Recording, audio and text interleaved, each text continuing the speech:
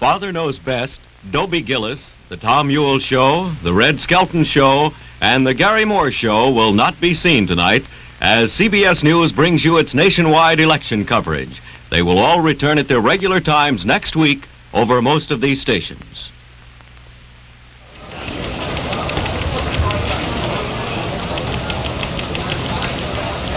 From CBS News Election Headquarters, the 1960 presidential election returns, featuring Walter Cronkite, Eric Sevareid, Howard K. Smith, Charles Collingwood, and Douglas Edwards. Brought to you by Westinghouse. Westinghouse, where new ideas mean better electrical products for your home, for industry and defense. You can be sure if it's Westinghouse. Now here is Walter Cronkite.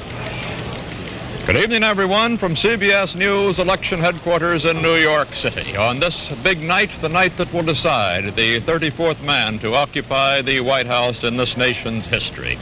It looks like it is a record vote today that has been rung up by the people of the United States from coast to coast, despite some inclement weather in the Middle West where there was rain and farther in the Rockies where there was snow. Even in those states, record numbers seem to have turned out. More than the 62 million who voted in 1956. Perhaps as many as 70 million persons voted today. That would be indeed a record for this nation. So far at our CBS News election headquarters, we have just posted 2% of the precincts in a vote that has been tumbling in here since 5 o'clock this afternoon, and it is a very close race indeed, as you see on the board. 415,000 votes for Nixon, some 408,000 plus for Kennedy, with 2% of the nation's precincts counted, and the electoral vote is equally close. That's the vote, of course, for the 269 needed electoral votes that actually decide the president when the Electoral College meets in December. The vote for Nixon, he's leading in states that would give him 173 electoral votes. Kennedy's leading in states that would give him 162 electoral votes. And by percentages, it is just neck and neck, as you have just seen. 50% of the vote for Nixon so far, just short of 50% of the vote for Kennedy. It's very interesting how these figures have been running this evening. At 6 o'clock this evening, Nixon had 62% of the popular vote, and Kennedy had some 38% of the vote. That compared almost exactly with the vote in 1956, when the man who succeeded in re-election, President Eisenhower, had some 64% of the vote, and his opponent, Governor Adlai Stevenson, had 36%. At 7 o'clock, these figures were holding just the same as they were in 56, too. At that time, Nixon had 56% of the popular vote, Kennedy 44%, and that's exactly what the breakdown was between Eisenhower and Stevenson in 1956 at 7 o'clock. However, at 8 o'clock, Eisenhower still had 55% of the vote, and Stevenson had 45% of the vote. And as you see at this hour, 7:32 in New York, the vote is exactly even. Kennedy seems to be coming ahead as more votes are counted. As the states come in at this point, they look something like this in the Kennedy and Nixon columns. We have, for Kennedy, so far, Georgia, Ohio, Alabama, Connecticut, Florida, Maryland, Minnesota, Mississippi, Missouri, Nevada, North Carolina, Oklahoma, Tennessee, and Virginia, all in the Kennedy column on the basis of very scattered returns from each of these states, it should be pointed out. In the Nixon column are Arkansas, Colorado, Idaho, Indiana, Kansas, Kentucky, Massachusetts, Michigan, Maine, New Jersey, New Hampshire, New Mexico, Rhode Island, South Carolina, Texas, Utah, Vermont, and West Virginia, and Wisconsin. We have just had some changes, however. Tennessee has gone back in the Nixon column. Virginia has gone into the Kennedy column, and another change in Virginia just coming in so fast are these returns posted. Virginia has gone back again to the Nixon column with the very few scattered returns in.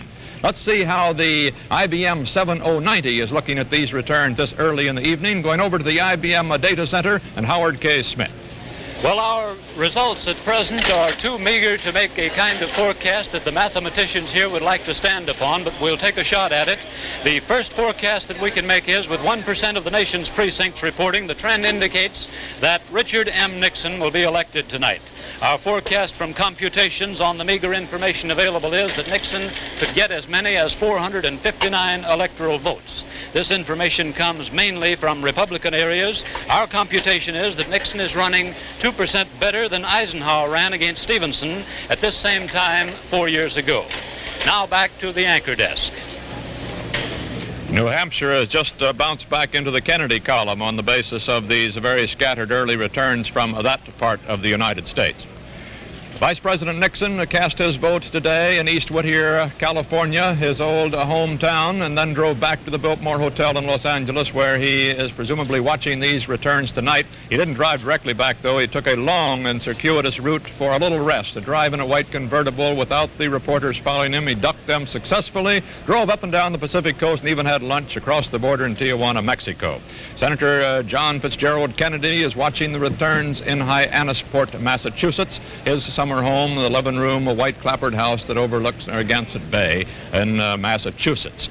Vice President, the candidate for the Democratic Party in the vice presidential ticket, Lyndon Johnson, is watching the returns in the Driscoll Hotel in Austin, Texas, and the vice presidential candidate on the Republican ticket, Mr. Lodge, is watching the returns in Washington, D.C. We'll be hearing from them a little later on this evening, of course. There have been some reports of voting irregularities already, but they are very minor cases in South Carolina, North Carolina, even in New York City, where some 300 voters were turned away from a booth because of a clerical error, and now they've got a radio report out trying to get them back to give them the right to vote in New York late this evening. The polls in New York don't close for another hour and a half, and maybe the radio report will get some of them back. But across the United States, it's been a very calm day, despite this record turnout across the entire nation. A turnout so great that in some places they've had to send out for extra ballots and even shift voting machines around so that they could record the great numbers being brought into the polls. And both sides say that this is a good omen for them, reflecting the confidence that both the Republican and the Democratic candidates themselves have noted throughout the day.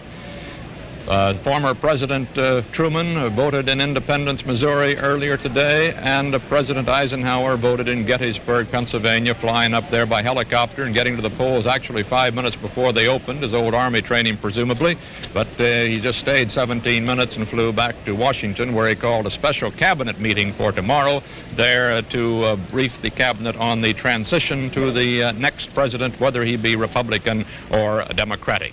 Missouri has just changed and moved out of the Kennedy column into the Nixon column. And let's take a look at the board again as it stands now. Kennedy has moved ahead in the popular vote, 501,500 votes to Nixon's 498,500 votes. That's the first time Kennedy has been ahead in the popular vote since we began recording here with the first returns early this afternoon. The electoral vote, however, remains in Nixon's favor, 181 electoral votes to 154 electoral votes for Kennedy. These states only, they're leading, of course. It does not mean that this is going to be a final vote in any of these states.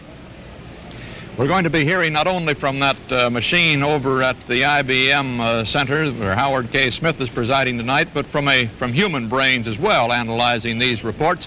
I regret to say that our old friend and colleague, Edward R. Murrow, is not going to be with us tonight. He's suffering from a slight case of pneumonia, but the doctors do assure us it's nothing serious. It does sideline him tonight, however. Ed's watching the returns, we hope, and we'll be talking to him on the phone later on this evening. We do have here in the studio with us Eric Sevareid, who flew in from London to be with us, David Schonbrun, who flew in from Paris to give us the European view of this election, Doug Edwards, who's going to be particularly watching 6 of the states which are most critical tonight and whose large electoral votes could very well turn this election today. When we will know what the final results will be, even that we won't know. We can't guess until very much later tonight and maybe even into the early hours tomorrow. The earliest returns, of course, come from the heavily populated eastern section of the United States, and the man who's been presiding over that board and will be there all night long, Charles Collingwood. And Charles, how does it look at this early hour? Well, Walter, the meaningless trickle of returns that have been coming in have changed now to a flood in one state, in Connecticut. So let's repair down here and take a look at it, where we now have in Connecticut something like 14% of the precincts counted, and as you can see, Senator Kennedy has jumped out to a commanding lead over Vice President Nixon, 162,000 to 97,000. This has led John Bailey, the state chairman, the Democratic state chairman in Connecticut, to predict that Senator Kennedy will carry the state of Connecticut by a whopping 100,000 votes. It really looks as though a Kennedy blitz is building up in Connecticut. In Waterbury, for instance, which Eisenhower won by 11,600 last time, Kennedy has carried it by 22,000.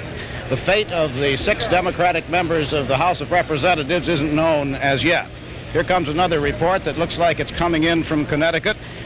Kennedy received a majority of 15,000 over Nixon today in Bridgeport, Connecticut. Now in our other states, we aren't getting very many returns except from Maryland here. In Maryland, Senator Kennedy is 20,000 to Nixon's 11,000. It should be pointed out that these returns come from the city of Baltimore, which is traditionally Democratic, and the experts figure that a Democrat, Kennedy in this case, has to come out of Baltimore with 60,000 if he's going to carry the state, and the experts think that if he maintains this rate, he will just about do it. Massachusetts, these are only absentee ballots, 59 for Nixon, 22 for Kennedy. New Hampshire, the same thing. New Jersey, absentee ballots, which show Kennedy trailing Nixon. New York, we don't have anything yet. The polls don't close for another hour and a quarter. Rhode Island, more absentee ballots. Vermont, we're getting a few in. And from the little state of Maine, which I skipped as I walked down here, there are about 6%, which shows Nixon slightly ahead of Kennedy. Those are all from small towns of under 500 people. Another Connecticut return, 27% in. Nixon creeping up a little, 113,000 to Kennedy's 162. And that's the way it looks here, Walter, mostly, as you can see, from Connecticut. And in percentages, Kennedy has just gone ahead in the popular vote, 52 to 48% for Nixon, with some 2% of the nation's precincts, 2% plus, counted so far. It's interesting that back in '56, the Stevenson, the Democratic candidate, never went ahead of President Eisenhower at any point in the course of the evening. Well, time now for Betty Furness and an item of interest from Westinghouse. Interest is right, Walter, because here is the automatic washer backed by the guarantee of cleaner clothes or your money back.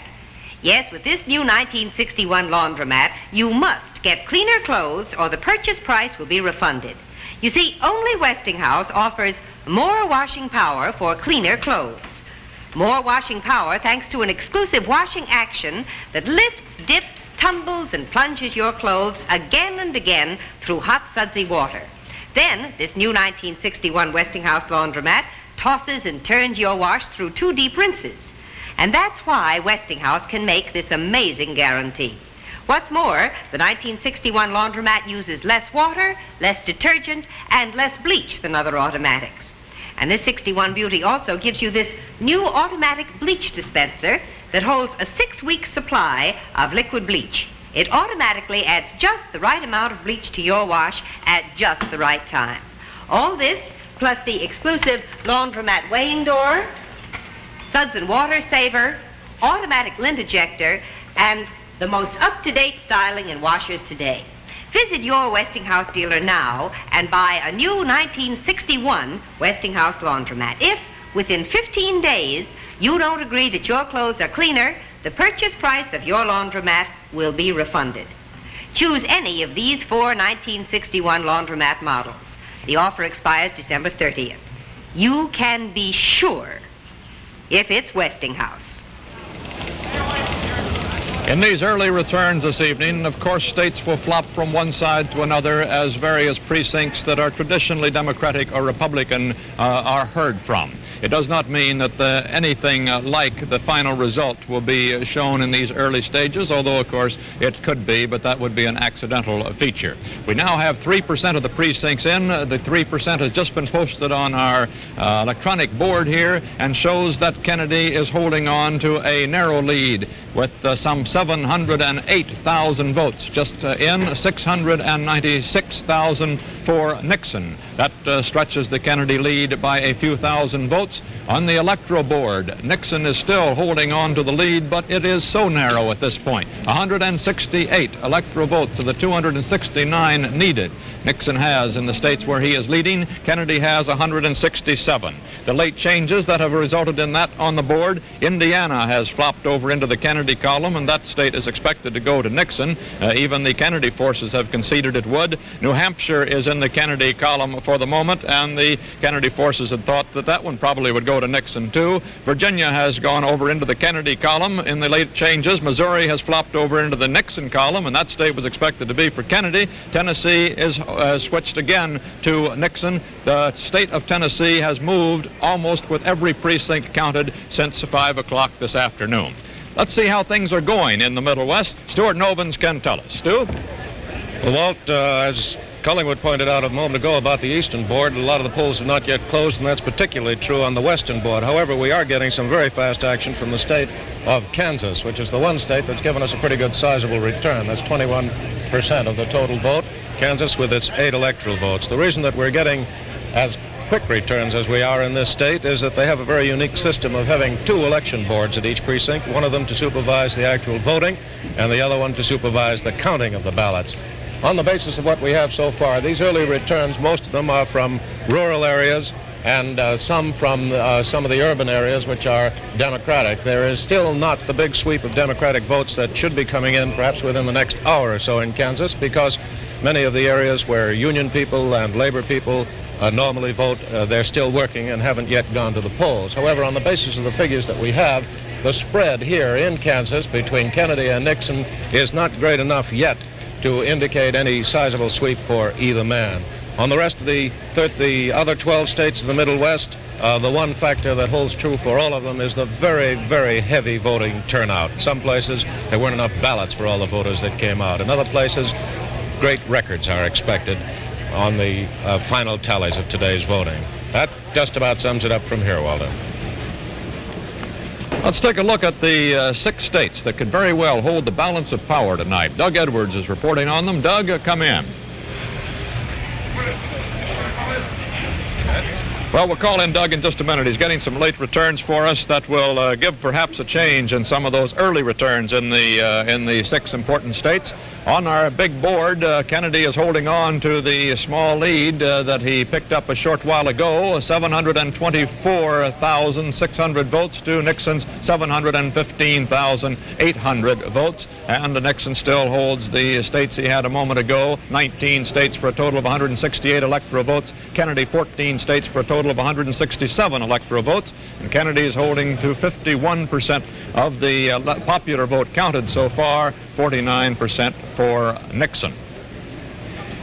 We're also electing the Congress of the United States that meets in January tonight, of course. These 67 million or so Americans who have gone to the polls have cast votes for members of the House of Representatives in all the states for all of the 437 seats, all of them being up this year. In the House, you see that the Republicans had 154 seats, the Democrats 283. So far, we can elect 85 Democrats and 18 Republicans, elect or say that they have a good lead. Those races come in very late in the evening, of course, and we'll have more about that much later on. The southern part of the United States has been under the very careful eye of Charles Kuralt. Charles, anything to report from the South as yet? Yes, Walter, a number of interesting things here in the South. Not enough returns in, really, from Alabama and Arkansas to mean anything, though Kennedy has the expected big lead in Alabama. Over here in Florida, Kennedy has taken a 10,000-vote lead. This is a report from normally Democratic sections of the northern part of the state. In Kentucky, the Democrats are feeling pretty badly right now. Most of Louisville is reported. They have always said that they'll have to carry Louisville to carry the state, and they are running behind. Kennedy's running 3,400 votes behind Nixon in Kentucky. In Tennessee, a surprise, Nixon is not running as well ahead of Kennedy as expected. in East Tennessee. All these returns come from the mountainous Republican section of the state, where Nixon was supposed to pile up a much bigger margin than this. We'll just have to wait and see about Tennessee. Estes Kefauver has been elected in Tennessee, and so has Carol Reese, the Republican congressman from that Republican 1st District in the eastern part of the state. Excuse me, Charles. Yes, Walter. Charles, we are seeing President Eisenhower and the vice presidential candidate on the Republican ticket, Henry Cabot Lodge, along with the chairman of the Republican National Committee, Thurston Morton, and Mr. Haggerty, the press secretary from the White House, as they're entering the Sheraton Park Hotel in Washington. Down there, that Sheraton Park is the Republican National Committee's election night headquarters. They moved the headquarters over there for what they hope is a big victory celebration, and you saw President Eisenhower arriving there. We may have a statement from him very shortly, and we'll be watching for that at the Sheraton Park Hotel. Charles, did you finish with the South, or you got something more to report from me there? Let me just quickly tell you, Walter, that Kennedy has jumped off to a big 2-1 lead in North Carolina. In South Carolina, Nixon has a lead, and the Democrats concede that Nixon is running well ahead of them there. Now back to you, Walter. Okay, Charles. We'll be back with returns in just a moment, but a moment now for a news story from Westinghouse.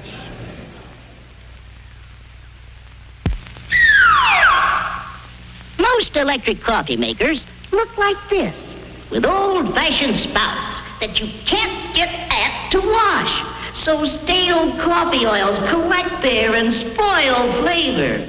But not Westinghouse. No, sir. Westinghouse has done away with all that in its new spoutless coffee maker. This Westinghouse spoutless is the first electric coffee maker that you can wash so thoroughly. See? It's easy to reach every part. So you enjoy fragrant, delicious, really fresh coffee every time. And quickly, because it starts perking in seconds. It's also great if you just want hot water fast for tea or instant coffee. No wonder I love this Westinghouse spoutless coffee maker. You will too when you see it at your Westinghouse dealers. Now I want you to meet 4 new members of the family. Look at these tall, graceful, new Westinghouse coffee makers. Beauties, aren't they?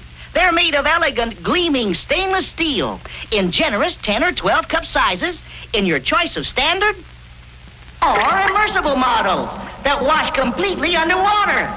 They're super as gifts, and prices start at just $16.95. You can be sure if it's Westinghouse. With 3% of the nation's precincts counted, the popular vote now stands 872,000 for Kennedy, 824,000 for Nixon. Kennedy holding on to a lead there, but there has been a change in the electoral count, and Kennedy has gone ahead in the electoral count, 178 to 157, with Massachusetts swinging its 16 electoral votes over into the Kennedy column now, and Kennedy also swinging the Arkansas electoral vote to him to give him that lead in the electoral count, the longest electoral lead he's had all evening so far. Now let's take a look around the country from Massachusetts to California, where our remote units are standing by to bring you reports from the candidates themselves as they watch these returns. First, let's go to Hyannisport, Massachusetts, the Kennedy headquarters tonight, and Charles Von Frem.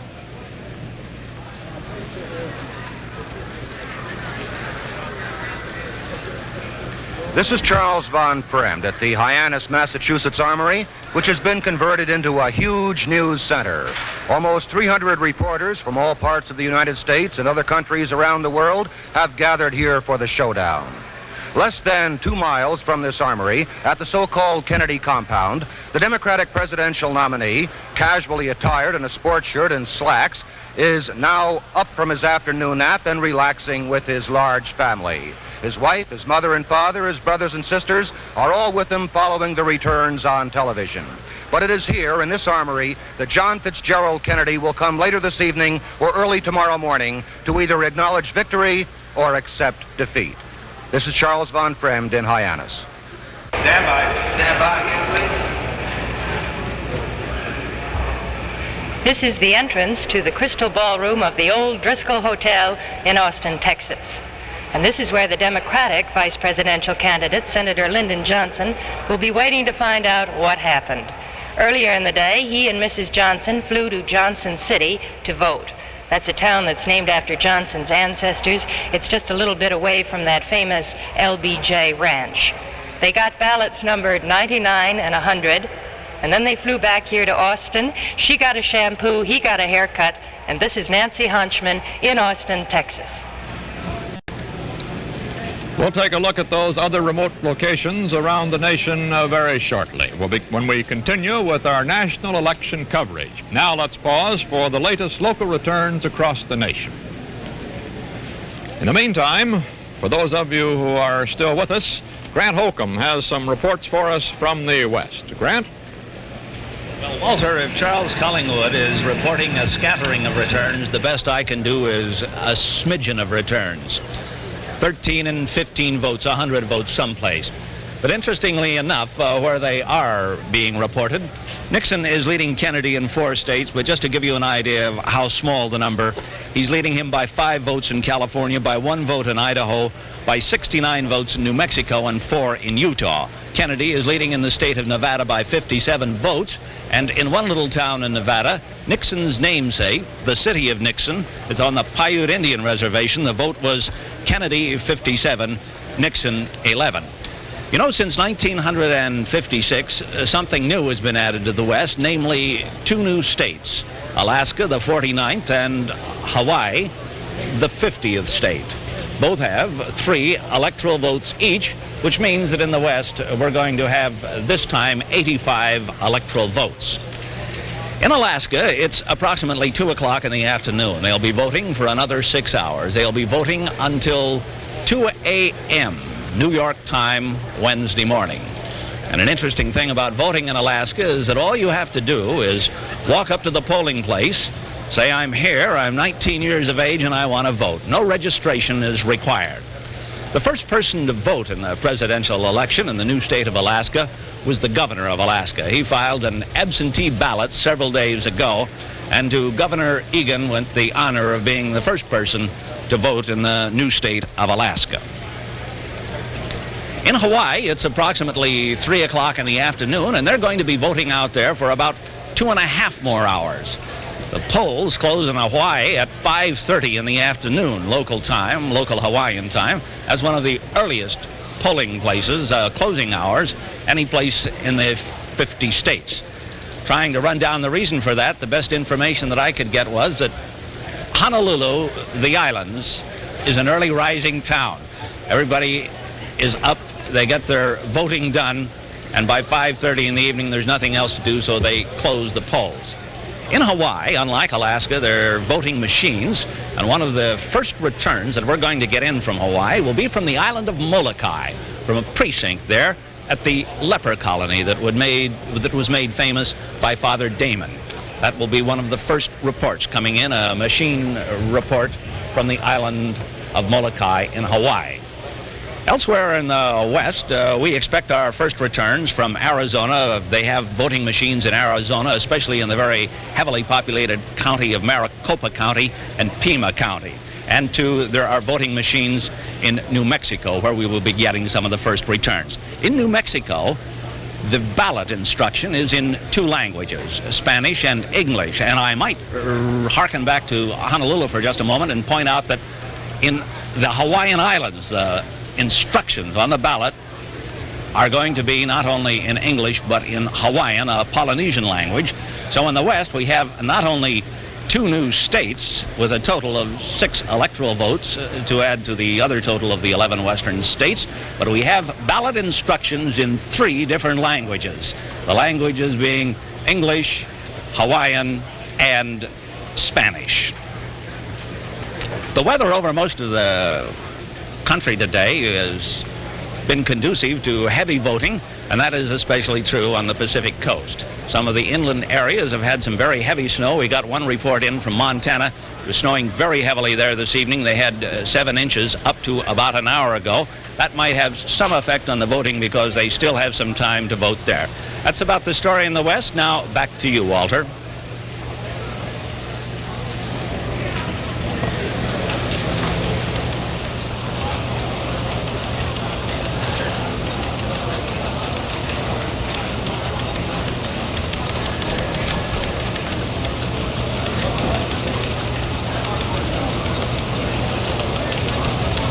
Stay tuned for more election returns on the CBS television network.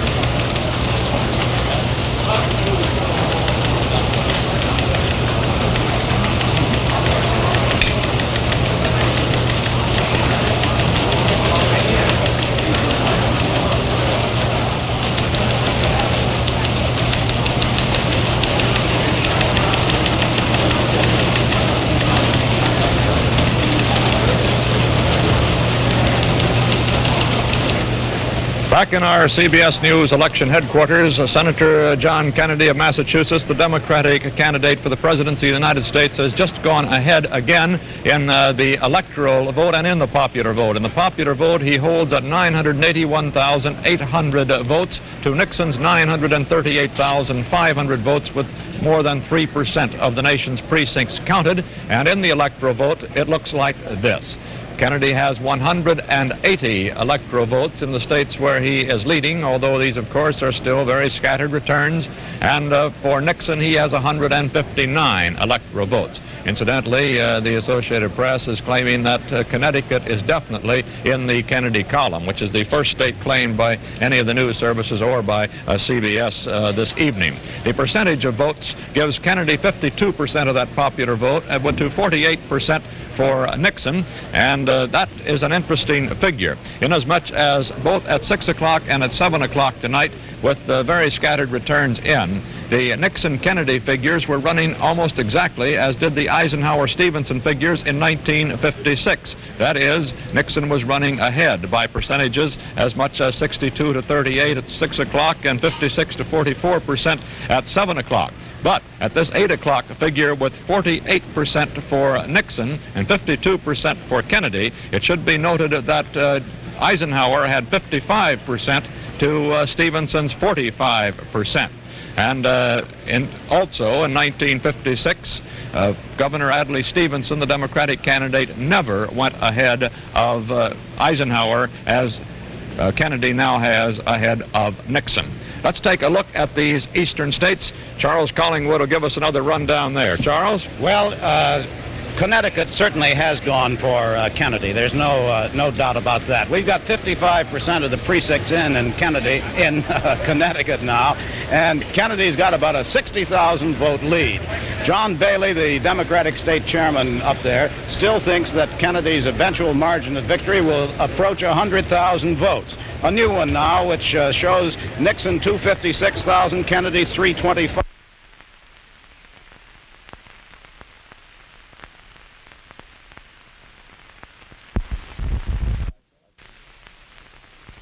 Or by CBS this evening. The percentage of votes gives Kennedy 52% of that popular vote, went to 48% for Nixon, and that is an interesting figure, inasmuch as both at 6 o'clock and at 7 o'clock tonight, with very scattered returns in, the Nixon-Kennedy figures were running almost exactly as did the Eisenhower-Stevenson figures in 1956. That is, Nixon was running ahead by percentages as much as 62 to 38 at 6 o'clock and 56 to 44% at 7 o'clock. But at this 8 o'clock figure, with 48% for Nixon and 52% for Kennedy, it should be noted that Eisenhower had 55% to Stevenson's 45%.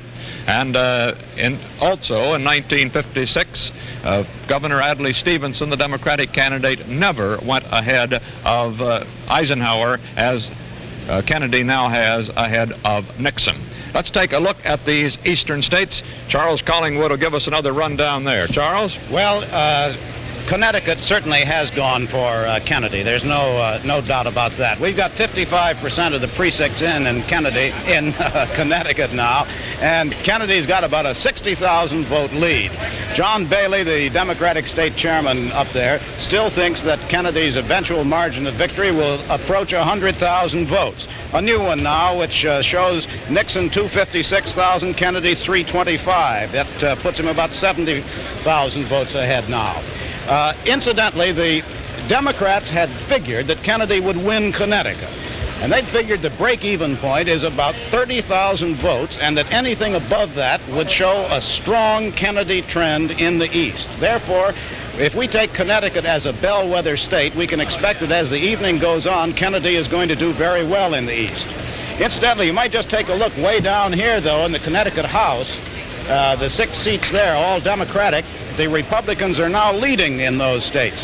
The Republicans like to think they'll pick up 2 or 3 seats there. I'll give you an interesting rule of thumb on that. They say that their total margin in the House nationally will be 10 times the number of seats they pick up in Connecticut. We can watch that. In Maryland, the out-of-state or the out-of-Baltimore counties are beginning to come in, and Nixon has jumped into a lead. In Maine, with 7% of the districts in, mostly rural, but Augusta is beginning to come in now. Kennedy has narrowed the lead that Mr. Nixon had. Nixon is now running only about 200 votes ahead. Margaret Chase Smith in Maine is running well ahead, but the Democratic candidate for governor in the old, one-time, always Republican state of Maine is running ahead. We're a little short of votes in most of our other states now. New Hampshire, Kennedy is ahead. Those are the states of Manchester and Portsmouth, the towns of Manchester and Portsmouth that are coming in, and Kennedy is well ahead with only 3% of the precincts in.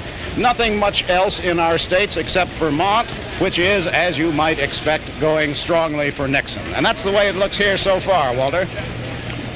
One senator from a border state and one from a southern state have been declared elected so far this evening. Senator Estes Kefauver, the 1956 Democratic vice presidential candidate, has been declared elected in Tennessee by those watching the returns there carefully. And in Arkansas, Senator McClelland has re-won his seat for another 6-year term. On the national count, 4% of the vote has just been recorded, 4% of the precincts in, and as you see, Senator Kennedy is still running ahead now with the first 1 million figures up there. He has 1,153,000.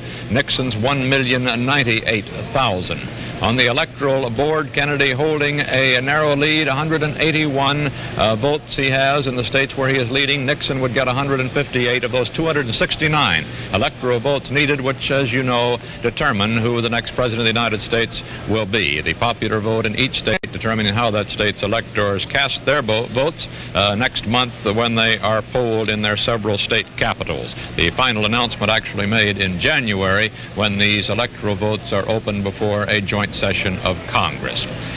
Eric Sevareid, how does this 1960 election look to you up to this early hour? Walter, much more indefinite and therefore much more exciting than in 52 or 56 at this hour. Obviously, it's an open race. It's going to keep us on tenterhooks all night, I would think. What do we have to go on that seems very solid?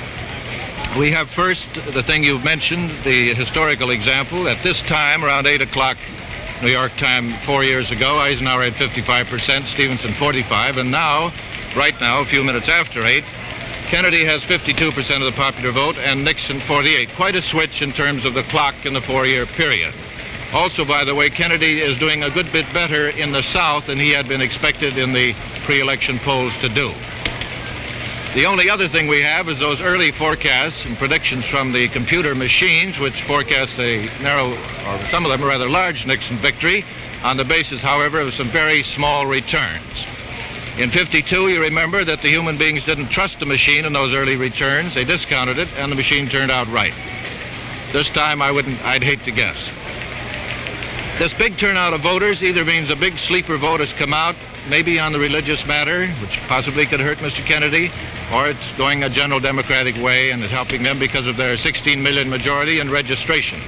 It's perfectly clear from what returns we've got now, Walter, that the polarization, the religious polarization of this vote, is very extreme and apparently just about everywhere in the country that we've so far had returns. That may be the explanation for Kennedy taking Connecticut so heavily, because 4 years ago, Connecticut was the 8th Republican state in terms of the Republican majority in the country. All right, now back to you, Walter. Right, Eric. There is the vote as we see it now, with 4% of the precincts in, 1,187,000 to 1,122,000 for Nixon. Kennedy holding on to a narrow edge so far. Maine has just flopped over into the Kennedy column, but with very limited returns in from that Republican bastion. And now for Betty Furness and something new from Westinghouse. I want to show you a television set that's more than a television set.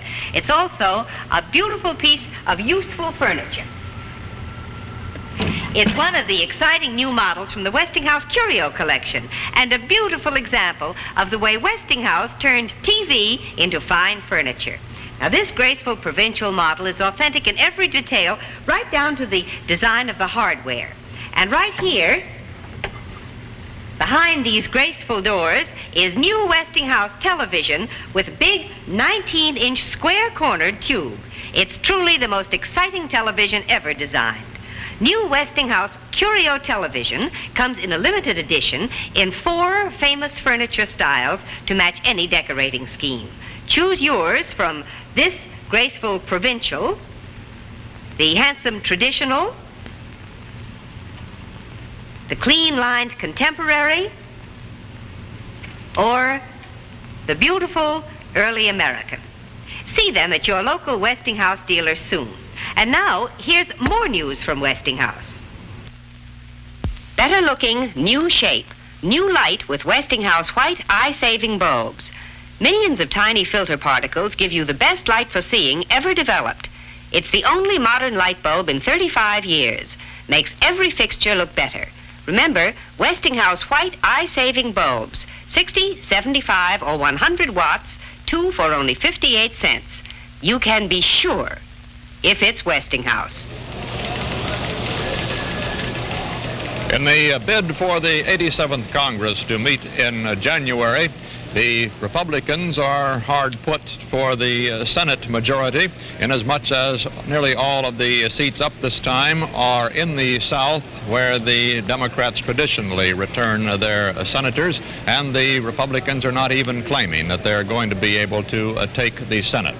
As you see, they have only 11 seats up for election. The Democrats 23. Of those 13 are in the South, and in those states already the Democrats are leading or have elected some of the senators. The Republicans are leading for 10 seats. They hope to hold on, of course, to the margin they have had in the past, which has not been adequate for them to control the Senate. In the House of Representatives, they have a little more hope, however. They do not know, of course, that they can actually take control of the House of Representatives this year. They would have to gain a number of seats to do so. As you see, they had a majority, or a minority actually, of almost 130 votes before, 129 actually, and to pick up that many seats would mean a record turnover of votes in the House of Representatives. However, they are leading so far in 27 races in very scattered returns so far. The Democrats are leading in 94 races for the 437 House seats, all of them up this year. This is the first time, of course, that the Hawaii and Alaska are sending representatives in a presidential year to the Congress. Let's take a look now at the Middle West and a report from Stuart Novan. Stu? Right, Walter, we're in the process at the moment of tagging up 102 over here, if I can find these numbers. This is not the kind of job I know how to do very well. But the point is that these votes are moving in very rapidly now on Indiana. Most of these votes come from Marion County, which is the Minneapolis area, and Kennedy should be doing better than he's doing in that area if he's going to take the state. Other returns that have been moving in fairly rapidly in Illinois, we've had a very small number of votes, as you can see, with Kennedy ahead. That's basically the Chicago area, Cook area, which is Democratic, and this is no surprise to anybody. Kennedy will have to pull ahead quite a bit more there in order to carry the outstate vote. In Kansas, which has been moving very rapidly, with 21% of the precincts reported, you can see the spread here. We've been talking to Gene Sullivan, who's the executive assistant to Governor Docker down there, and he says that it's quite possible that the results of the gubernatorial race in Kansas, and that also means probably the presidential race, that the results there may not be known until tomorrow morning. It's that close. Andrew Scheppel, running for the Senate for a third term, is doing as expected in these early returns over Tice, and that takes care of the Kansas vote. On Michigan, the only thing of any interest in those returns is that the voting in Detroit is much lower than expected because of bad weather, and that means that Kennedy's in trouble there because he's got to pile up 63% of the vote in the Detroit area in order to carry the rest of the state. That's basically the returns that we have so far. Many of the polls, of course, have not yet closed, Walter. We just had our first very scattered returns from Pennsylvania, some 500 votes there, but it does put that 32 votes in the big electoral block from Pennsylvania into one column or the other, right now into the Kennedy column. So that the popular vote now shows Kennedy 1,314,400 votes, Nixon 1,252,700, changing even as we're on the air. There, Kennedy now has 1,320,000. That's something over 4% of the nation's precincts reported, and the electoral vote with the Pennsylvania 32 now in the Kennedy column gives Kennedy a sizable lead of 213 electoral votes to Nixon's 182, with 269 electoral votes needed to elect. Of course, these are very scattered returns from all of the states except Connecticut, which has definitely gone into the Kennedy column. Let's see how the IBM 7090 is looking at these things as it is shepherded through this hectic night by Howard K. Smith. Howard? Well, Walter, early in this program, we made a forecast based on almost nothing, just to give the machine exercise and to show how it was done. The forecast was that Mr. Nixon would win handily. Well, now we have enough votes in to be able to make a forecast we feel a little safer with. With 4% of the nation's precincts reporting at 8:12 Eastern Standard Time, the odds are 11-5 that John F. Kennedy will be elected president. The forecast at this time gives Kennedy 297 electoral votes and Nixon 240. In popular vote, Nixon would have 49% according to this forecast, and Kennedy would have 51%. In states, our forecast would give Kennedy 27 states to Nixon's 23. Well, that is the latest forecast that Kennedy will win the election. However, we would like to emphasize that our figures get a lot better as they become more certain and as we get more of them. And we hope to be back on with an even safer prediction just a little bit later. Back now to the anchor desk. I suppose, Howard, that at the end of the evening, your prediction will be almost 100% safe, eh? Well, at any rate, as you said earlier, the western part of the United States, where some people are still going to the polls, should not take this as an indication they either should or should not go to the polls, because the way they register their vote may eventually affect this entire election. Elections have swung on as few as a few thousand votes. A few votes in each of the precincts across the United States could have changed the returns in elections as late as that in 1948, when Truman defeated Dewey in quite an upset, if you remember. Let's take a look at that popular vote again. It's 1,395,994, almost 396,000 for Kennedy, 1,327,600 for Vice President Nixon. The margin remaining just about the same for these two candidates, with almost 5% of the vote counted. We can expect that precinct number to change almost any moment now. 1,441,000 for Kennedy, 1,442,000 for Kennedy, 1,362,500, 1,373,000 for Nixon. It's almost more than the human can do to keep up with these magnificent tabulating machines, which are giving you these reports faster than they've ever been recorded before. In the electoral vote, Kennedy has 213, Nixon 182. That vote has not changed. None of the states have flopped over in this last several thousand votes that we have posted on our CBS News election board. Let's take a look now at the southern portion of the United States and Charles Kuralt. Charles? Walter, there seem to be a number of states on this southern board that are going to keep us up late tonight. Florida, for example, Kennedy has taken a narrow lead there. It's a little bit illusory because most of this vote comes from the Tampa area, which he's expected to carry. But West Palm Beach returns are beginning to trickle in now, and they are very close, much to the disappointment of the Nixon people who had expected that they would carry the West Palm Beach section by a much more sizable margin. In Kentucky, the Republicans are very happy with these returns from Kentucky, even more happy with the election of John Sherman Cooper over his Democratic opponent, Keene Johnson. Let me walk down to North Carolina now, where Governor Luther Hodges told us just a short while ago that Kennedy is sure to carry the state now by 50 to 100,000 votes. The Republicans had had some hopes of carrying North Carolina. South Carolina is another story. Nixon is off to the expected lead there. And Tennessee is one that is going to be a seesaw battle all night from all appearances. It's a very close race with a lot of these Kennedy counties still out. And that's the story in the South, Walter. And on the popular board, it's Kennedy now, 1,485,000. Nixon, 1,408,000. We're still waiting for the 5% figure, so this is 4% plus of the nation's precincts. And the electoral vote remains the same, 213 for Kennedy, 182 for Nixon in the states where each of the gentlemen are leading. 6 states may very well hold the key to how this election goes this year of 1960. And Doug Edwards is keeping a special eye on those states. Doug, how does it look? Well, Walter, we've just had our first report from Texas. Perhaps you've had it a bit earlier, but it gives Nixon 461 votes and Kennedy 404, which would put, for the time being, Vice President Nixon ahead in Texas and would give him, for the time being, Texas' important 24 electoral votes.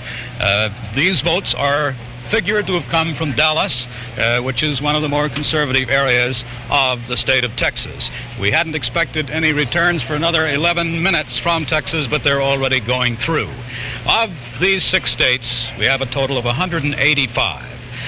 In the Kennedy column at the moment, but very slightly because it's much too early, is Illinois with returns from Chicago, Cook County, Ohio from Cleveland, and a few scattered precincts around in the state, and Pennsylvania just a few hundred from the city of Pittsburgh, for a total of 84 for Kennedy and a total now with the new Texas tiny figure of, what was it, 461 to 404 for their 24 electoral votes from Texas.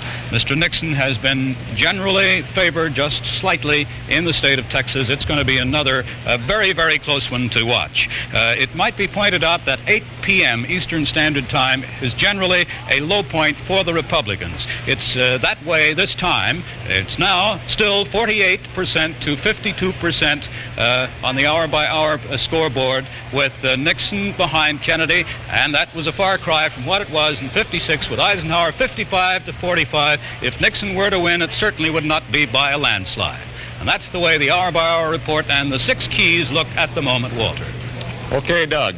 And now, Doug, a change comes on Texas just this very minute. Texas has flip-flopped over into the Kennedy column again. It's a third change in the very early scattered returns. It's back in the Kennedy column for those big 24 electoral votes to give Kennedy 237 electoral votes to Nixon's 158. And now for a regional report from Westinghouse and Betty Furness. Well, this time, Walter, I'd like to show you a home in Cedar Rapids, Iowa. It's another architect-designed Westinghouse Total Electric Gold Medallion home.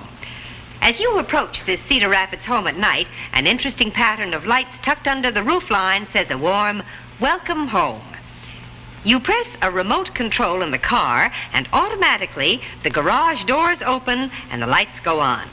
Once inside, lighting again plays an important role. The lights are integrated into this full-length ceiling beam, and along with other lights, indoors and out, can be raised or dimmed for any desired effect. So, whether it's the kids enjoying records or television in the entertainment center, or father and mother relaxing in the family room, you can control lighting that's as practical as it is beautiful.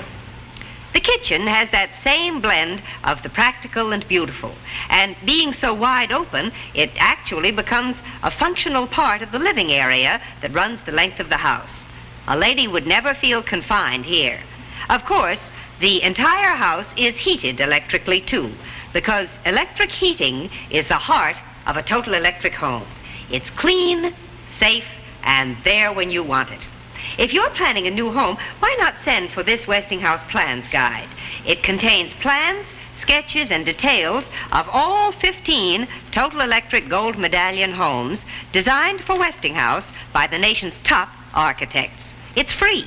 Just send a card to Westinghouse, Box A, Mansfield, Ohio.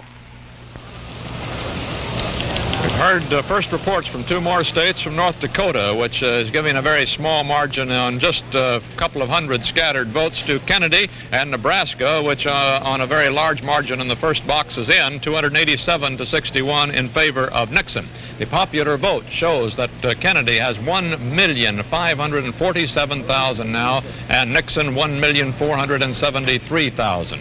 The votes changing even before your eyes there. Kennedy just having gained another 1,000 and Nixon another. It's 1,588,000 to 1,544,000 now, and the 5% figure has just come up. 1/20th of the nation has voted now and has been counted. 1,590,000 for Kennedy, 1,544,000 for Nixon. The popular vote, Kennedy still holding on to a 51% margin to Nixon's 49. And on the electoral vote, Kennedy has 233 to Nixon's 172. Let's go now to Paul Niven, who is standing by out with the Vice President Nixon's headquarters for election night in the Biltmore Hotel in Los Angeles. Come in, Paul. This is Paul Niven in the Nixon staff room. We have no returns here yet. In fact, the returns board is still being put together. And the candidate himself today became the first presidential candidate in history to spend part of Election Day outside the country. After voting in his hometown of Whittier, Nixon shook off reporters, drove in a convertible with two aides down the California coast to Tijuana. We're told that he had two helpings of Mexican food at two different restaurants, then stopped at a third establishment for a pineapple mullet. Returning here at 4 o'clock this afternoon, that's just over an hour ago, he again avoided the press at the entrance, is now upstairs with his wife and family. This is Paul Niven at the Ambassador Hotel in Los Angeles.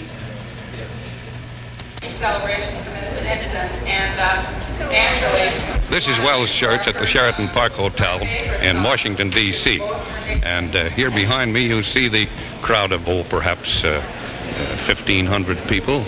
And the reaction here is almost a human picture of the results that you've been hearing from our New York broadcasts. Now back to New York. Well, here is the popular vote with 5% of the precincts in, 1,619,000 for Kennedy, 1,578,000 for Nixon. We'll be continuing our national election coverage, but now let's pause for the latest local returns across the nation. In the meantime, while some of you are still with us back here, here's George Herman. George, tell us about those congressional races, will you?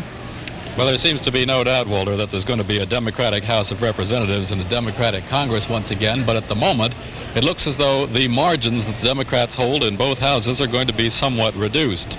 Now, the Democrats are trailing in 4 of Connecticut's 6 congressional districts, which are held by Democrats. In Maine, the Republicans are ahead in 2 of the seats that have been held by Democrats. One of Maryland's incumbent Democrats also seems to be behind, and so it goes. But of course, in the Congress, the most interesting thing is not always the party label. One of the most interesting developments in the 1958 congressional elections, as you'll remember, was the large number of energetic young liberals who were swept into office despite President Eisenhower's request for a Republican Congress, the kind of Congress he said he needed to work with. In many parts of the country, and as a matter of fact, in 1958, conservative Republicans of several terms standing in the House were suddenly swept away by young men who leaned towards the policies of the AFL-CIO's Committee on Political Education and Americans for Democratic Action.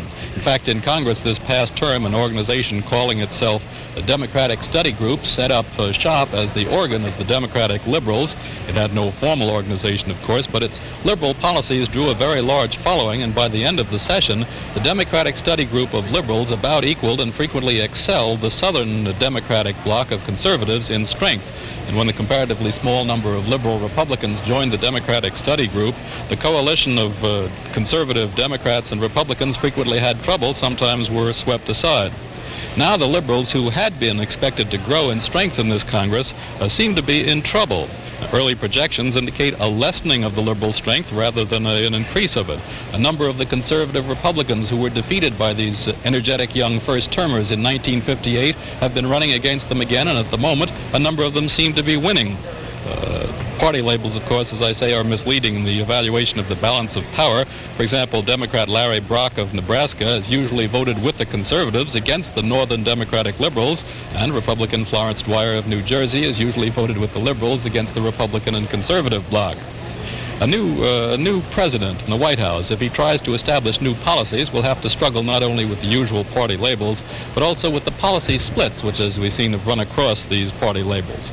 This kind of thing is perhaps even more noticeable in the Senate than in the House of Representatives. In the smaller body of the Senate, I might be pardoned for mentioning a few numbers, although numbers games at this time of the evening can be dangerous and can also be kind of dull. 12 of the 23 Democratic seats being voted upon are considered lead pipe cinches to go Democratic again, and so are 2 of the Republican seats. That means 11 Democratic seats can shift sides, and apparently some of them are going to. 3 of the changes, 9 Republican seats I omitted to mention, can also change sides. 3 of the changes from party to party would not affect the balance between liberals and conservatives. In one of them we have a conservative against a conservative, and 2 of them, I believe, liberals against liberals in both parties. Among the remaining seats, by pure mathematics, if in all the confusion I've added it up right, the conservative coalition stands to lose more than the liberals. 8 coalition seats considered dubious is against 6 liberal seats. Some of the Senate seats in doubt are very important ones in terms of policy because of the committee chairmanships involved. For example, if Senator Lyndon Johnson becomes a vice president, he's going to give up the chairmanship of the Space Committee, and that's going to set off a chain reaction among a whole series of committees which are likely to make changes in policy among some of the major committees, especially the Interior Committee, which under the changes could conceivably be headed up by Senator Jackson of Washington, a very liberal young man who has very liberal policies. That's about the way it looks in the Congress at the moment.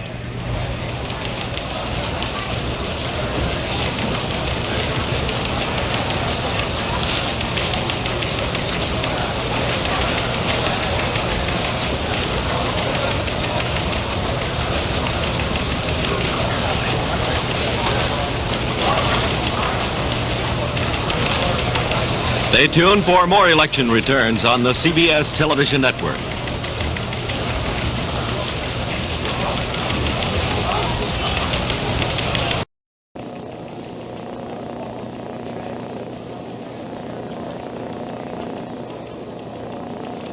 Back in our CBS News election headquarters, let's look at that popular vote. With something over 5% of the precincts in, Kennedy is holding on to his very narrow lead, 1,860,000 votes to Nixon's 1,749,000 votes. Might be pointed out, for the first time, Kennedy has gone more than 100,000 votes ahead of Vice President Nixon this evening. Nixon jumped off to an early lead this evening, but now is holding on, just barely holding on, as Kennedy seems to be lengthening his lead. That the percentages, Kennedy has gone to 52% of that popular vote, over 48% for Vice President Nixon. He was holding 51 to 49 up until just a moment ago.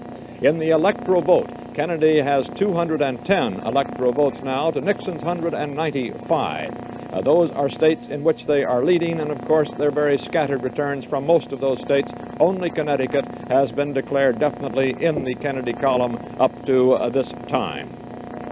Let's take a look now at the eastern portion of the United States. Charles Collingwood is the major domo of the East. Charles? Well, Walter, it looks as though pretty soon now we'll put Vermont over in the Nixon camp. With 18% in, Nixon is leading Kennedy, surprisingly narrowly, 9,000 to 7,600, but he's leading it, and that's increasing. Now we're just beginning to get some returns in from the big states as the polls in Pennsylvania have closed.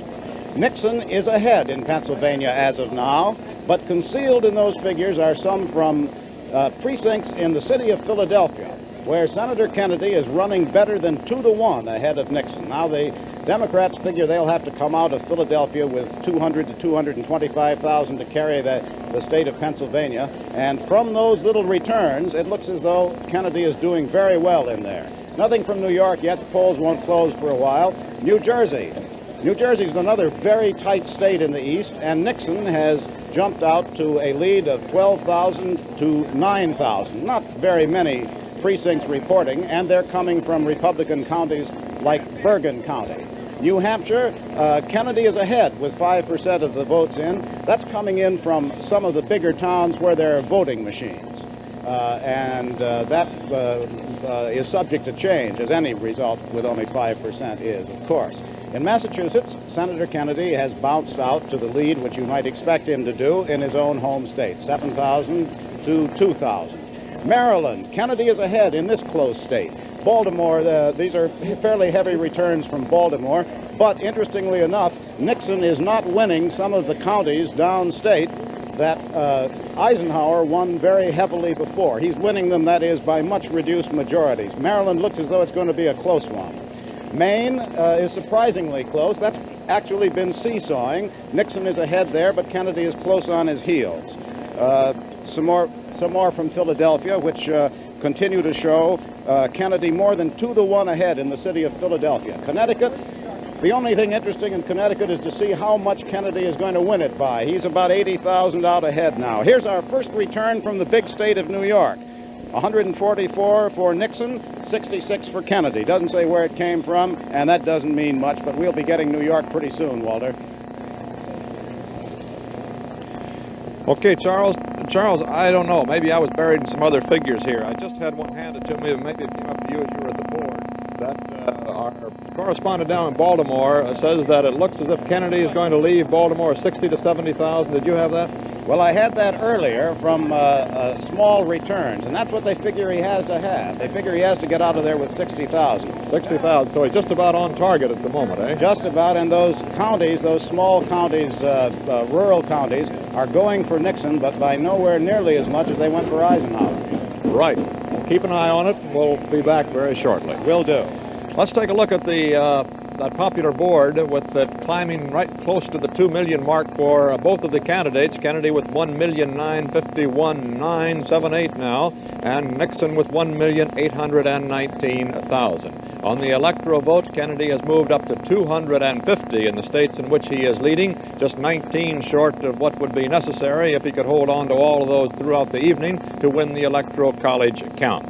Pennsylvania has just flopped over into the Kennedy column on the basis of the early returns from Pennsylvania with its big block of 32 electoral votes. Stuart Novins, how is the Middle West going?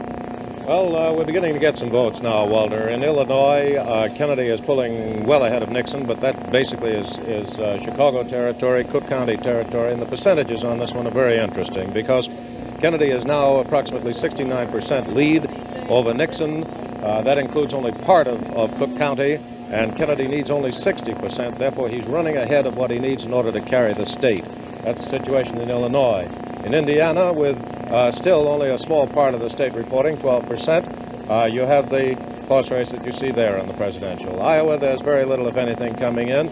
On the Kansas vote, where we have a sizable vote, Nixon with his 96,000 approximately, and Kennedy with his 54,000. This vote includes rural and middle-sized cities, including Topeka. Wichita and Kansas City have not yet been heard from to any extent. They're basically Democratic areas. Kennedy needs 65% lead in Topeka, Wichita, and Kansas City. He's now only about 36%. So we'll have to watch that one to see what the larger cities in Kansas are going to do in the presidential race. Michigan, there's very little coming up yet. In Minnesota, very little. Missouri, very little so far, no trends established. Same thing in Nebraska. North Dakota, we have very little. In Ohio, we've got some votes, and on a basis of 7% of the precincts. You can judge what is happening by what returns have been coming out of Cuyahoga County. That's basically the Cleveland area. It's a Democratic area. It has put Kennedy in the lead, but so far not enough in the lead to carry the rest of the states. These votes include the rural suburban areas, which are Republican, basically. The Republicans say that they will be in trouble if Kennedy gets 150,000 lead over Nixon in Cuyahoga County. The Democrats insist that they have 250,000, which is more than they need, but so far we haven't seen it, so we'll have to watch that one come up. Oklahoma, most of these reports are interesting because they come from basically Democratic areas and they show Nixon in the lead. South Dakota, nothing. And in Wisconsin, Nixon is in the lead, and this is following pretty much the pattern established by Eisenhower in the last two elections. That's it, Walter. Okay, Stu, Senator Kennedy has just gone over the 2 million mark in the popular vote. He's got 2,036,000. Nixon's 1,885,000, with more than 5% of the nation's precincts counted. It's Kennedy 250 in electoral vote, Nixon 200, no change there. A moment now for a news story from Westinghouse. Here's exciting gift news from Westinghouse. It's the sensational new Westinghouse mixer with power to spare. It zips through the heaviest doughs and batters. It's so easy to handle. You change speeds with the flick of a thumb. And another flick of your thumb ejects the beaters for easy cleaning. What's more, the Westinghouse Power Mixer now comes with a new drink blender attachment in a new utility box for convenient storage. A great gift. And here's still more news for your Christmas giving. Who took the handle off the old-fashioned fry pan? Who took the trouble out of storing it away? Who saw that handle wasn't pretty on the table? You know who? Why, Westinghouse, of course. Yes, Westinghouse gave elegant buffet styling to the electric fry pan. Twin handles make this new buffet fry pan so easy to carry, easy to wash completely underwater, and easy to store. The Westinghouse buffet fry pan fries foods perfectly, roasts or bakes complete meals. See how it cooks this tempting new recipe, Chicken Calypso, with the new Bisquick bite-sized dumplings. Look for the Bisquick box with this picture of the buffet fry pan. Inside, there's a certificate that gives you a $3 refund on the price of your buffet fry pan. Don't miss this money-saving offer. The Westinghouse buffet fry pan makes a wonderful Christmas gift. And remember, you can be sure if it's Westinghouse. With 6% of the votes in now, Kennedy has 2,091,000, Nixon 1,949,000. Now let's go now to Washington, D.C., to Ron Cochran at the Mayflower Hotel, the Democratic election headquarters. Ron? Who are you going to interview with? Yeah? Well, I can't get up on the podium. I have to talk from online. Oh, yes? Where's he going to be? If you'll tell Ron that we can hear him on that telephone, if you'll just give us his report right there. All right, Ron, we'll come back to you. We can see you there on the telephone and know that you're following the trend of developments at the Democratic headquarters in Washington. We'll come back to you in a moment when you're off of that urgent phone call. Virginia has just flopped over into the Nixon column again for the 5th or 6th time this evening, and that gives 12 more electoral votes to Nixon. But on the other hand, Michigan has dropped over into the Kennedy column, so that the electoral vote now reads Kennedy 249 and Nixon 201. In the popular vote, Kennedy has 2,101,700 votes. Nixon has 1,952,000 votes. The percentage of that popular vote is still the same, 52% for Kennedy and 48% for Nixon. The weather today across the United States has not particularly favored this tremendously large turnout, but apparently the interest was so great in this race this year that even snow out in the Rocky Mountain states, in Wyoming and in Colorado and some in the western part of Nebraska and in Minnesota couldn't keep the voters from the polls. In the Middle West it rained in some areas. In the East it has been fairly clear. And the indications are for a record vote of more than 67 million ballots cast in this 1960 presidential race to determine whether Vice President Richard Milhous Nixon, the 47-year-old California lawyer, or John Fitzgerald Kennedy, a 43-year-old scion of the famed Kennedy family of Massachusetts, shall be the next occupant of the White House, the 34th occupant of the White House, and generally listed as the 35th president since Grover Cleveland served 2 terms, not consecutively.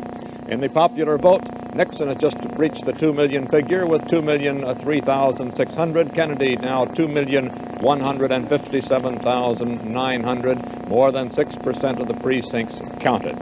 Let's check in with the southern tier of states and Charles Corral. Charles?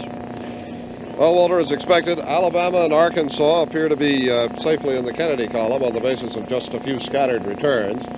Florida is still giving every sign of being a very close race. In Georgia, Kennedy has taken the lead. Voting in Georgia is going according to historic patterns, and it appears that Kennedy will carry that state. To give you an idea of how close this race in Kentucky really is, we've just received an almost complete vote from Louisville. The vote there now stands 106,600 for Kennedy, 106,200 for Nixon. Kentucky is still in doubt. There aren't any votes in from Louisiana yet. In Mississippi, Kennedy is running well ahead of Nixon, but the unpledged group of electors has just in the last few seconds taken a lead in Mississippi. This is the group which would like to throw this election into the House of Representatives in the event of a close vote tonight. And it's a very close lead over the Kennedy group. North Carolina appears safe for Kennedy. He's well ahead there. South Carolina has just been claimed by Senator Henry Jackson, the Democratic National Chairman, for Kennedy. They had almost given up hope of winning South Carolina, but he says, on the basis of this slim lead, that they're going to now. That may be premature. We'll have to wait and see.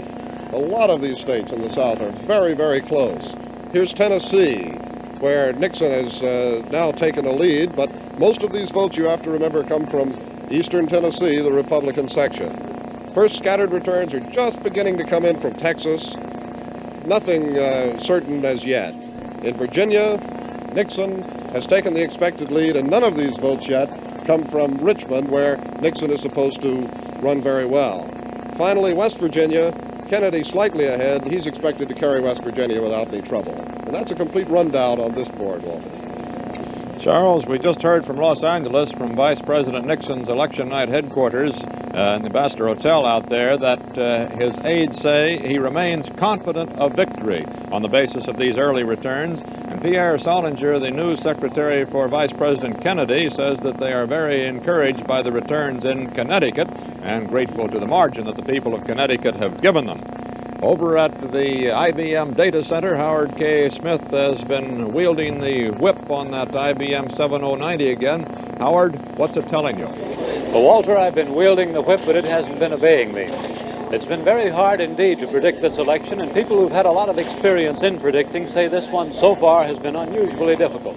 On our graph, we've had to jump back and forth across the line from Kennedy to Nixon and back several times. So we hesitate to make a prediction now. We're going to wait until we have a few more statistics that we can rely on to distinguish a national trend. But we would like to say to people in the West where polls have not closed that the statistics here do not decide the election. Only people who vote do, and we do not guarantee the results that we put out here. All we can guarantee is that the man that most of the American voters vote for will be president tomorrow.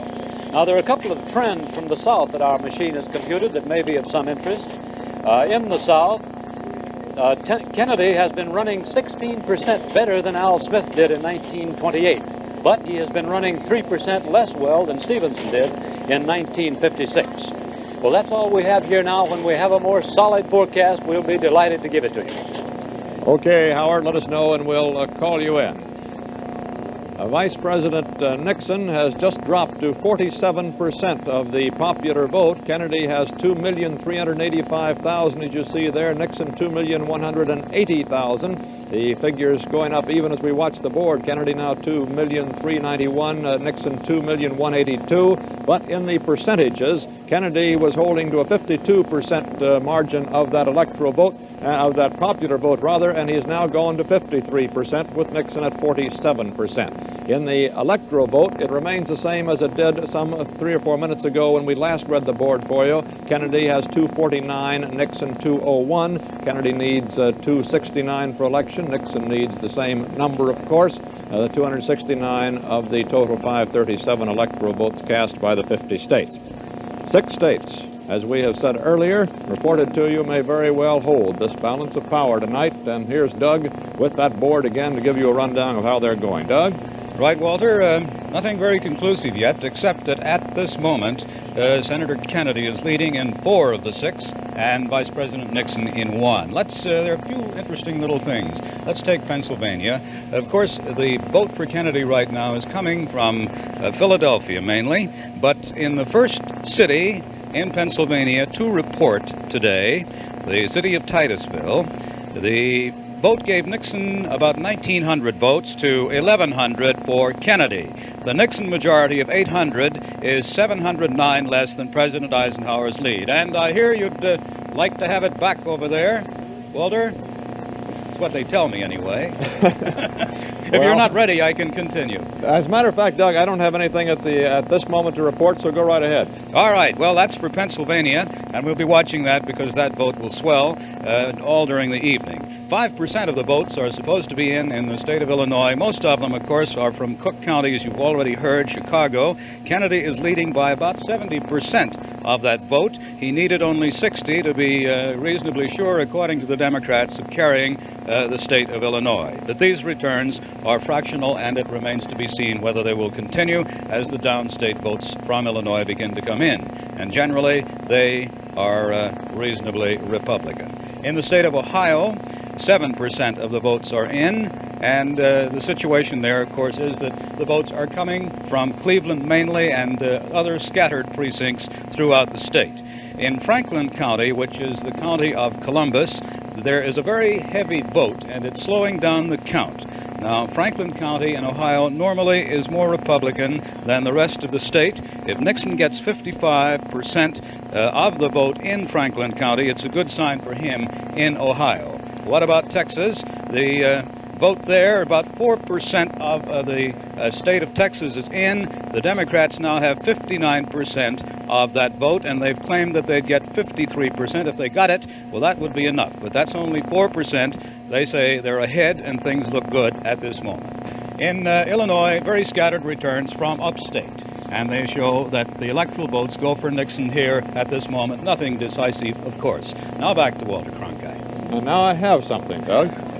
From Hyannisport, Bobby Kennedy, who has been helping manage the campaign of his brother for the presidency, just told Sam Jaffe, a CBS correspondent, that he thinks things look very good, I must say. And from Puerto Rico, I report that Governor Luis Muñoz Marin, whose party was condemned by the Catholic Church in Puerto Rico, has taken a long lead toward another term in office as governor of Puerto Rico in the early returns from that province. We'll have more reports as they come in from across the nation right after we hear from Fred Davis speaking for Westinghouse. I'd like to show you how Westinghouse equipment opens and closes the largest movable roof in the world. Now, this is a model of the new Pittsburgh Public Auditorium. In good weather, it's open to the stars and the summer breeze. When bad weather hits, look, the arena becomes a snug indoor auditorium. Now, thanks to Westinghouse equipment, there will be no canceled performances, no umbrellas, no wet, shivering spectators. For the roof of the Pittsburgh Auditorium will be the biggest umbrella in the world. Now, let's look at the actual auditorium. As you can see, the dome is now being erected. When completed, the arena will seat about 14,000 persons. It'll be used for concerts, conventions, light opera, and sporting events. Now, let's try a little camera magic. Each of the 6 movable sections rolls on steel tracks and is powered by 5 Westinghouse gear motors. Westinghouse control systems handle the entire operation of the roof. This Westinghouse system is so efficient that one touch of a button will open or close the 1,350-ton roof in just 2.5 minutes, even in 60-mile winds. You can be sure if it's Westinghouse. The United Press has just given the state of Massachusetts to Senator John Kennedy, the Democratic candidate, with its 16 electoral votes in Massachusetts. His home state was anticipated to go for Kennedy, and the Republicans have never claimed that they had even any hope of carrying that state. Let's go down now to the Democratic Convention headquarters in the Mayflower Hotel in Washington, where this time I believe Ron Cochran is available for us. Ron? Yes, Walter, I have Senator Jackson here, the Democratic National Chairman. Senator, are there some surprises in tonight's results? No, not so far. I would say that Connecticut might be a partial surprise. We felt that we would be carrying Connecticut by a little over 30,000. It now appears we're going to carry it from 75 to 100,000. You think you're going to win? We're going to win, Ron. The real meaning of Connecticut is that we're going to run strong in the big industrial states. And if you add up the electoral votes in the big industrial states, you have enough to win. And the real meaning of Connecticut is that with the margin that we're piling up in Connecticut, we're going to carry the industrial states. That means victory. That means Senator Kennedy is the next president of the United States.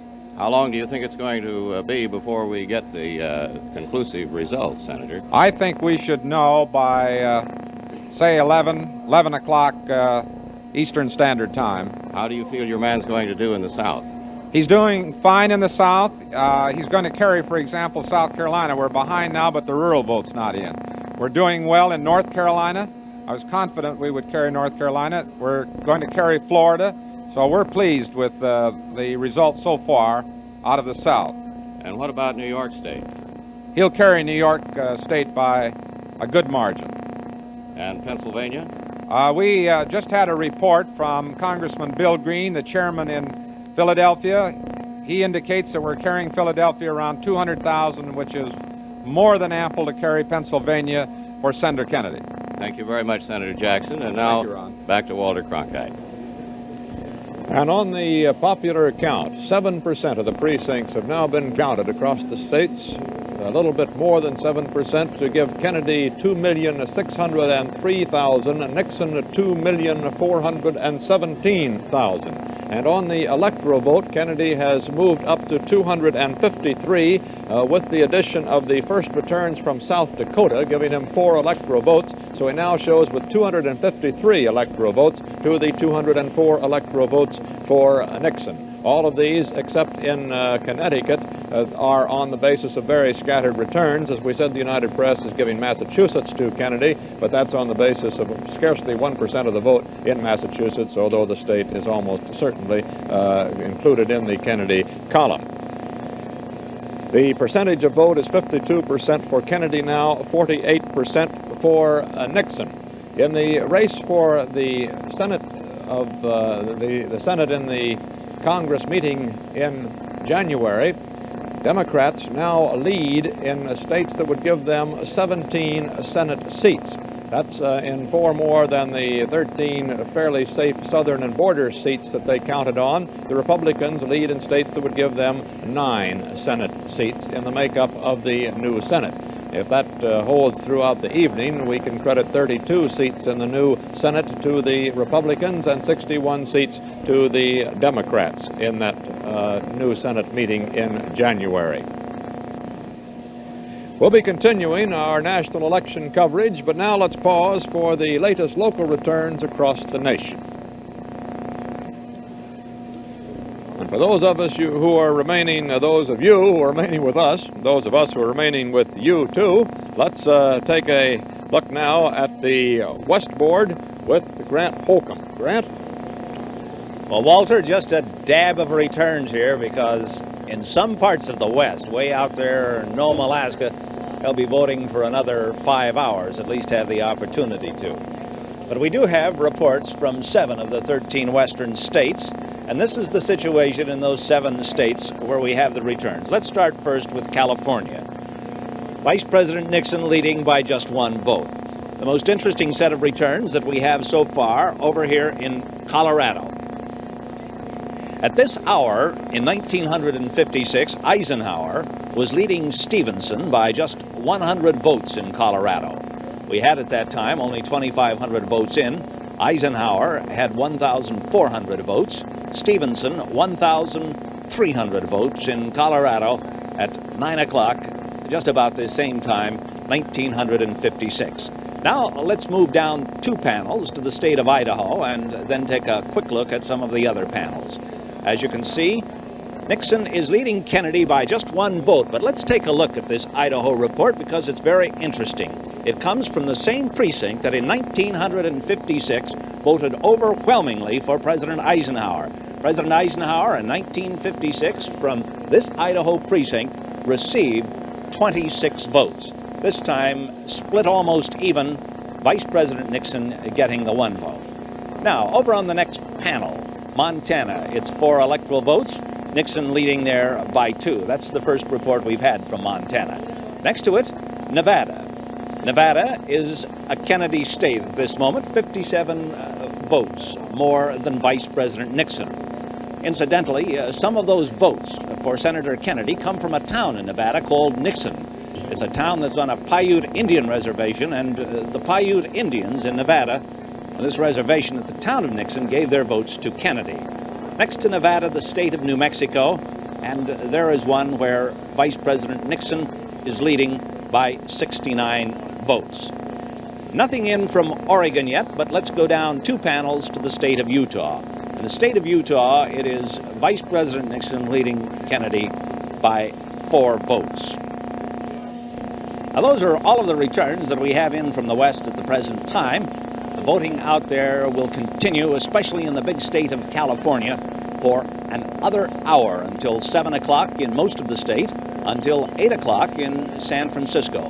The polls close in San Francisco at 8 o'clock, but San Francisco is one of 2 counties in California that manages to get its entire vote on voting machines, so we will have some very rapid returns from San Francisco once the polls close there.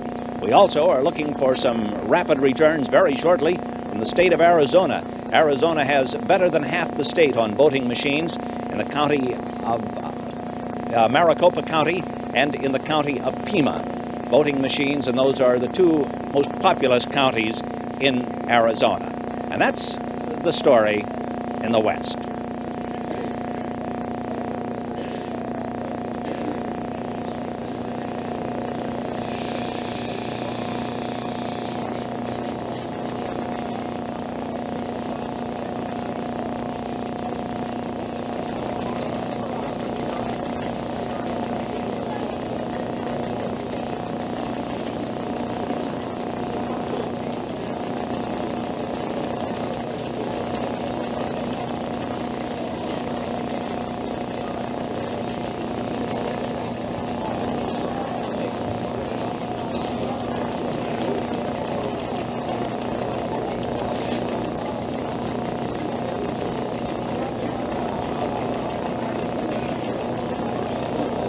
Stay tuned for more election returns on the CBS television network.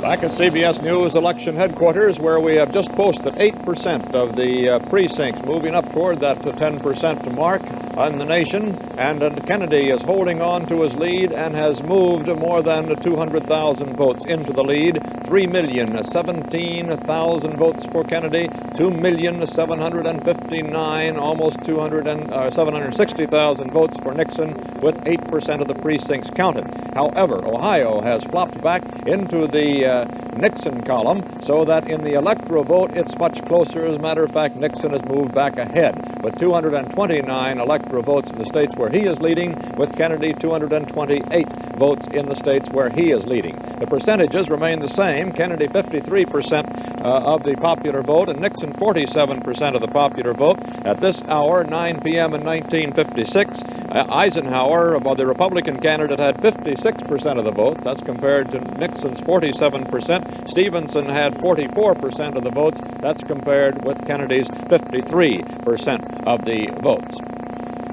Let's check back with the IBM 7090 and Howard K. Smith. Howard, how does it look to you now? Well, Walter, the crystal ball has been cloudy, but now it seems to be clearing up a great deal. Our forecast has been switching back and forth between the 2 candidates, but now we've established a trend, and we think now we're close to being right. At 9 o'clock Eastern Standard Time, with 7% of the nation's precincts reporting, the odds are 49-1 on the election of John F. Kennedy as president. The forecast at this time gives Kennedy 325 electoral votes, Nixon 212. That is, we expect by the end of the evening that Kennedy will have 312 electoral votes to Nixon's 212. As you know, 269 are needed to elect. In regard to popular vote, Nixon, we forecast now, will get 48% of the popular vote, Kennedy 52%. And insofar as we can estimate the number of states each will get, Kennedy, we forecast, will have 30 states to Nixon's 20. That is a little more stable than the forecast we've given you before. We hope that future ones will be even more so. Back now to the anchor desk. Well, whether it's Kennedy or Nixon, Howard, as we know, this is a precedent-shattering election. The next president will establish precedent. He'll be the youngest president in 50 years, regardless of how it goes. And if it's Kennedy, the youngest, but by a year, the second youngest, younger than Theodore Roosevelt when he moved into the presidency after McKinley was assassinated. He was only 42 years old at the time. Kennedy will be the youngest man ever elected to the presidency if these returns carry out the fact that he is to be the next president of the United States. Stuart Novins, how are things looking in the Middle West? Well, let's take a look at Illinois, Walter. In this situation, the big Cook County vote is coming in very, very rapidly. We've got 6% of the total state vote, and this really is a contest between conservatism, political conservatism, downstate in Illinois, and probably what is the best Democratic machine in the United States. That's the one around Chicago, which is run basically by Mayor Daley of Chicago. Kennedy is being helped in the state here by a very strong support from Senator Douglas and also from Kerner, who's running against an apparently weak incumbent Governor Stratton. In Indiana, Nixon is running well ahead of Kennedy. We've just been on the telephone to some of the key professional people in Indiana, and they say there appears now to be very little question about what's going to happen to the state, that Nixon has it. Some of the other state races possibly could go Democratic. In Ohio, as we move down, Ohio with its 25 electoral votes, Kennedy is leading, as you can see from the figures on the board. Those figures started in the Cleveland area and Cuyahoga County. The returns now include heavy Democratic areas in Mahoning County, that's Youngstown Steel area, where there's a very high degree of unemployment, which normally would go to Kennedy, but that still is a very definite contest. In Cuyahoga County, Kennedy has 74%. It was figured that if he got 60% of that, he'd be all right. So he appears to be all right at the moment, but certainly nobody is going to make any concessions in Ohio for a long time to come tonight. That about wraps it up here. The rest of the figures are very small, very insignificant, really, in terms of the precincts which have been returned, Walter. Kennedy's just holding on to that 200,000 lead. As you see on the board, it's switching every few seconds, but 3,203,000 for Kennedy now, 2,923,000 for Nixon. And in these last figures just posted, it's stretching the Kennedy lead just a small bit. There's another posting for 3,236,000 for Kennedy with 2,956,000 for Nixon, and the Kennedy lead has stretched just a mite there. Kennedy now has 253 electoral votes, with Ohio just having popped back into the Kennedy column with 25 electoral votes to give him the 253. Nixon 204 of the 269 needed. And now for Betty Furness and something new from Westinghouse. If you think miniature radios have to have a miniature sound, you haven't heard the new Westinghouse 7-transistor pocket radio. Westinghouse puts big set quality into this tiny transistor. Now, everything you see on this board fits into this tiny radio. All the components are American-made, which means quality-made, and are put together with all the skill you expect from Westinghouse. That's why there's big set quality in this tiny transistor. Compare it with other miniatures. You'll see and hear a big difference. There's long battery life, too, up to 75 hours on 2 small pen-light batteries available anywhere. Ask your local dealer for the new Westinghouse 7-transistor pocket radio, also available in this handsome gift pack. And see all the other Westinghouse radios and phonographs. And now, here's more news from Westinghouse. Better looking, new shape. New light with Westinghouse white eye-saving bulbs. Millions of tiny filter particles give you the best light for seeing ever developed. It's the only modern light bulb in 35 years. Makes every fixture look better. Remember, Westinghouse white eye-saving bulbs. 60, 75, or 100 watts, 2 for only 58 cents. You can be sure if it's Westinghouse. We just heard from Vice President Nixon's headquarters out in Los Angeles, where his news secretary, Herb Klein, says that these returns are going about as they had anticipated in the early stage of the evening. That is, a heavier Kennedy vote from the eastern part of the country, which reports generally first. His quotation was, "Our study of bellwether areas to this point shows no more advantage to one candidate than the other." The states that we now show in the Kennedy column are Alabama, Arkansas, Connecticut, Florida, Georgia, Illinois, which is a surprise so far. These are very scattered returns, we remind you, but Illinois is expected to be in the Nixon column by at least the Nixon forces. Massachusetts, which is no surprise. Michigan, Minnesota, where Nixon was expected to run particularly strong. Very scattered returns there. Mississippi, Nevada, New Hampshire, North Carolina, Ohio, Pennsylvania, big blocks of votes there. South Carolina, where Nixon had been expected to make inroads in the solid South. South Dakota, Texas, and West Virginia.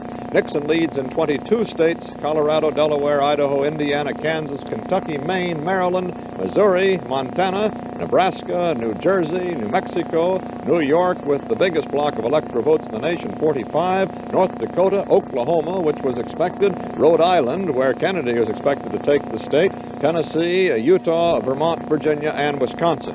We point out again, these are very scattered returns, although we've just had the 9% figure go up on our IBM tabulating board. 9% of the popular vote in. Nixon, 3,065,000. Kennedy, 3,397,000. So with 9% of the precincts in, Kennedy has passed the 300,000 mark in his margin over Vice President Nixon.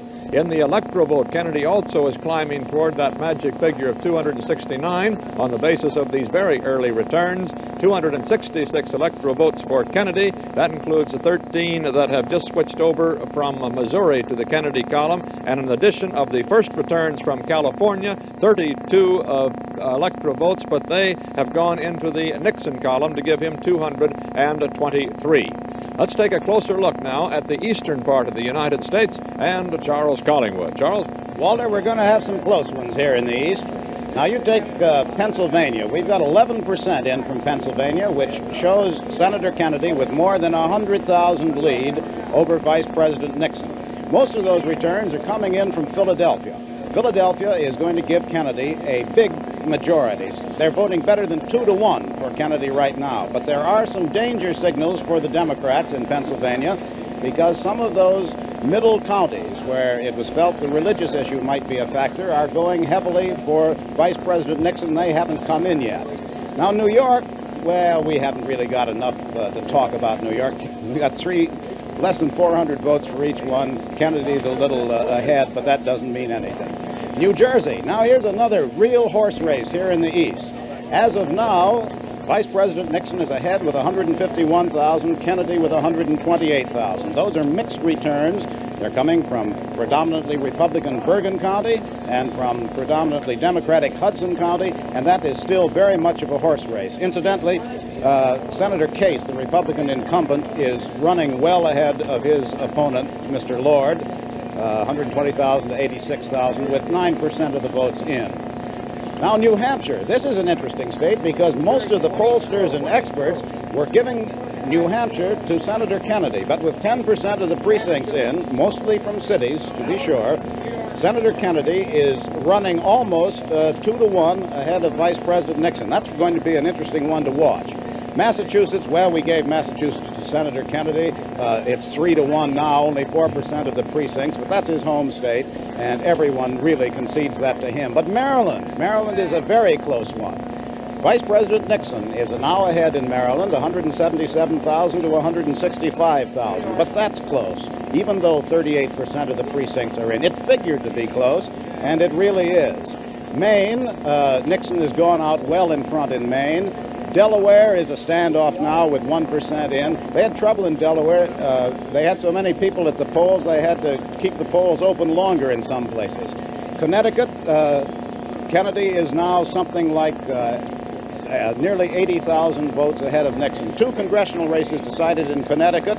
The at-large seat, the Democrat held it, and the Democrat lost the fourth seat in the 4th District in Connecticut. That's one loss in the House for the Democrats from Connecticut. That's the way it looks here, Walter.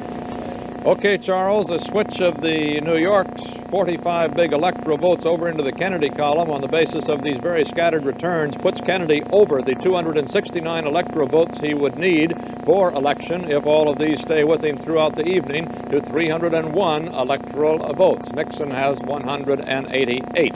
Of course, these are based on very scattered returns from many of the states. Very few of the states are anywhere near complete enough to make a firm prediction at this moment. We just had a change on the electoral board. Let's take another look at it.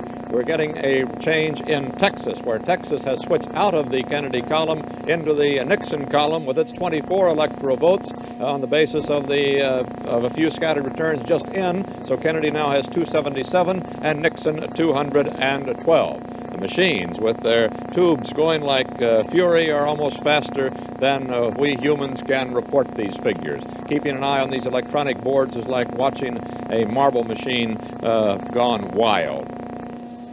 The percentage of the vote still stands at 53% for Kennedy and 47% for Nixon. Down in Washington, D.C., just a short while ago, you saw President Eisenhower arrive at the Republican election night headquarters at the Sheraton Park Hotel. He made a statement to Republican workers there gathered, and here are excerpts from the Eisenhower statement by tape. Now, I came here tonight just for one purpose, to thank all of you. To thank you, first of all, for your concern for the United States, a concern that would not let you say, I am merely going to register my opinion on November 8th, that I'm going to work to try to make other people see what this is all about, this election for America. For America today, for you that are now mature, you that are young, for those that are coming after us, your children and grandchildren, for those of you who are as bald as I am or white. Now, in saying thank you for what you've done, I'm also mindful there are still people working, because some of the polls in this eastern sector, they tell me, don't close until 9 o'clock. And of course in California, we're some 3 hours ahead of it. My friends, the only way that battles are won is keep them fighting right to the last minute. And they've got everything to fight for.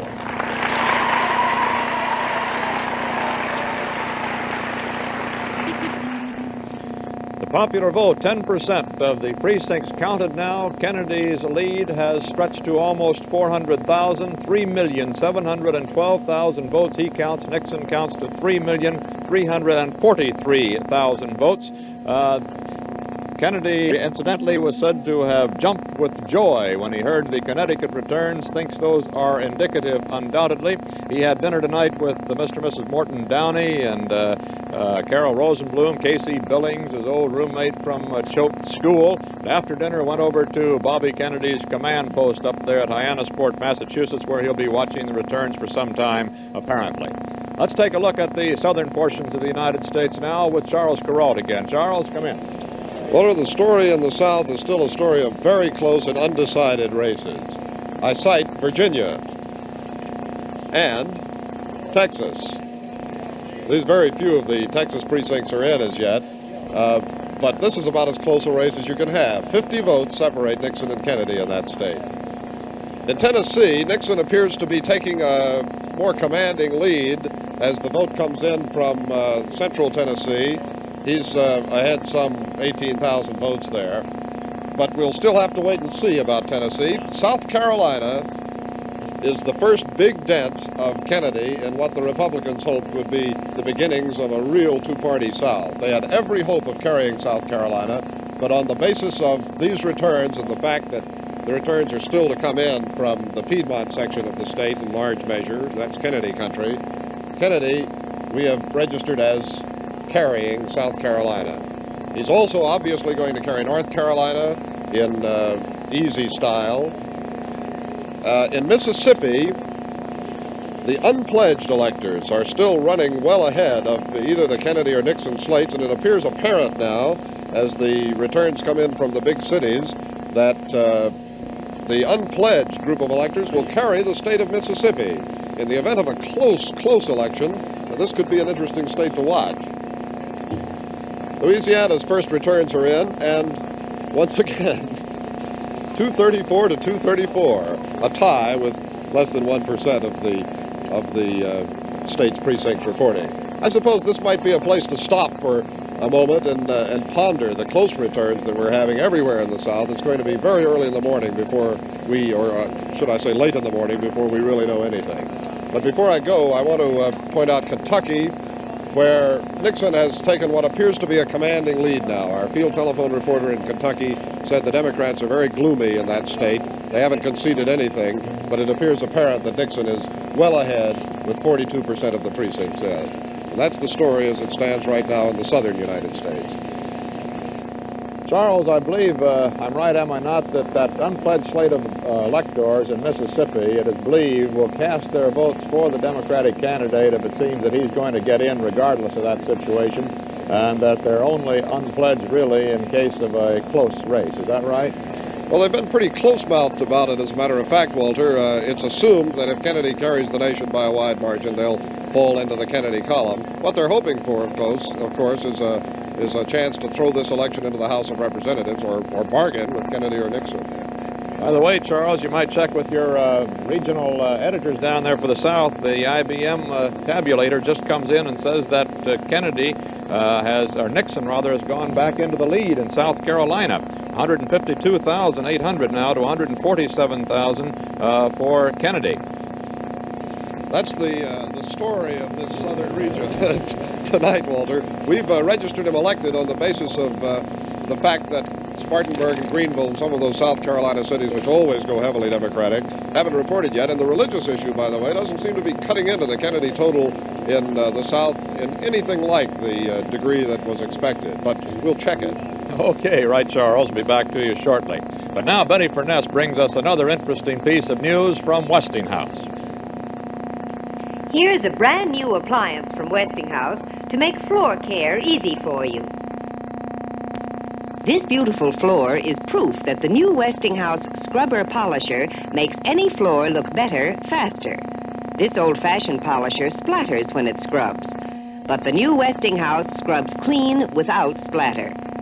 Old-fashioned polishers leave swirl marks and streaks when they polish, but the new Westinghouse polishes floors to a satin-smooth finish without leaving swirl marks or streaks.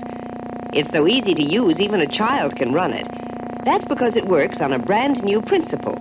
Its large double-action brush swings in a wide orbit as it revolves, covering more floor area faster. Compare. Before you buy any polisher, try it. See the great new Westinghouse Scrubber Polisher at your Westinghouse dealers now. And here's more news from Westinghouse about easy house cleaning. New from Westinghouse, 2 vacuum cleaners in 1. It's the Westinghouse Spin Jet Vacuum Cleaner. 2 cleaners in 1. A canister for easy cleaning of furniture, drapes, and blinds. And now, for the heavy-duty cleaning power you need for rugs, Westinghouse gives you upright beating action with a new revolving brush to pick up deep down dirt and annoying lint and threads. Buy the new Westinghouse Spin Jet today.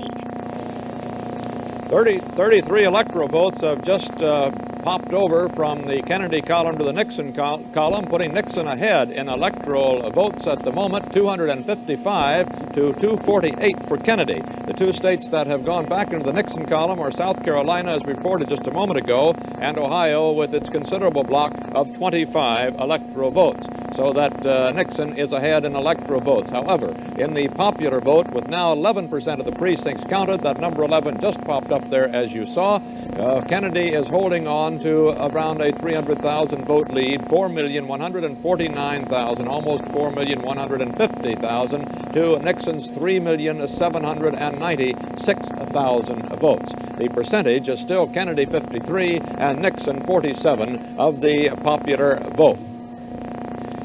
Grant Holcomb, how are things going out there where America crosses the Rockies and meets the Pacific? And how do you like that for a lovely lead-in? You can't complain about that one. I wish I could respond, Walter, with a lovely scattering of returns, but I can't. I do have some late returns, the first returns that we've taken a look at this evening from Arizona. And you will notice that Kennedy is leading the vice president by approximately 400 votes. Now, the interesting thing about that, Walter, is that in 1956, at this hour, President Eisenhower was leading Adlai Stevenson in Arizona by 100 votes. Now, this year, 4 years later, it is Kennedy leading Nixon by 400 votes. These votes in Arizona, incidentally, come from the Phoenix area in Maricopa County. I was just handed another report from Arizona. It hasn't been posted on the board yet, and that shows that Nixon, 12,000 votes, Kennedy, 11,000 votes in Arizona.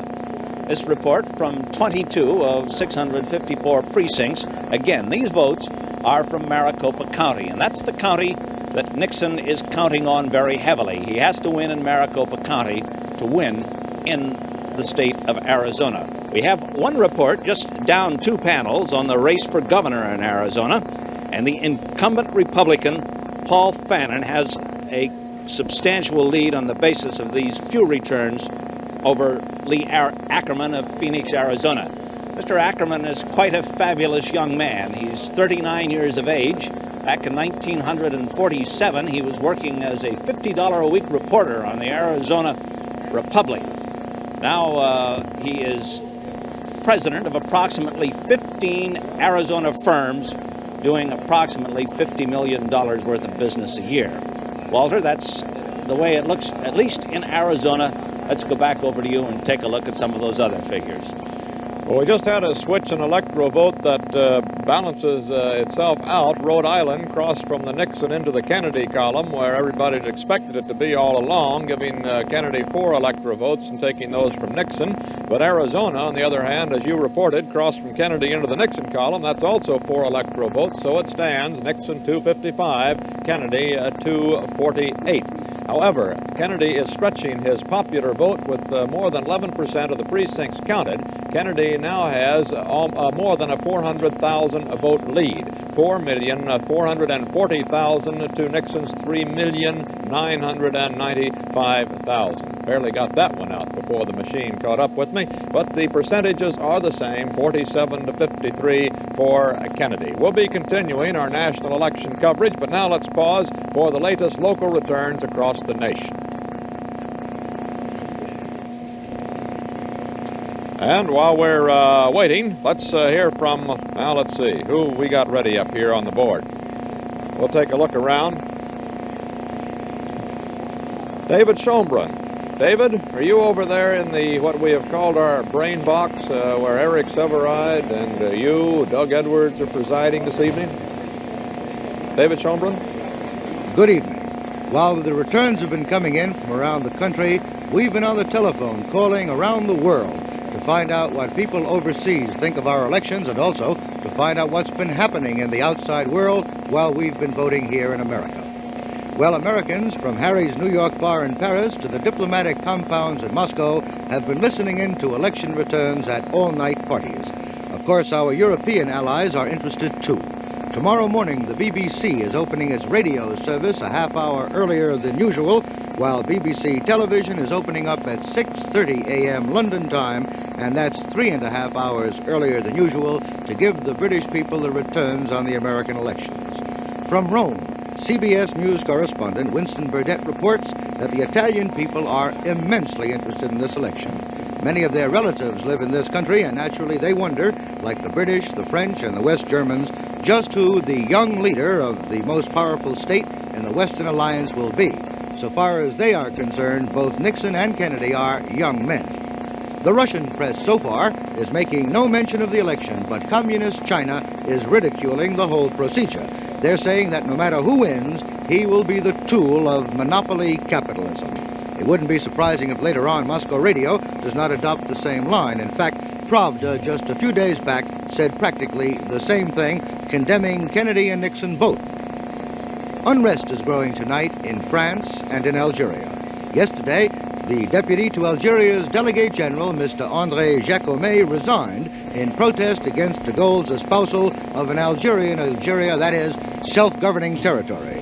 Now, several more senior officials have offered their resignations, and there are reports that once more the French army may become involved.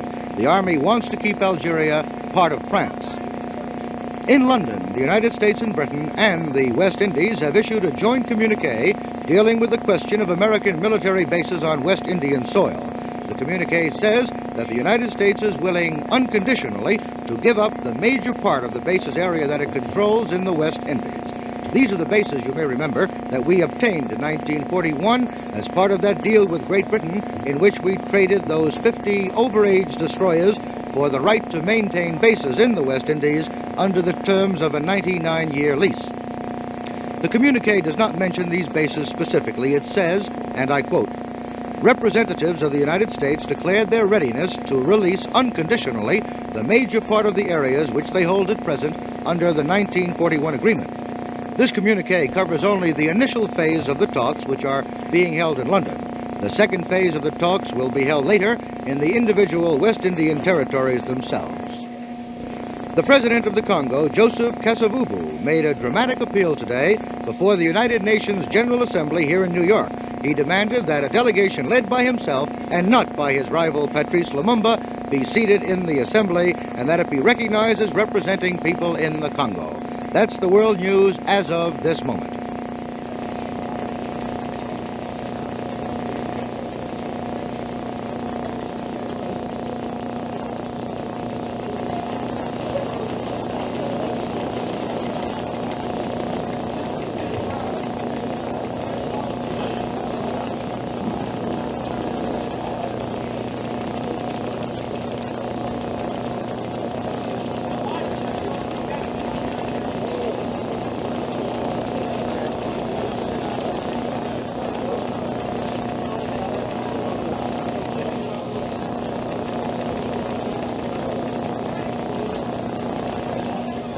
Stay tuned for more election returns on the CBS television network.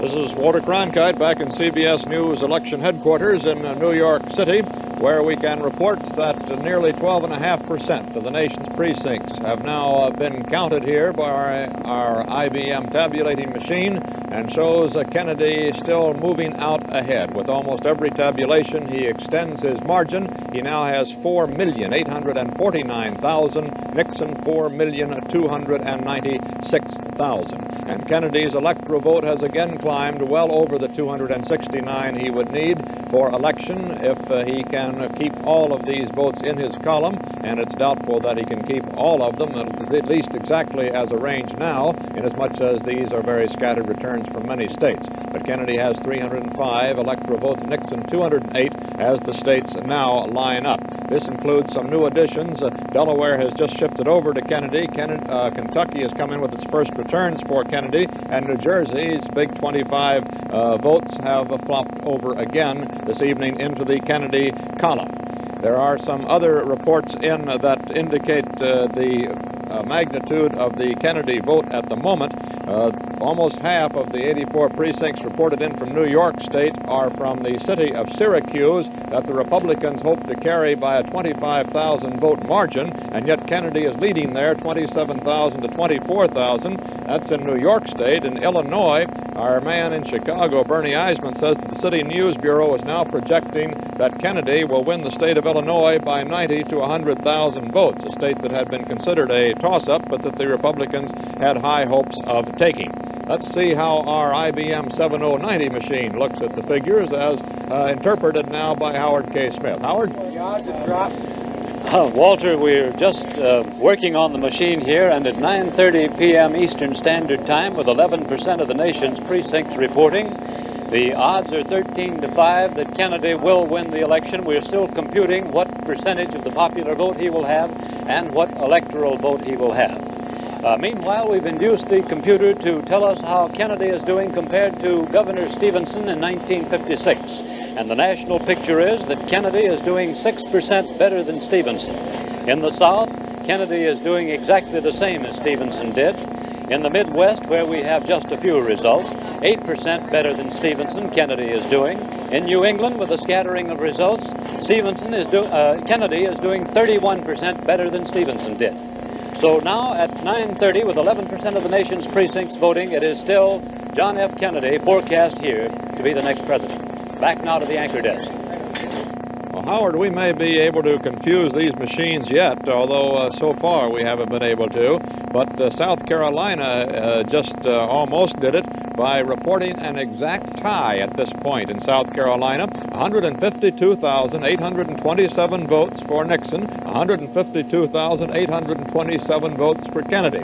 So the South Carolina vote somehow or other is being balanced on that board, and I don't quite know in which electoral column it is, but that is such an unusual feature that I'm sure we don't have to worry about it. Right now, though, Kennedy has 300 electoral votes and Nixon 213, and on that popular count, 5 million votes for Kennedy, 4,500,000 for Nixon. Kennedy has moved past the 500,000 mark, 500,000 mark in his margin over Vice President Nixon at this stage in the evening.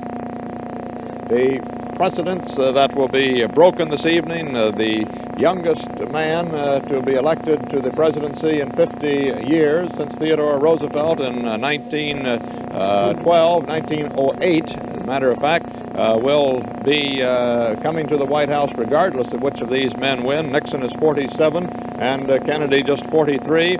Be the first man born in the 20th century to occupy the White House, and we're running a little behind the 19th century. The 19th managed to elect their first president born in the century in 1850, but he just barely made it. He was born in January of 1800. Let's go to the East board now and see how those states are lining up as Charles Collingwood has them tabulated. Charles? Well, the votes are beginning to come in, Walter. Let's start with New York State, crucial state here. There are only 1% of the districts reported. Kennedy has a lead of 54,000 to Nixon's 47,000. But although they're only about 1% in, they're extremely important because of where they come from. Most of them are coming from upstate, which is usually Republican territory. Senator Kennedy has carried the indicator town of Rome, New York, by over 2,700 votes. Last time, 4 years ago, Eisenhower carried it by 5,000 votes, and Democrats in New York are jubilant because they think that this means that Kennedy's prospects are very good upstate as well as in New York City. We haven't had many votes from New York City, but Syracuse is slightly in the Kennedy column now. Let's take another look at Pennsylvania, where Kennedy, with 21% of the precincts in, is lengthening his lead over 250,000 by now. He's going to come out of Philadelphia with something like 250,000, which under normal circumstances is enough for him to carry the state, and most people are beginning to think he will. Another big state with its 16 electoral votes is New Jersey. They've got a little more than 20% in, and Kennedy is now ahead by about 10,000 votes. And the New York Star-Ledger, in its first edition tonight, reported that all indications are that Kennedy will carry it. He's just lengthened his lead by a return which was just handed to me and which hasn't been posted yet. Kennedy, 321,000. Nixon 294,000. Looking down here at New Hampshire, Kennedy still maintains a lead in New Hampshire, and the city of Portsmouth, which usually goes Republican by something like 2 or 2.5 to 1, has gone for Senator Kennedy by 461 votes. In other words, the Kennedy strength in the East seems to be increasing as the votes come in. That's true, of course, in Massachusetts, his own state. In Maryland, though, it is a real horse race. Kennedy's behind now. Vice President Nixon is ahead by some 7,000 votes. However, a good part of the city of Baltimore has not yet reported. And Baltimore is delivering for Kennedy the largest majority which it has delivered for any presidential candidate in recent history. Kennedy will come out of Baltimore City with something like 65,000 vote majority. The question is whether that will offset Nixon's strength in the counties outside. And Nixon is running extremely strongly in the counties outside. Here's another one for Maryland, which puts Nixon a little farther ahead, 284,000 to Kennedy's 277,000. Looking down at Maine, Nixon's ahead. Delaware, he's ahead. Connecticut, he's won. So the picture in the East is beginning to gel, Walter. We have a report from Louisiana that it has switched over in the scattered returns from that southern state to the Nixon column again. Wyoming also has been heard from for the first time this evening to go into the Nixon column, although Missouri has switched over to Kennedy. With 13% of the precincts counted now, that's an addition of precincts. We were at 12% a little while ago. We now have 13. Kennedy has, as you see there, 5,337,000 to Nixon's 4,740,000 votes. So Kennedy has almost moved into a 600,000 vote lead. In the electoral vote, with the changes I just gave you, Missouri is still in the Kennedy column. It shows Kennedy 328 electoral votes to Nixon's 188. The percentage has not changed, 47% for Nixon and 53% for Kennedy. Ohio has just switched over to the Kennedy column. It did just before you looked at those returns to make it that 328 with its 25 electoral votes. Eric Severide, how is this thing going in your books? Walter, it's the most unprecedented kind of election, quite obviously. And one of the, not the least of the extraordinary events has been the appearance in what is really a campaign speech by the President of the United States on election night itself, because, of course, of the time difference. The important thing, obviously, is that Kennedy is doing extremely well where it really counts, and that is in the big industrial states. The great flood of votes from New York State will start coming in heavily now, very soon.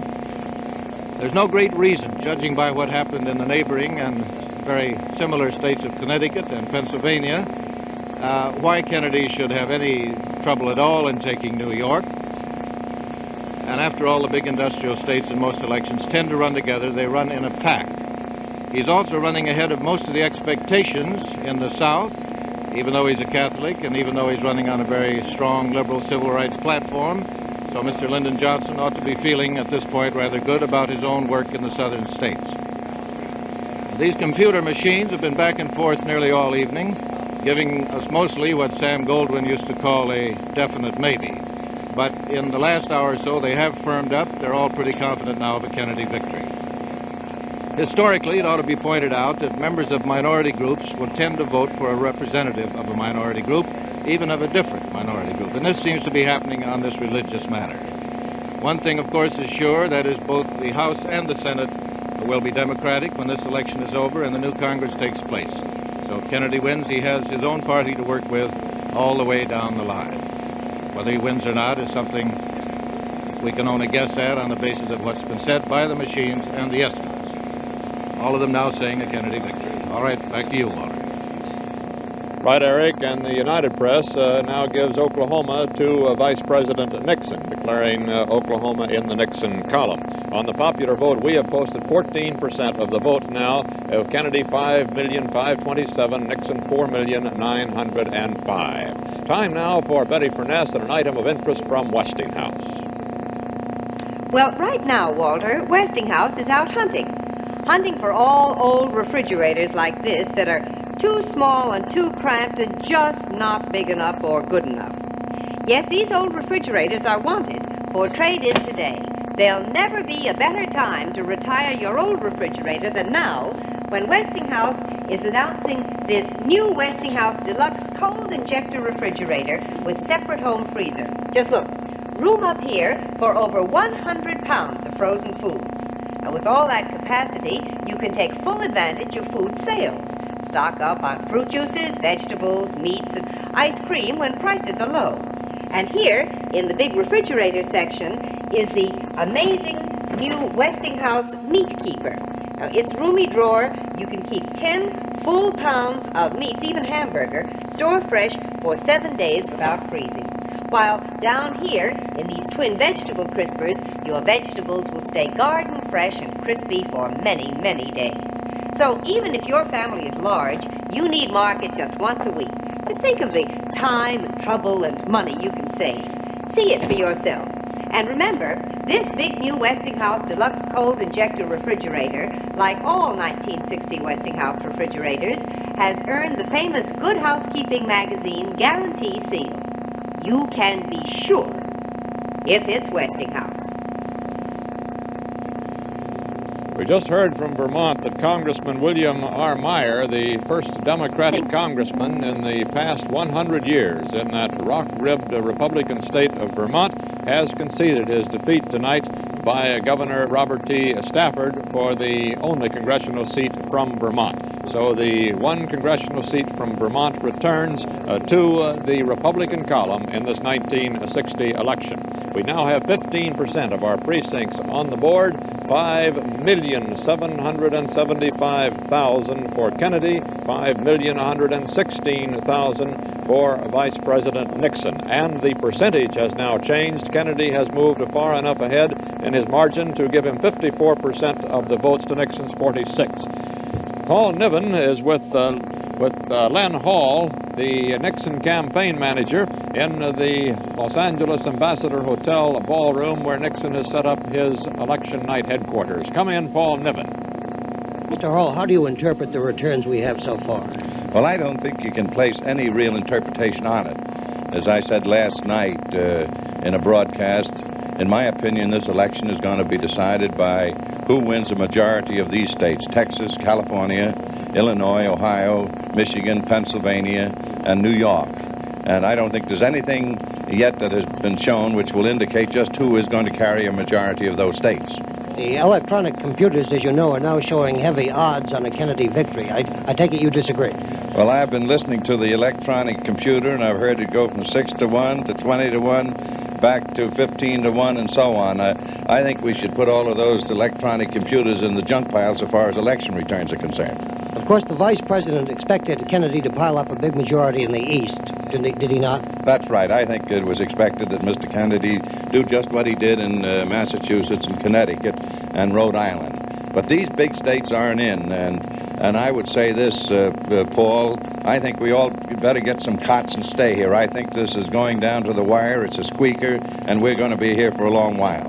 Mr. Hall, one more point. There's been a lot of reports already about polarization on the religious issue. Catholic districts going heavily for Kennedy, Protestant districts going heavily for Nixon. Do you see that yourself? I haven't any comment on that because I haven't seen enough to indicate. I think this is a real close election. We all said it would be a close one. And by the way, Paul, coming out on the plane, someone took a poll of those on the plane with me. We just got here. And it was Nixon 61, Kennedy 21. So wait for these returns to come into the big states, and it's going to be a Nixon victory. Thank you very much, Mr. Leonard Hall. This is Paul Niven in the staff room at the Ambassador Hotel in Los Angeles. Thank you. Well, apparently, Vice President Nixon's going to get the airplane vote anyway, according to Len Hall. But in the rest of the country, Senator Kennedy is still running ahead and has increased his margin to 54%, as we said. Although after we reported that 54, to show you how close this race is, it dropped down to 53 again, but popped back to 54 at this moment. With 16% of the precincts in now, Kennedy has 6,093,000 votes to Nixon's 5,380,000, and in the electoral vote, that would give Kennedy, if he carries all the states where he's now leading, 328 electoral votes, Nixon 188 electoral votes. Let's check in with the Middle Western section of the country. Now with Stuart Noven giving us a guiding hand. Stu? All right, Walter, it's a faltering hand because these returns keep going back and forth in many of the states, but there are some now where we've got some trends. In Illinois, the City News Bureau, which covers the Chicago and Cook County area, reports that Kennedy should take the whole state, by a 90 to 100,000 lead. Cook County should give him about 70% of the state's votes, which means if that survey is correct and that projection is right, it means that Kennedy will take Illinois. That still, however, is one to watch. In Indiana, we feel that Nixon has been elected. The 13 electoral votes go into the Nixon column. This includes parts of Marion County, Indianapolis, Lake County, Gary and Hammond, Democratic areas where there is very high unemployment. Nixon was predicted to carry the state by perhaps 200,000 votes, and he appears on the basis of the number of precincts now reporting to be well on his way, with little chance of his being overtaken. Another place where we feel Nixon has been elected is in Kansas, and you can see the votes that are going up now. Wichita and Kansas City have not yet reported in, but Kennedy needed, in order to overtake the Nixon lead, Kennedy needed to get 65% of Topeka, Kansas City, and Wichita. He lost enough in Topeka so that he cannot make it up, and that puts 8 electoral votes from Kansas in the Nixon list. In Missouri, we have a situation with 14% of the votes counted, which shows a real horse race in this state. In spite of the fact that Kennedy appears to be ahead of Nixon at the moment, that has been going back and forth, and it's one which we certainly would not want to call at this stage of the game. One more election in Oklahoma. Nixon is considered far ahead. The Democratic votes are already in, and the 8 electoral votes of Oklahoma go to the Republicans. That's it as of now.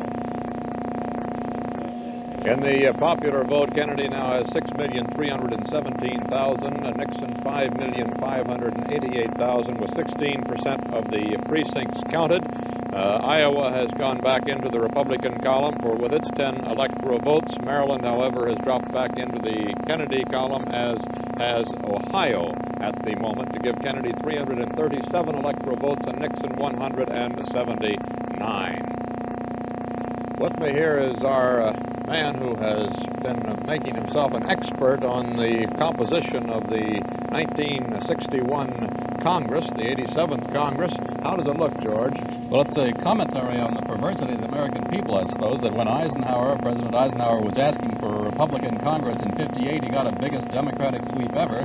Now that Senator Kennedy seems to be leading, the Democrats are losing. At the moment, I count 11 seats that I believe the Democrats have lost. I count none of the doubtful seats that the Republicans have lost.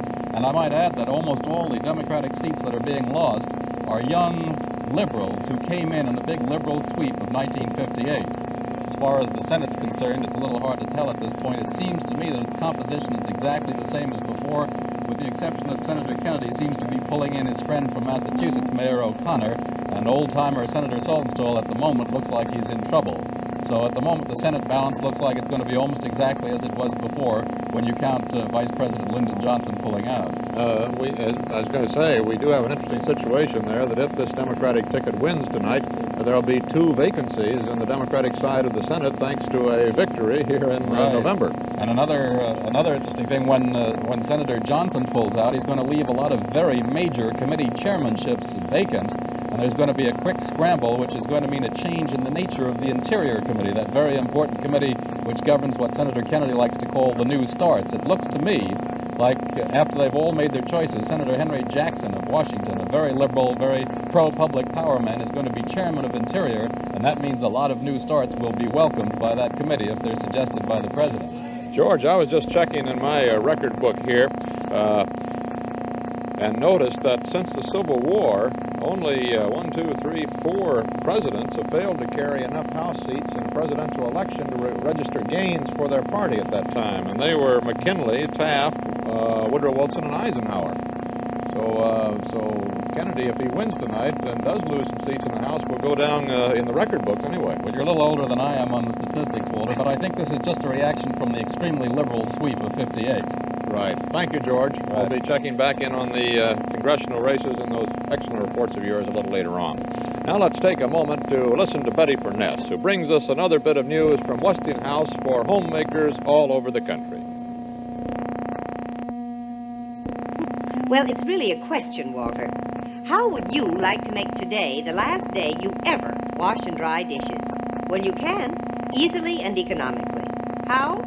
Tomorrow, with absolutely no installation cost or fuss, you can begin enjoying this wonderful new Westinghouse roll-about dishwasher in your home. It needs no plumbing, no special wiring, no installation. Just plug it in, snap the hose onto your sink faucet. Now, the water comes in here and drains out here. And the Westinghouse Rollabout is the only dishwasher that heats its own water with a built-in hot water booster that positively assures 140-degree hot water. What's more, the actual washing doesn't start until the water has reached 140 degrees. And of course, the hotter the water, the cleaner the dishes. The Westinghouse Rollabout dishwasher also features this exclusive new faucet connector that lets you drain aerated hot water for cleaning or cold water for drinking, even while the dishwasher is operating.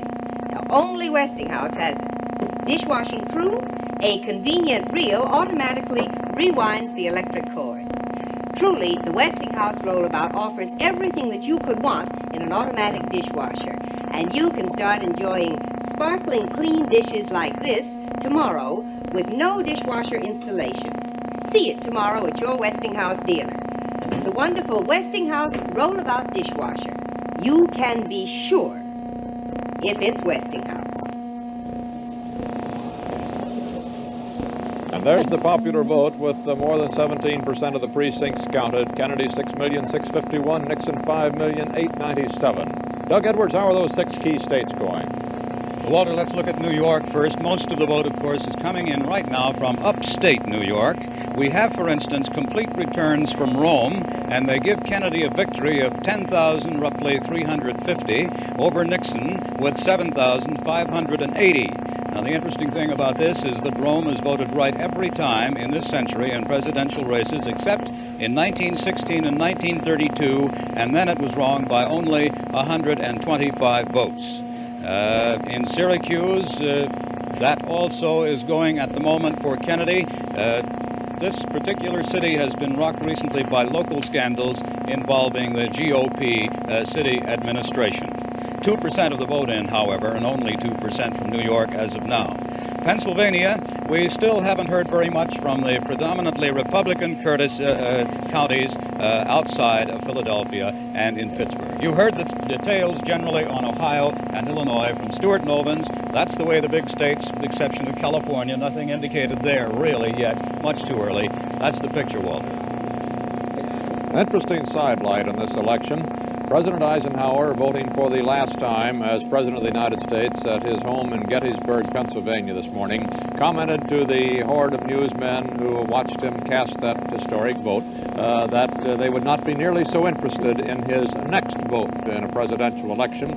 Well, about the same time, former President Harry Truman, who has been out of office for 8 years, was voting out in Independence, Missouri, and there were no newspapermen present, only 3 photographers. We'll be continuing our national election coverage, and now let's pause for the latest local returns across the nation. In the meantime, for those of you still with us here in New York, let's go down to Washington and take a look at the, we thought we were going down for the Democratic headquarters down there, but we'll come back there a little bit later. Meanwhile, let's check in with Grant Holcomb out on the western border. Well, Walter, we have 3 fairly good sets of figures here from Arizona, from Colorado, and from New Mexico. Let's start first with Arizona because we have 13% of the vote in. Now, when 13% of the vote was in 4 years ago, President Eisenhower was leading Adlai Stevenson. He had approximately 41,000 votes at that time, President Eisenhower. Adlai Stevenson had 23,000. The votes here in Arizona have been coming from the Phoenix area in Maricopa County. It's been acknowledged by the Kennedy people in Arizona that if they lose Maricopa County by more than 15,000 votes, they're going to have trouble in the outlying counties. As yet, we haven't had any reports in Arizona from the Tucson area, but they'll be coming along in just a few moments. This vote, again, is interesting because Arizona as a state has never voted for a losing presidential candidate. Well, let's move down 2 panels now to the state of Colorado. Colorado has 6 electoral votes, and we have just 1% of the vote in at the present time. These votes are from in and around the Denver area. Denver County is expected to be a toss-up county, Nixon leading Kennedy. In 1956, President Eisenhower was leading at this time of the evening in Colorado, in Denver County, was leading Adlai Stevenson by approximately 2-1. Colorado does not have an expert record as a state voting with the winning candidate. It has voted wrong 4 times. A couple of times with Bryan at the turn of the century. It voted for Wendell Willkie, and it voted for Dewey. Now, let's move on down several panels to New Mexico, because the votes are beginning to come in from the New Mexico area. And we find that this figure is an interesting one because it's from the Albuquerque area. It's from the Heights area in Albuquerque. It's not at all surprising because that is an area that the professionals in New Mexico figured would go Republican. That the vote that everybody is waiting for in the New Mexico area is the vote that comes along the eastern part of the state, a portion of the state that is called Little Texas. That's the one where the experts so far, up until the closing of the polls, claimed that they just didn't know how it was going to go because of a religious issue in that area that they called Little Texas. So New Mexico's 4 electoral votes with just a very small percentage in there in the Nixon column at the moment. But those votes are from the Albuquerque area, from the Heights area in and around Albuquerque, and they are not at all surprising or upsetting to the Kennedy people. It might be interesting to note, too, that New Mexico has never voted for a losing presidential candidate. We've got just a second, so let's move back over to Arizona and take a look at that gubernatorial race in Arizona, because we do have some late returns on that one. And the Republican incumbent, Paul Fannin, is leading in Arizona again. Lee Ackerman, the Democratic candidate, is under the impression that he certainly cannot lose in Maricopa County by more than 15,000 and have any hope of winning the state. Well, that's pretty much the situation in the western part of the country at this hour.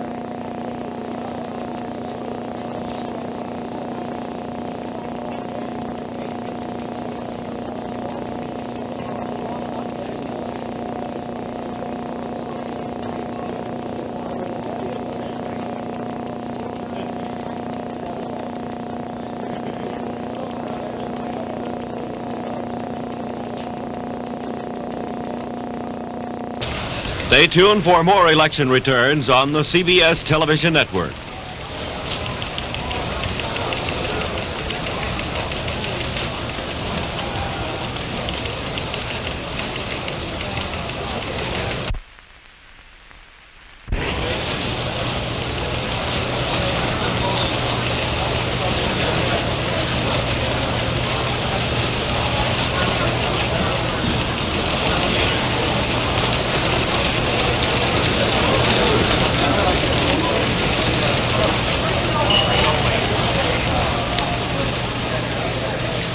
This is Walter Cronkite back at CBS News election headquarters in New York City. At the 10 o'clock percentages, Kennedy leads 54% to 46% of the popular vote for Nixon. The totals you see there, 7,647,000 for Kennedy. It's just gone up to 57,000. 7,657,000 for Kennedy, 6,613,000 for Nixon, and this is now with 18% of the precincts counted. That gives Kennedy the lead now in states that would give him, if they go this way all through the evening, 333 electoral votes, far more than the 269 he would need for election, and Nixon would get 183 electoral votes. This is with 46 of the states reported. Only Washington and Oregon on our electoral map here have not reported so far. That is also, of course, counting Alaska and Hawaii as not having reported. They're not expected until far later this evening, since they are so much further west and in a much later time zone. Ohio has fallen back into the Kennedy column to give him an extra 25 electoral votes to make up that total of 333 we reported. Incidentally, on percentages, with his 54%, that is Kennedy's at this hour, he is far ahead of the 43% that Stevenson had registered for the Democrats in 1956. As a matter of fact, he is nearing reversing the trend of the 56 election. Let's go now to Washington, D.C. in the Sheridan Park Hotel, where the Republican election headquarters are. Wells Church is there with Thurston Morton. Wells? This is Senator Thurston Morton, the chairman of the Republican National Committee. Senator Morton, if I were a Republican, I would be a bit distressed, to say the least, at the results that I'm listening to here. Well, I don't know. The big cities always come in first, and we expected, of course, to see Senator Kennedy take most of the big cities. I've gotten a few of the so-called bellwether counties in. Vandenberg County, Indiana, I think that Mr. Nixon carried it by 3,000. Jefferson County, Kentucky, another one, I think he carried it by about 1,200. It indicates it's going to be a close race, but based on these counties that have always gone the way the presidential election has gone, especially in the last 60 years, I think we're in good shape, and I want to see some more returns. When will you be satisfied that you're in good enough shape to say you're going to win? Well, I'm going to have to listen for a good many more. Remember this, that out of this popular vote that's in now, you've got Massachusetts, which we knew we were going to get clobbered there, Connecticut, where I really didn't think we had much chance, and the populous eastern states that have come in because of the time change. Now, I think that we're going to have to hear from some of the populous Midwestern and Western states before we can concede or claim in this election. On the rest of the big states, Pennsylvania, California, Illinois, are you satisfied with the way you're standing there? Yeah, and of course in Illinois, the only thing we got is Cook County so far to amount to anything. In Pennsylvania, about all we've got is Philadelphia. And I think that those states, Pennsylvania, Illinois, Ohio, and Michigan, are going to be very interesting states to watch before the night's over. Thank you, Senator Morton, very much indeed. Back to Walter. The returns from these states we have so far, it's almost 20%, one-fifth of the nation in, still have reported very few returns for any of the numerous third parties which have candidates listed on the ballots in some states. In more than 10 states, there are 3 parties that have tried to go out for something like a national vote: the Prohibitionist Party, the Socialist Workers' Party, and the Socialist Labor Party, but none of them have recorded a particularly high vote yet, not enough to even show on our machines. We haven't heard anything at all yet from the Vegetarian Party, the American Party, the Church of God Party, the Texas Constitution Party, the Constitution Party without Texas, the Poor Man's Party, the American Beat Party, or the independent candidate Connie W. Watts of Banks County, Georgia, who is running by himself. He, according to a New York Times reporter who found him down there running an active campaign, but from his rocking chair on the porch, one of his planks is to pass a law to keep them vine-ripened stickers off of them mushy green tomatoes. But so far, no votes have come in for Mr. Watts, so perhaps the plank wasn't as popular as Mr. Watts thought it ought to be. Idaho has just moved over into the Nixon column with its 4 electoral votes, as has South Dakota, so that now the electoral count is 343 for Kennedy, 173 for Nixon. Kennedy's vote far larger than the 269 he would need to win. 19% of the precincts in, almost a fifth of the nation has reported, and Kennedy has 7,918,000 votes. Nixon 6,873,000 votes. How does the IBM 7090 look at these returns, Howard? Well, Walter, I think that I should tell you briefly the basis of the computations by which we've been forecasting the result of this election.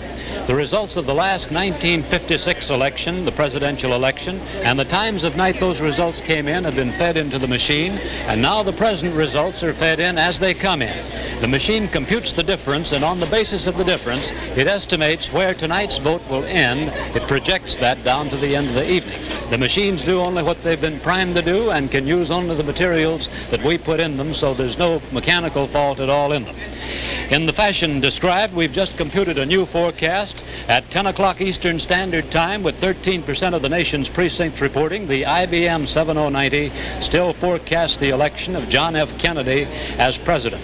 Mr. Leonard Hall said in an interview a while ago that the odds have been jumping and flip-flopping around, and that is indeed so. And the reason for that is that in the big states, New York and Pennsylvania, if one candidate pulls just a couple of thousand votes ahead of the other, he is given those states, as it were, for the time being. Then if he falls 2,000 votes behind, he loses them. So the odds do flip-flop depending on how the returns in the big states are coming in.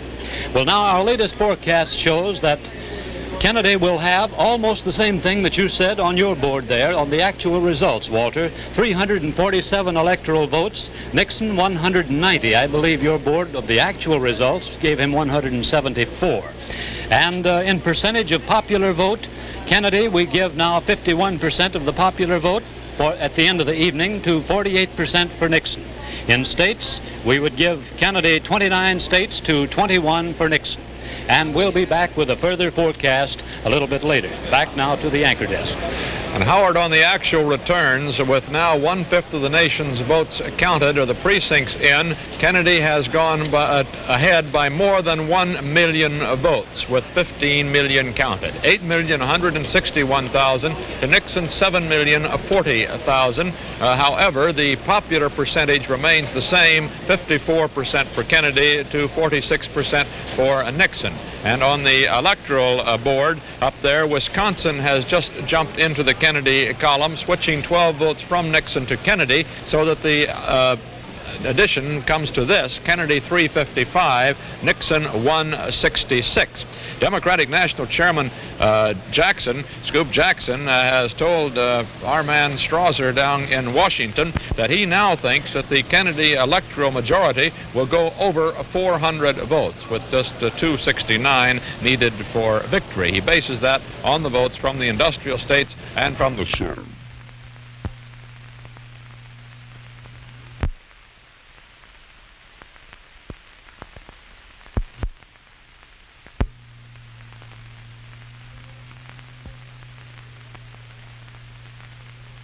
The results of the last 1956 election, the presidential election, and the times of night those results came in have been fed into the machine, and now the present results are fed in as they come in. The machine computes the difference, and on the basis of the difference, it estimates where tonight's vote will end. It projects that down to the end of the evening. The machines do only what they've been primed to do and can use only the materials that we put in them, so there's no mechanical fault at all in them. In the fashion described, we've just computed a new forecast. At 10 o'clock Eastern Standard Time, with 13% of the nation's precincts reporting, the IBM 7090 still forecasts the election of John F. Kennedy as president. Mr. Leonard Hall said in an interview a while ago that the odds have been jumping and flip-flopping around, and that is indeed so. And the reason for that is that in the big states, New York and Pennsylvania, if one candidate pulls just a couple of thousand votes ahead of the other, he is given those states, as it were, for the time being. Then if he falls 2,000 votes behind, he loses them. So the odds do flip-flop depending on how the returns in the big states are coming in. Well, now our latest forecast shows that Kennedy will have almost the same thing that you said on your board there on the actual results, Walter. 347 electoral votes, Nixon 190. I believe your board of the actual results gave him 174. And in percentage of popular vote, Kennedy, we give now 51% of the popular vote at the end of the evening to 48% for Nixon. In states, we would give Kennedy 29 states to 21 for Nixon. And we'll be back with a further forecast a little bit later. Back now to the anchor desk. And Howard, on the actual returns, with now 1/5 of the nation's votes counted or the precincts in, Kennedy has gone ahead by more than 1 million votes, with 15 million counted. 8,161,000 to Nixon, 7,040,000. However, the popular percentage remains the same, 54% for Kennedy to 46% for Nixon. And on the electoral board up there, Wisconsin has just jumped into the Kennedy column, switching 12 votes from Nixon to Kennedy, so that the addition comes to this: Kennedy 355, Nixon 166. Democratic National Chairman Scoop Jackson, has told our man Strasser down in Washington that he now thinks that the Kennedy electoral majority will go over 400 votes, with just 269 needed for victory. He bases that on the votes from the industrial states and from the South, which he thinks, according to his projection, should give Kennedy now over 400 electoral votes, which would be quite a sweep, of course. Now, Betty Furness brings us another interesting piece of news from Westinghouse. Tonight's a big night for important news, and I have some extra special news here. A guarantee of cleaner clothes or your money back. Yes, with the new 1961 Laundromat automatic washer, Westinghouse guarantees you must get cleaner clothes or the purchase price will be refunded. And the reason we're so sure that you will get cleaner clothes is because this laundromat gives you so much more washing power. More washing power generated by an exclusive washing action that lifts, dips, tumbles, and plunges your clothes again and again through hot, sudsy water. Then this new Westinghouse laundromat tosses and turns your wash through 2 deep rinses. And just look at what you get. Clothes so much cleaner, fresher, and brighter that you'll be amazed and delighted. So, remember my news. Cleaner clothes or your money back if you buy a new 1961 laundromat from your Westinghouse dealer before December 30th. If, within 15 days, you don't agree that your clothes are cleaner, your money will be promptly refunded by your Westinghouse dealer. Choose any one of these 4 1961 laundromat models now at your Westinghouse dealers, where you can be sure if it's Westinghouse. Governor Lawrence of Pennsylvania, a very sage politician on the Democratic side, says that he now believes that the huge lead being rolled up by Kennedy in Philadelphia definitely puts Pennsylvania in Kennedy's column. That's, of course, from Governor Lawrence, who himself is Democratic. The states that are now being definitely proclaimed for one candidate or another by either CBS or one of the news services go something like this. The states in the Kennedy column, definitely: Connecticut, according to the AP and CBS; Massachusetts, according to the United Press, with 24 electoral votes; and South Carolina with 32 electoral votes. United Press has just given Kentucky to Kennedy with 42 electoral votes, and United Press also gives Maryland to Kennedy with 51 electoral votes, although we here at CBS News election headquarters are still keeping a very close eye on those states and think that there could still be a shift there potentially. Kansas has been given to Nixon, as have Vermont by both the AP and the UP, Oklahoma by the United Press, Indiana by the United Press, those for Nixon. Let's go take a closer look, however, at those Middle Western returns that seem to be leaning toward Nixon. Stu Novins will give us some late information. Stu? The latest we have on Illinois, with its 27 electoral votes, one of the very big electoral states, of course, in the Middle West, are these figures, and they indicate that that spread between Kennedy and Nixon is really widening.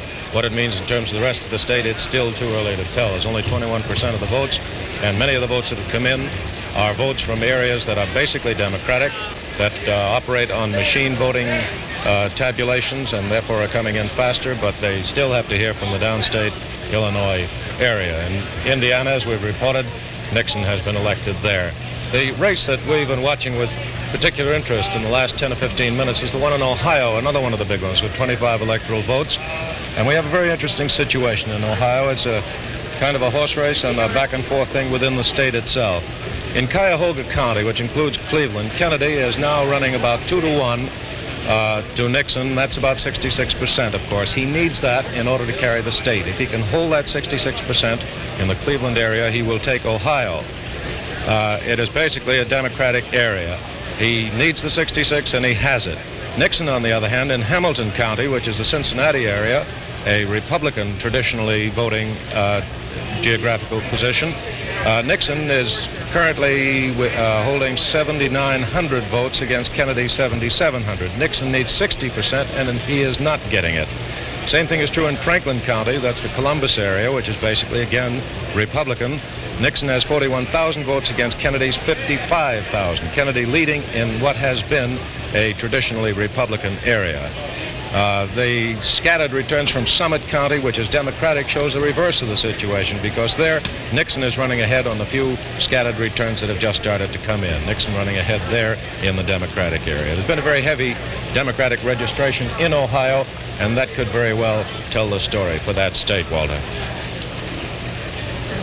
We've just posted 21% of the precincts now, and Kennedy's lead has dwindled just a little bit. He no longer holds on to that full 1 million he had before. He's got 8,442,000 to Nixon's 7,491,000, even an addition there for Nixon. So the 1 million lead has dwindled somewhat. However, on the electoral board, Kennedy still holds a substantial lead of 365 electoral votes to Nixon's 151. The most recent ones received all from the Middle West, where Stu Novins was just giving you the rundown. The percentage count is still 46% for Nixon and 54% for Kennedy.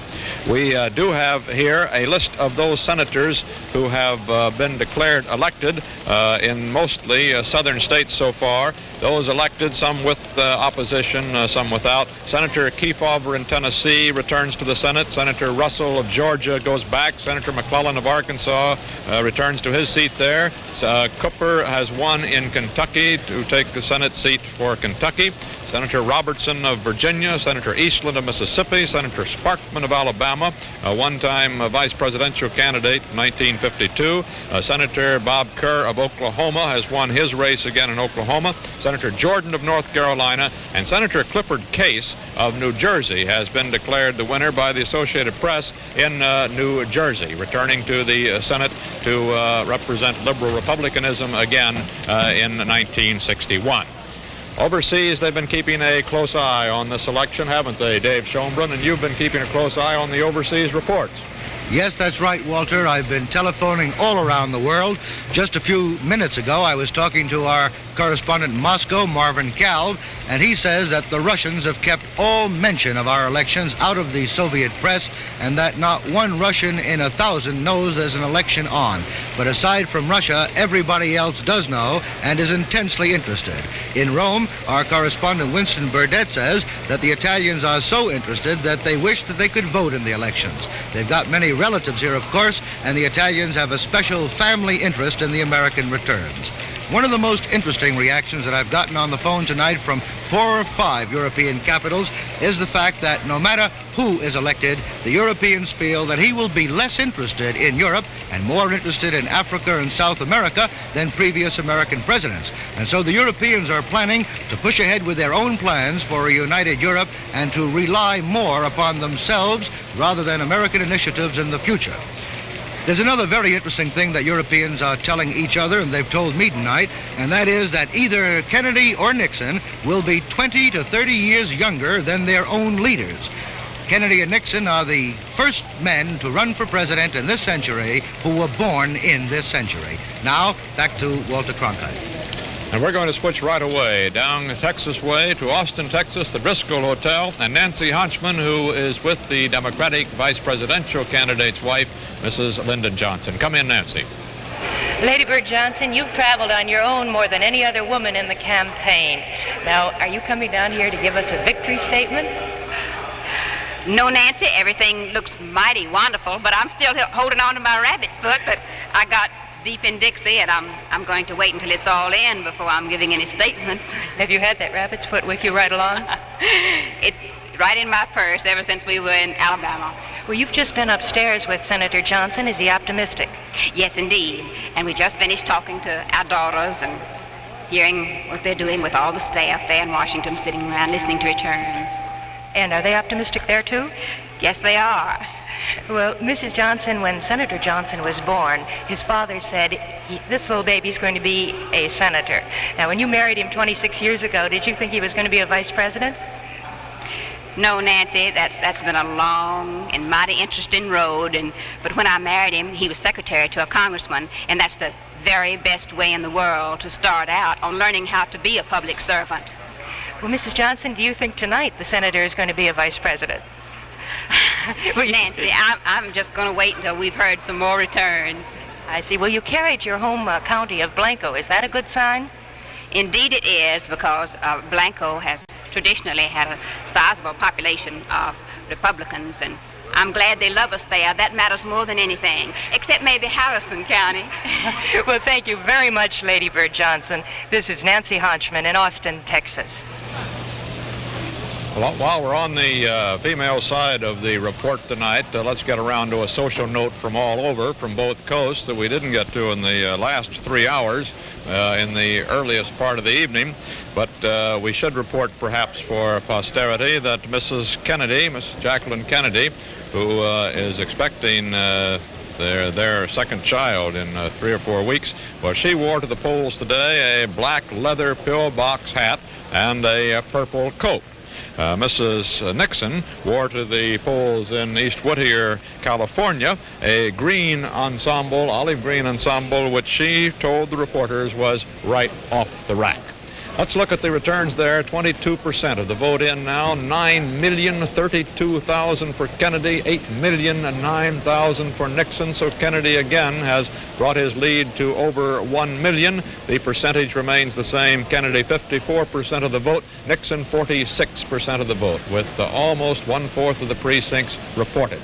Kennedy still holds 355 electoral votes. Nixon 167 of the states that have reported scattered returns. And now only one state of the continental United States is unreported, and that is Washington, with even scattered returns. Alaska and Hawaii also are missing from our returns so far. Now for a regional report from Westinghouse and Betty Furness. It's about another of our architect-designed Westinghouse Total Electric Gold Medallion homes here in Canton, Ohio. Beautiful, isn't it? And those 3 separate roof lines really add to the beauty and character. It was designed by distinguished architect Jack Morse. He's supposed to meet me here somewhere. Here I am, Betty, up here in the crow's nest. Say, doesn't that look like fun? Comfortable, too. Well, it's really for the kids, but it is fun. Let me show you around. Very attractive.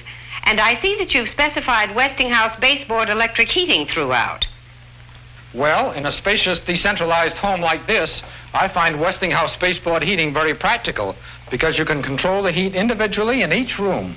Of course, Jack, we've always said that the heart of every Total Electric home is clean, convenient heating and cooling.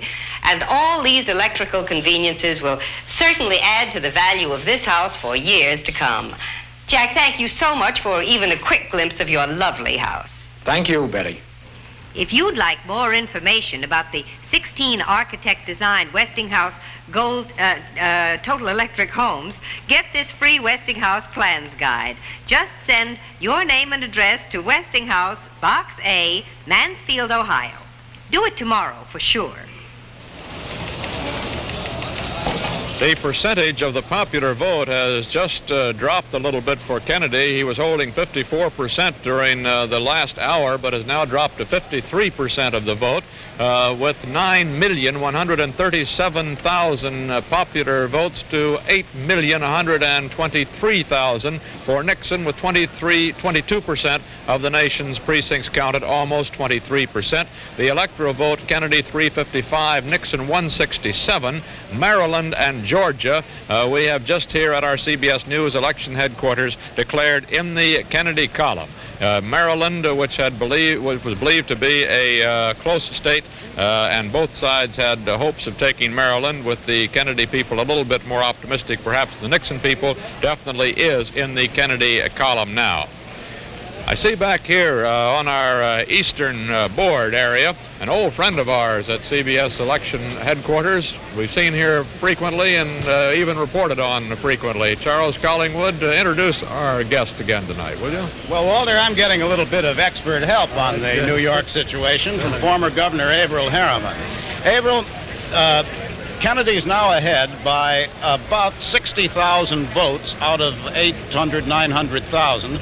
What do you think this means? Well, Charles, this extraordinary vote is upstate. You know, Rome was carried by 2,700, and Roosevelt carried New York State in 1944, and he only carried Rome by 400 votes.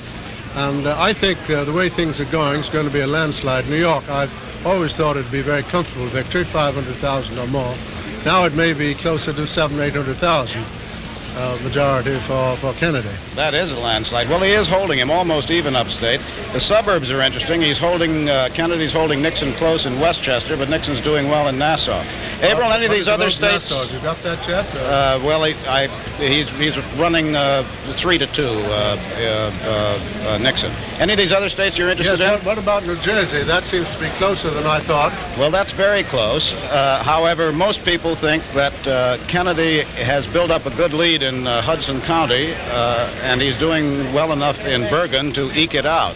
Pennsylvania, as you saw, Pennsylvania looks all right. It looks as if Pennsylvania will be a good majority for Kennedy, with the big vote coming out of Philadelphia.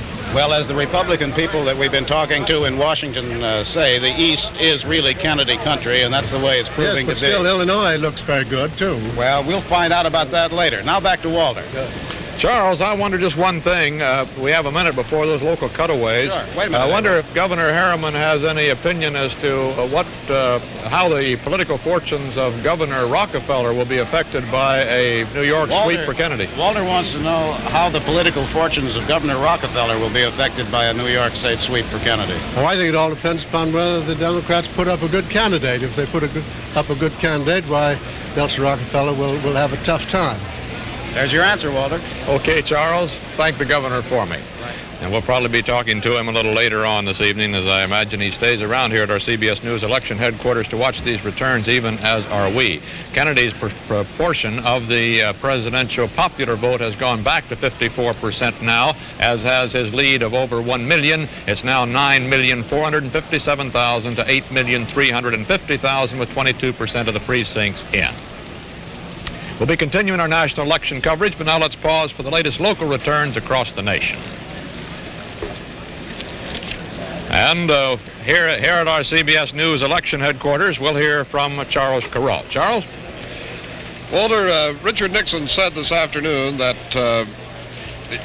the South and the Midwest held the key to his political fortunes tonight, and in the South, at this hour, he isn't doing as well as he had hoped to do. Nixon is now leading in 4 southern states: Florida, Kentucky, Tennessee, and Virginia. His lead in Kentucky and Tennessee is substantial, but in Florida and Virginia, the outcome is still in doubt. Let me give you a rather thorough rundown of the way things are going in the South. In Alabama, Kennedy is home free, but he won't get all 11 of those electoral votes. If he wins big in the country, he'll probably get 9 of the 11. 2 of Alabama's electors say, of course, they just won't vote for him. Senator Sparkman has won re-election in Alabama handily over his Republican opponent. In Arkansas, Kennedy is running about as well as programmed. He's a comfortable 10,000 votes ahead of Nixon, with 35% of the vote in. And Senator McClellan, of course, who had no opposition, has been elected. And Orville Faubus has been re-elected governor of Arkansas, handily over his Republican opponent. Florida is another story. Here, Nixon is in the lead, as everybody predicted he would be, and his lead has lengthened in the last couple of minutes to about 24,000. But there is still some Democratic territory to report in the state of Florida, and nothing is certain in that race yet. It ought to be noted, I suppose, that Governor Ferris Bryant is going to be the new governor of the state of Florida. Georgia has been carried by Kennedy. Kentucky is apparently going to be carried by Nixon. That's not a prediction by any means, but United Press has already conceded this state to Nixon. And indeed, he's doing very well there.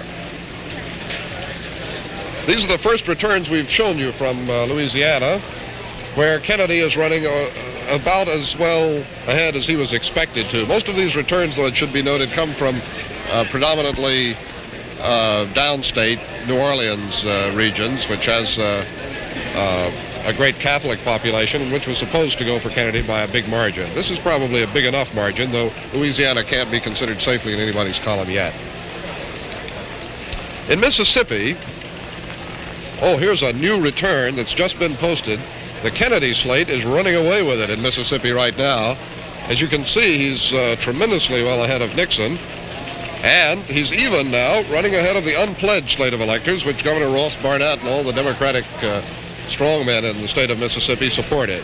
So perhaps Mississippi's 8 votes will go to John Kennedy after all. Kennedy has carried North Carolina. He has carried South Carolina. That state staying safely in the Democratic column, as it has every time since 1876, with a single exception of 1948 when it went states' rights. Tennessee has now been carried by Nixon. They did it, by the way, in Tennessee with a remarkable combination.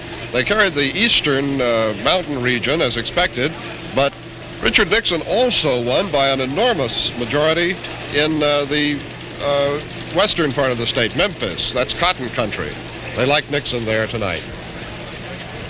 Texas is still a race. Kennedy is doing much better than expected. One index of that is that he expected to carry Bexar County, San Antonio, but not by any 2-to-1 margin, which he's doing tonight.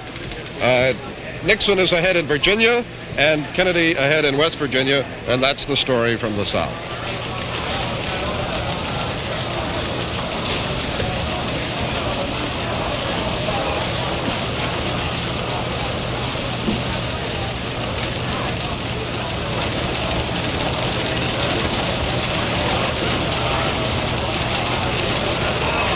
Stay tuned for more election returns on the CBS television network.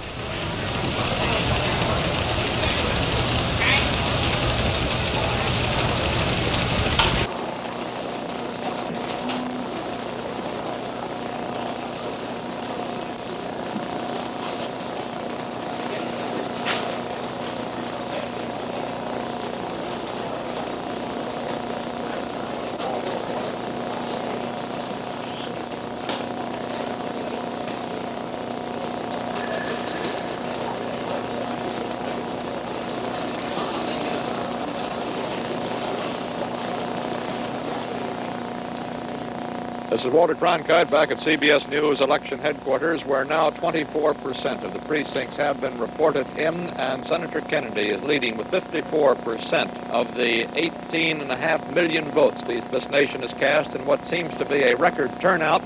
9,868,000 votes for Kennedy, 8,694,000, almost 95,000 votes for Vice President Richard Nixon. This percentage would give Kennedy 365 of the electoral votes, with the 269 needed to win. 160 electoral votes would go to Nixon if all of these states stay in the columns where they are right now. A doubtful probability, but the number of states that already have been declared for Senator Kennedy would give him 85 electoral votes, and those already declared by one of the news services or another would give Nixon 32 electoral votes. In the Kennedy column are Connecticut, Massachusetts, South Carolina, Kentucky, Maryland, West Virginia, North Carolina, and Georgia. And in the Nixon column, it's actually 47 electoral votes he'd have. It is Kansas, Vermont, Oklahoma, Indiana, Arizona, and Tennessee. Arizona and Tennessee just having been placed by our CBS News election coverage into the Nixon states. Those are the states that he has won, the ones I read out to you. That total list there is those where he has won or is leading at this time. And we have a late report from Rhode Island, where the Republican candidate for the Senate, Archambault, has conceded his defeat by the Democratic candidate for the senatorial seat from Rhode Island, being vacated by the resignation of the 93-year-old beloved Senator Theodore Green. Claiborne Pell, the Democratic candidate, has been elected by concession now in Rhode Island to that Senate seat, so that stays in Democratic hands. Let's go now to Howard K. Smith and the IBM 7090. Howard? Well, Walter, the IBM 7090, as programmed by mathematicians and political scientists, tells us now that with 22% of the nation's precincts reporting, we still predict the election of John F. Kennedy as president. The forecast at this time gives Kennedy 311 electoral votes. We would predict, therefore, that he would have 311 electoral votes at the end of the evening to Nixon's 226. In popular vote, Kennedy 51%, Nixon 49%, and in the number of states each has, Kennedy 29 states to Nixon's 21 states, which I think is almost the same tabulation you have on your board of actual results now. One reason the odds have been shifting so much is the way the big states have been jumping around. Just a few minutes ago, we found New Jersey, New York, Pennsylvania, and Illinois, most of them suddenly, in Mr. Kennedy's column, which changed the odds drastically. And for that reason, the odds have been giving us a great deal of trouble tonight because of the size of the states and their electoral votes. One other result, or rather one other forecast we have here of interest, down in the South, in the Southwest in Texas, the odds are 6-5 that Nixon will carry that state at present. We see that Louisiana is now predicted to go to Kennedy, as we had expected earlier in the evening. Well, we'll be back with more forecasts later on. Back now to the anchor desk. And we have our first report from one of our new states in the United States, Alaska's first election report in a presidential election as the 49th state. Alaska turns in 13 votes for Kennedy and 5 for Nixon. The first 18 votes reported for Alaska to put its 3 electoral votes for the first time on our boards in the Kennedy column. Let's check our eastern boards now with Charles Collingwood. Charles? Well, Walter, the big story in the east is the building sweep for Kennedy in New York State with its 45 electoral votes. It doesn't reflect really in these numbers, which show Kennedy only about 73,000 votes ahead. But these votes are mainly from New York State. And what this means, or from upstate New York, of course they're all from New York State. And all the experts appear to think that this means that Kennedy is sweeping the state of New York by almost Rooseveltian proportions. The race in New Jersey, with 45% of the precincts in, has narrowed. Nixon has crept up to within 25,000 votes of Kennedy, and the reason for this is that Hudson County, the third largest county in the state and a Democratic stronghold, has given Kennedy a plurality of only 46,000 votes, which means that New Jersey is going to be very tight all the way along the line. In New Hampshire, a state which most people gave to Nixon, Kennedy, with 26% of the votes in, continues to hold a narrow lead, now less than 1,000, over Vice President Nixon. Massachusetts, Kennedy's got an enormous majority building up there, but then, as Len Hall told us from Washington, everyone expected that.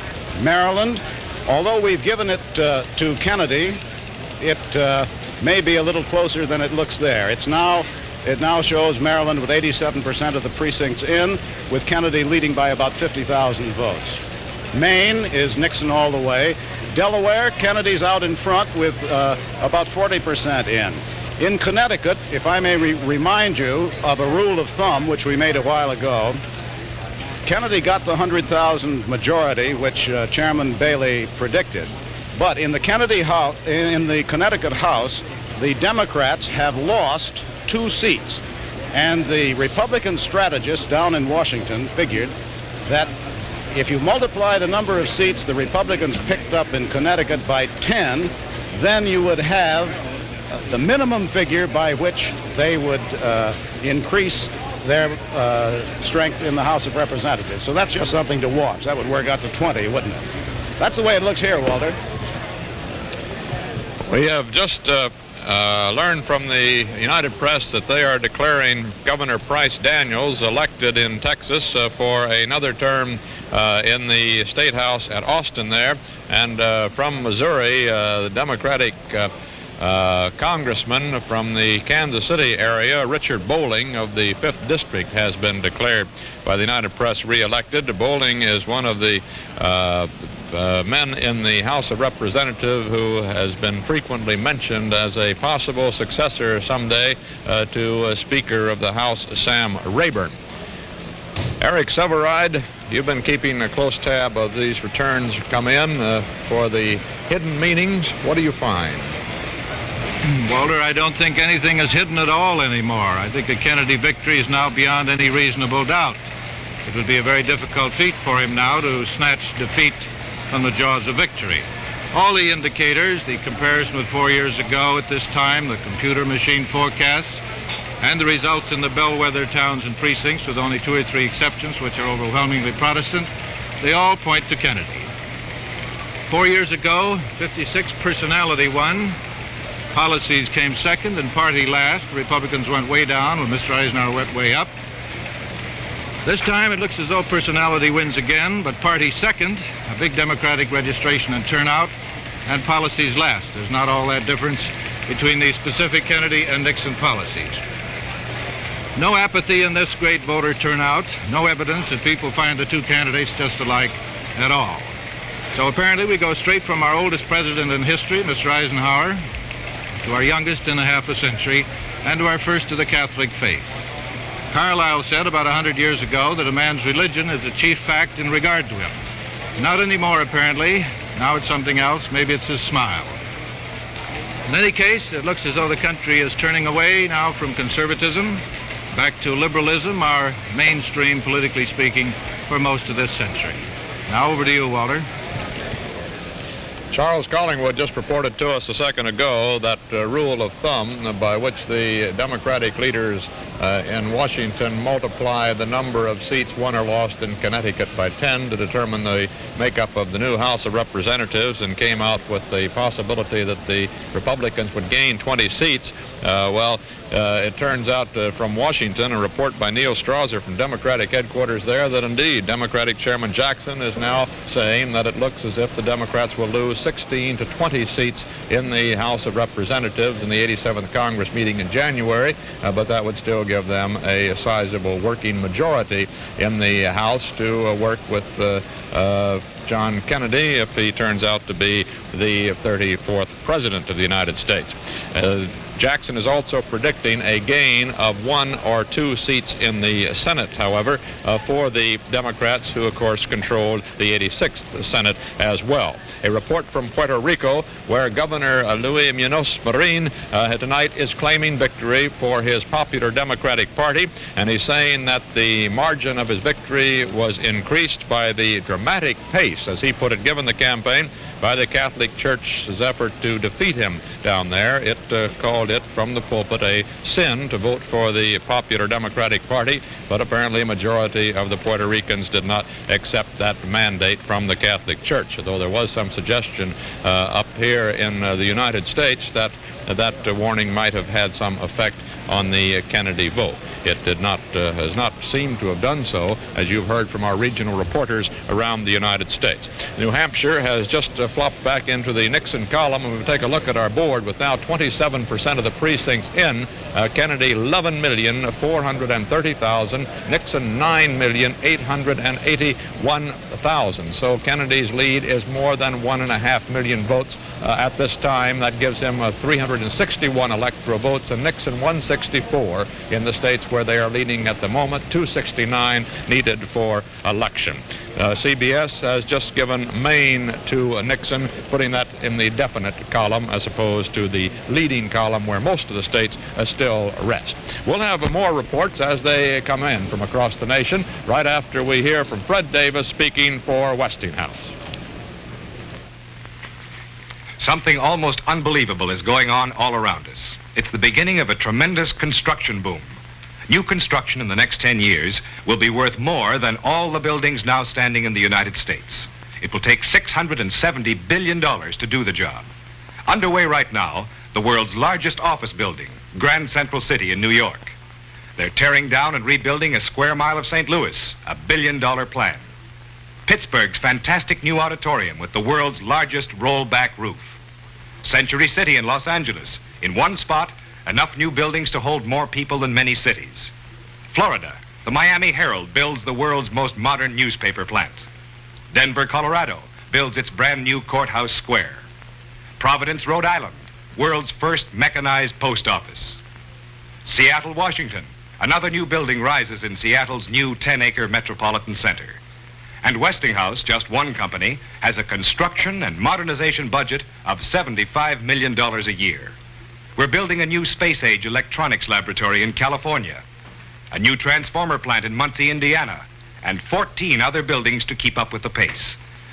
This is the new face of America, and hundreds of new Westinghouse electrical products will help make it an easier, better, more efficient place to live. You can be sure if it's Westinghouse. Senator Kennedy still leading with more than enough electoral votes to make him the next president of the United States if he holds on to them. That's the popular vote you see with 27% of the precincts in. I have a report here from Alabama that the Independent Afro-American Party has gained 72 votes there, the National States' Rights Party 140, and the Prohibitionists 203. And having thus disposed of that sizable proportion of the vote from Alabama, Charles Kuralt, I guess I can turn to you for the rest of it. Starting with Texas, Walter, which Nixon has been counting on, and where he's running behind.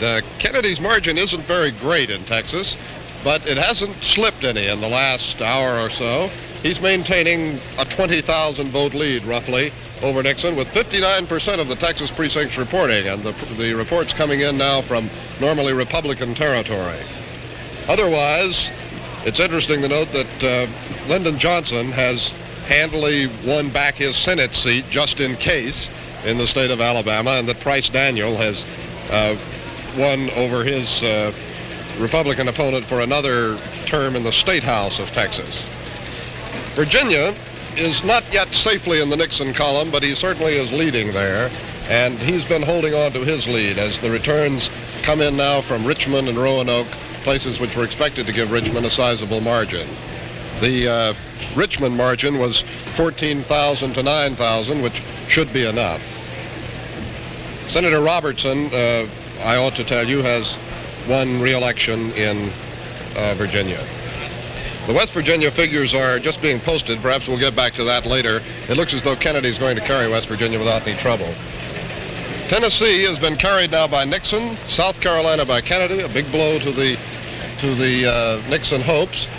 North Carolina has been won by Kennedy, and down here, Terry Sanford has claimed victory over his Republican opponent, Robert Gavin, who gave North Carolina the best example of a race by a Republican since Reconstruction, probably, but apparently it wasn't enough of a race to withstand the Democratic tradition, which is very strong in the state of North Carolina. In Mississippi, Kennedy holds his lead over the unpledged electors. The Catholic issue, if there ever was one, has been knocked into a bit of a cocked hat if this margin holds, and Kennedy would get Mississippi's 8 electoral votes. In Louisiana, Kennedy is maintaining his margin. In Kentucky, Nixon is maintaining a slim margin, but it looks like it will be enough to carry Kentucky for him. At the moment, Nixon still leads in Kentucky, Tennessee, Florida, and Virginia. Only Kentucky and Tennessee appear pretty safe for him. And that's the story from the South, Walter. The percentage of the popular vote is still Kennedy 54 and Nixon 46%. Kennedy has 11,800,000 votes to Nixon's 10,403,000 votes. Those totals indicate that Nixon has gained somewhat on Kennedy, trimming his margin just a bit to something less than 1.5 million votes, with 28% of the precincts in. The electoral vote, Kennedy 361, Nixon 164. Some of the late changes which have posted that were New Hampshire, which went back into the Nixon column just a moment ago, and Ohio, which is now giving its 25 votes to Nixon for the time being. In the Midwest, we can get more returns from Stuart Novins, who's watching it. Stu? Walt, let's start with the board here at Illinois, and we've got an even wider spread for Kennedy ahead of Nixon than we had before. What's happening here is that the combined strength in the senatorial race of Douglas and in the gubernatorial race of Kerner, the Democrats, and Kennedy himself are really pulling the entire state ticket through.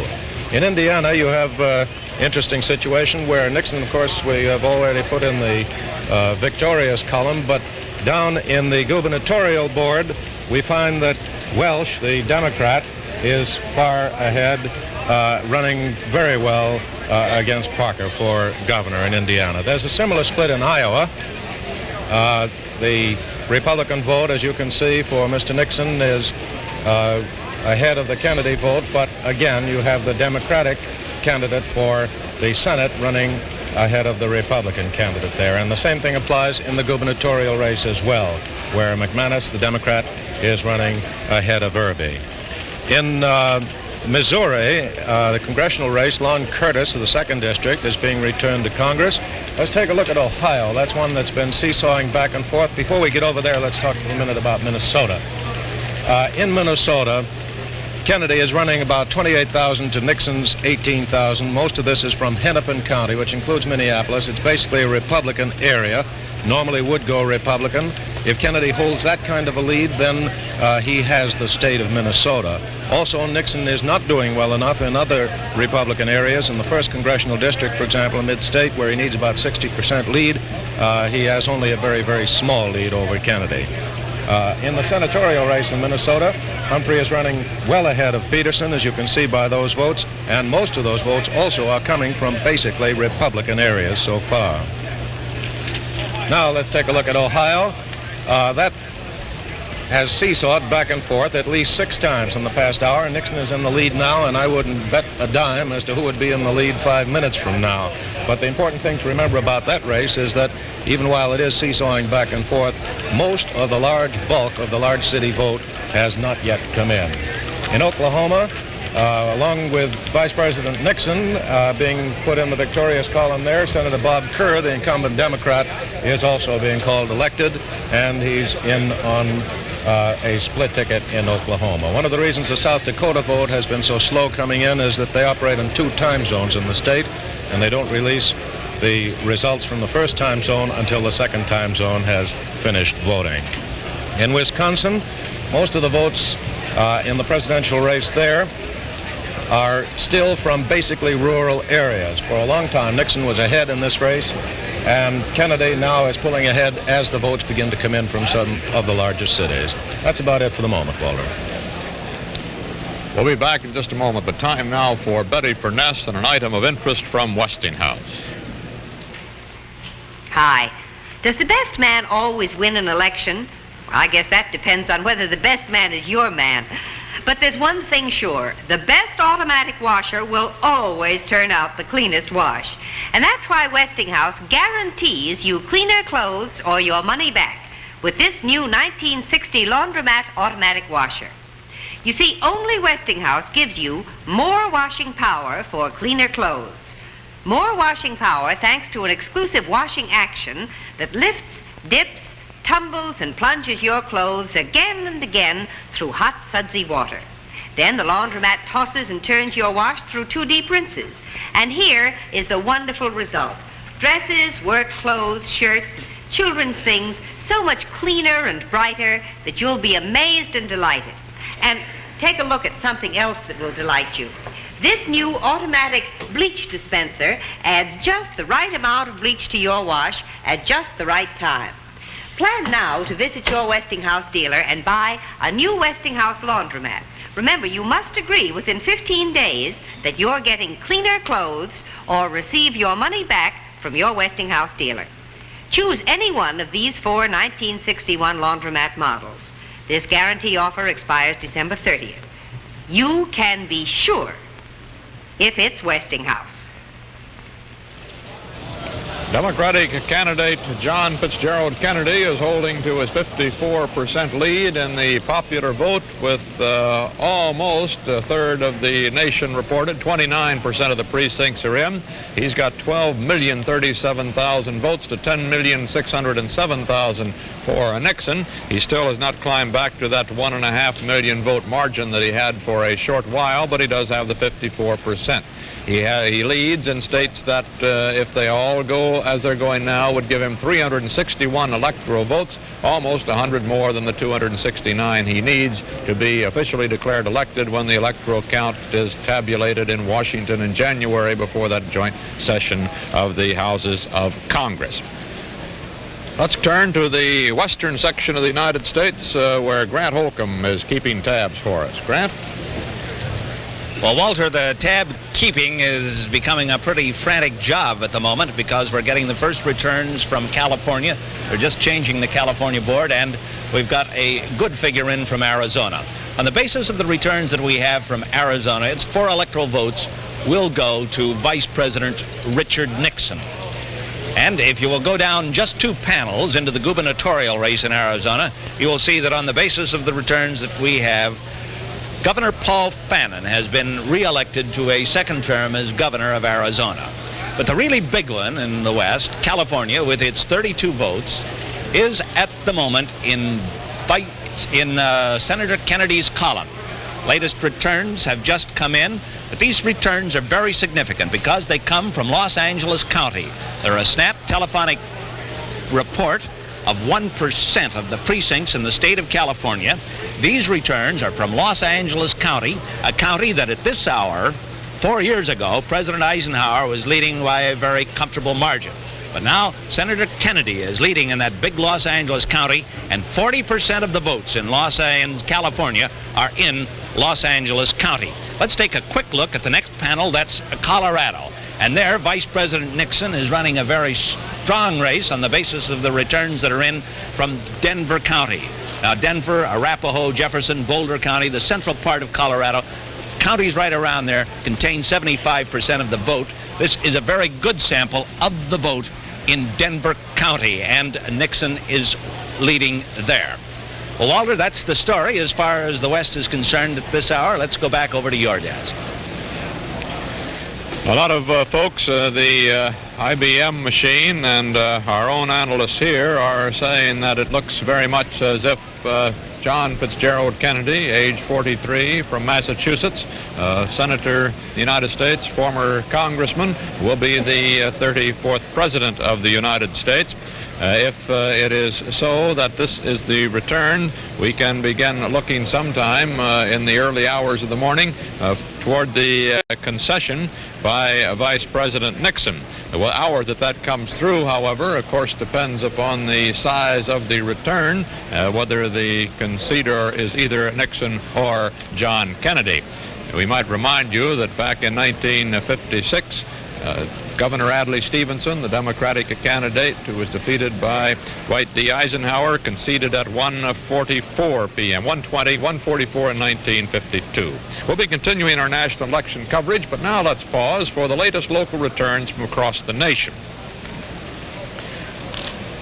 And from here, we'll go down to Washington, D.C., where Ron Cochran is watching the scene at the Democratic National Election Headquarters.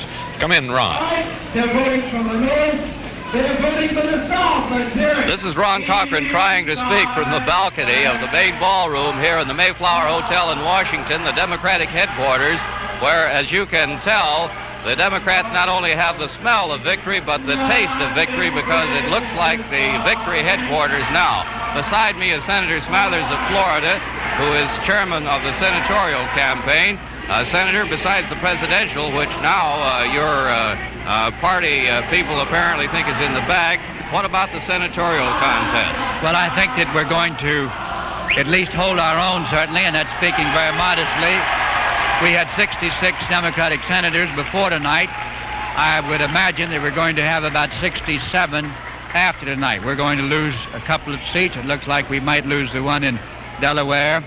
It looks also like we will not win the one in Wyoming that we should win, but we'll pick up one in Massachusetts. We're going to pick up the one in Colorado. And there looks like a great prospect of picking up that seat in New Hampshire, which nobody had originally counted on. So I would venture to say that the Democrats will be strongly in control of the Senate, and we'll have increased our majority by a 1. You think you're going to be ahead by 1? Well, see, we had 66 to 34 now. I think it'll be 67 to 33. Well, now, according to the results thus far in the presidential race, it would seem that you might run a little stronger in the Senate. How do you account for this? Well, first, I've been in charge, Ron, of the southern states for Jack Kennedy and Lyndon Johnson, and I'm delighted that the religious issue did not play as big a part in the South as for a while we feared that it would. But the southern states have gone back to the state of their the political party of their fathers and grandfathers and recognize that the benefits they get are going to be from the Democratic Party. And I'm delighted that most of them have gone back to the Democratic Party. My own state of Florida, we've got a little trouble there, but of course we have so many new Republicans who have moved in there, and they're still clinging to the Republican Party. But I still think that even we're going to carry the state of Florida before it's all over with.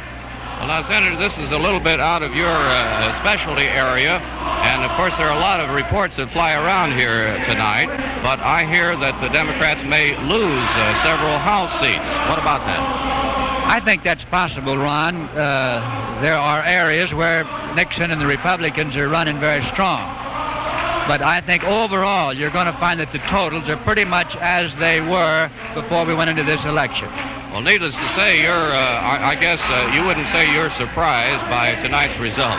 No, I have felt right along for the last 3 weeks the Democrats were going to win a great victory nationally, that we were not going to lose any ground in the congressional races. So I think I'm surprised at some of the states. I'm surprised at New Hampshire. I'm surprised a little bit at my own state of Florida. But overall, I think it's about as we predicted it. How do you explain the state of Florida, which doesn't seem to be coming through for... Well, we've got so many Republicans who have moved from Iowa and South Dakota down there that it helps us do better than we Democrats in the Midwest, but it's making it awful tough for us in Florida. Thank you very much, Senator Smathers. And now back to New York.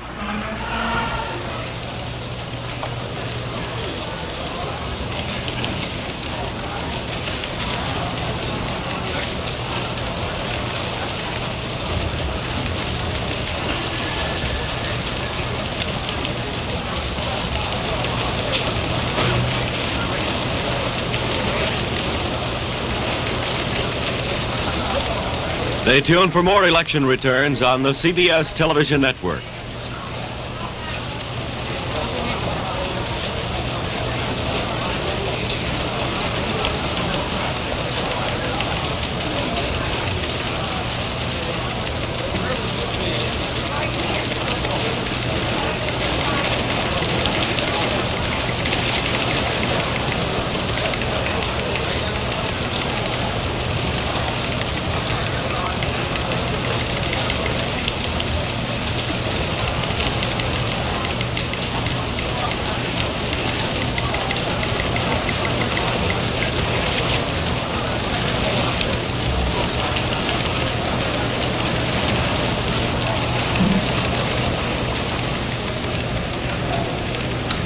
Hello again from CBS News Election Headquarters. Walter Cronkite reporting from our anchor desk here.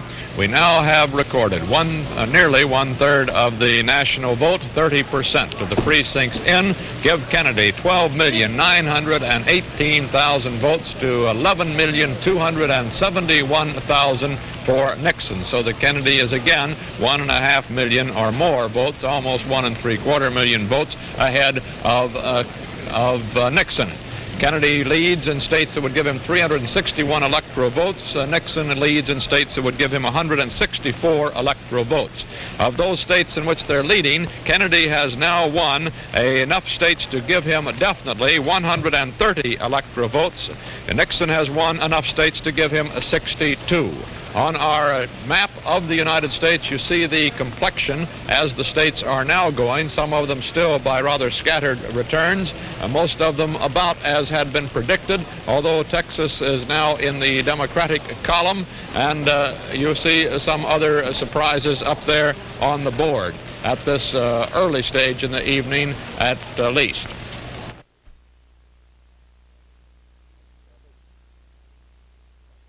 At least.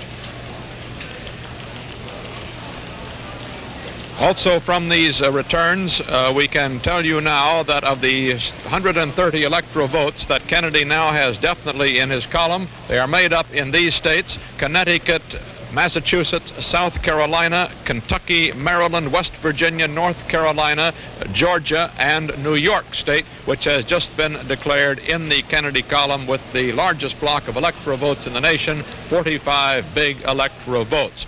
The Nixon column includes Kansas, Vermont, Oklahoma, Indiana, Arizona, Tennessee, Maine, and Florida in the Nixon column. Howard Smith, how is your IBM 7090 running? Well, Walter, the forecast, the national forecast, is not different from what it was. We still have Kennedy ahead, expected to get well over 300 electoral votes. However, we have tried to compute how Mr. Nixon has been doing tonight compared with the last Republican candidate, President Eisenhower, in 1956. And this is what we find. We find that nationally, Nixon is at present doing 6% less well than President Eisenhower did in the last presidential election.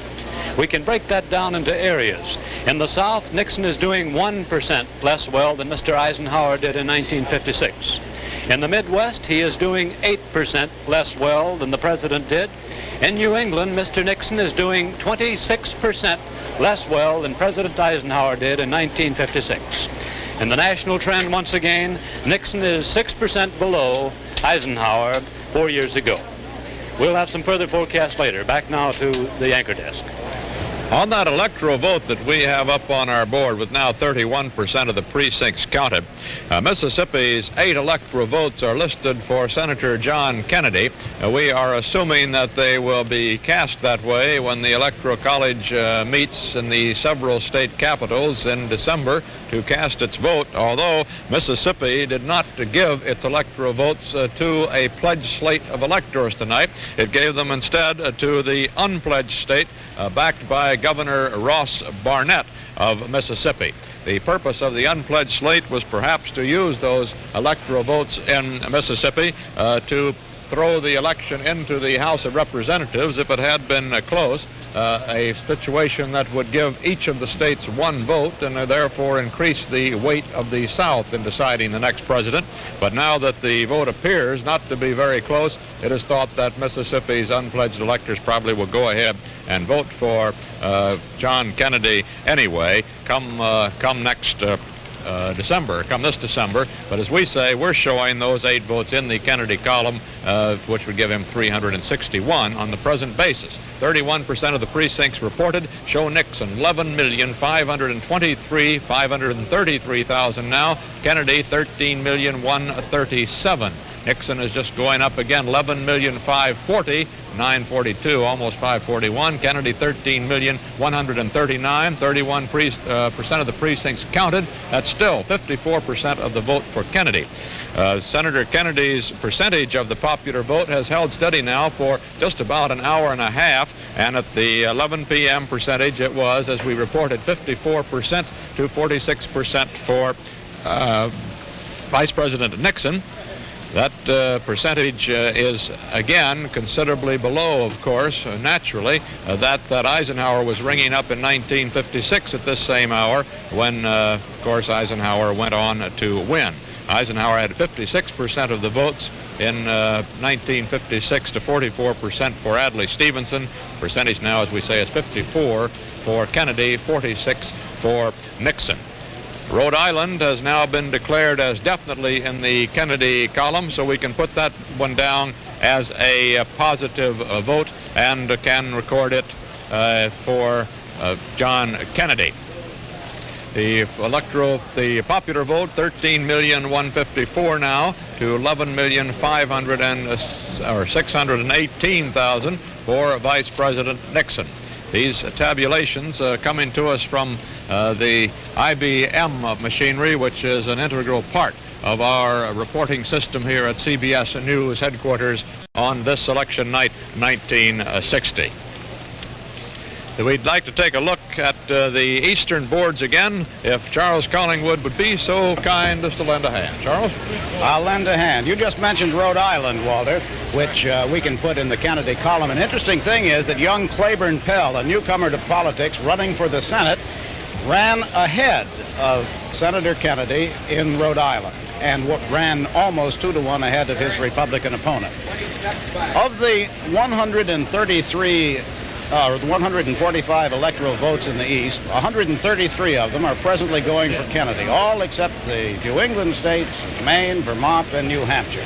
New York, it's only a question of numbers now, with Kennedy some 400,000 votes ahead of Senator Nixon.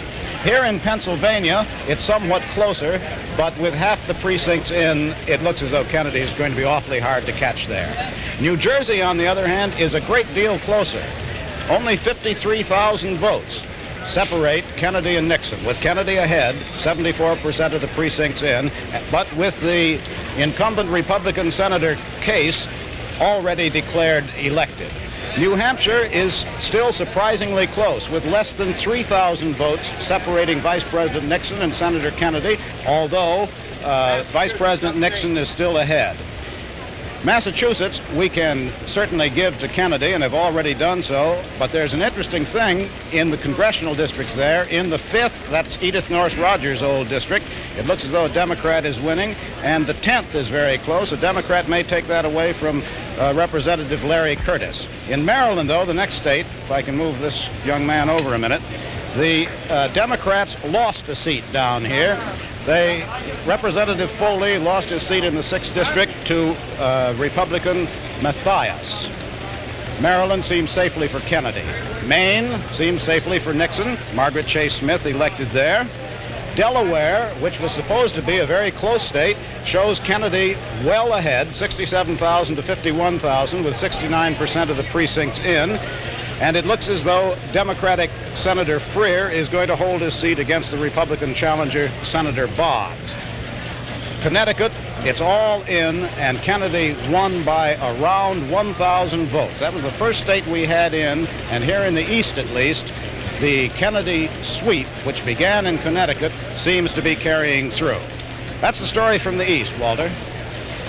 We reported a little bit earlier that Governor Luis Munoz Marin of Puerto Rico had claimed a victory in his efforts to win a 4th consecutive term to the governorship of the territory of Puerto Rico. He has now been officially declared to have been reelected by the news services down there also. We now have in our rundown of states, definitely in Kennedy's column, enough votes for 147 electoral votes, and in the Nixon column, enough for 62 electoral votes. But Kennedy is leading in enough states to give him 361 electoral votes, far more than the 269 needed to be declared the next president. A moment now for a news story from Westinghouse. There is a difference in electric can openers. Here is the really automatic can opener from Westinghouse. All you do is insert a can, slide this switch to start, and the can is pierced and opened automatically. No hands. When the can is open, the Westinghouse opener shuts itself off automatically, too. It's the newest practical gift for the home. Buy only the Westinghouse No Hands Automatic Can Opener. And here's still more news for your Christmas giving. Who took the handle off the old-fashioned fry pan? Who took the trouble out of storing it away? Who saw that handle wasn't pretty on the table? You know who. Why, Westinghouse, of course. Yes, Westinghouse gave elegant buffet styling to the electric fry pan. Twin handles make this new buffet fry pan so easy to carry, easy to wash completely underwater, and easy to store. The Westinghouse buffet fry pan fries foods perfectly, roasts or bakes complete meals. See how it cooks this tempting new recipe, Chicken Calypso, with the new Bisquick bite-sized dumplings. Look for the Bisquick box with this picture of the buffet fry pan. Inside, there's a certificate that gives you a $3 refund on the price of your buffet fry pan. Don't miss this money-saving offer. The Westinghouse buffet fry pan makes a wonderful Christmas gift. And remember, you can be sure if it's Westinghouse.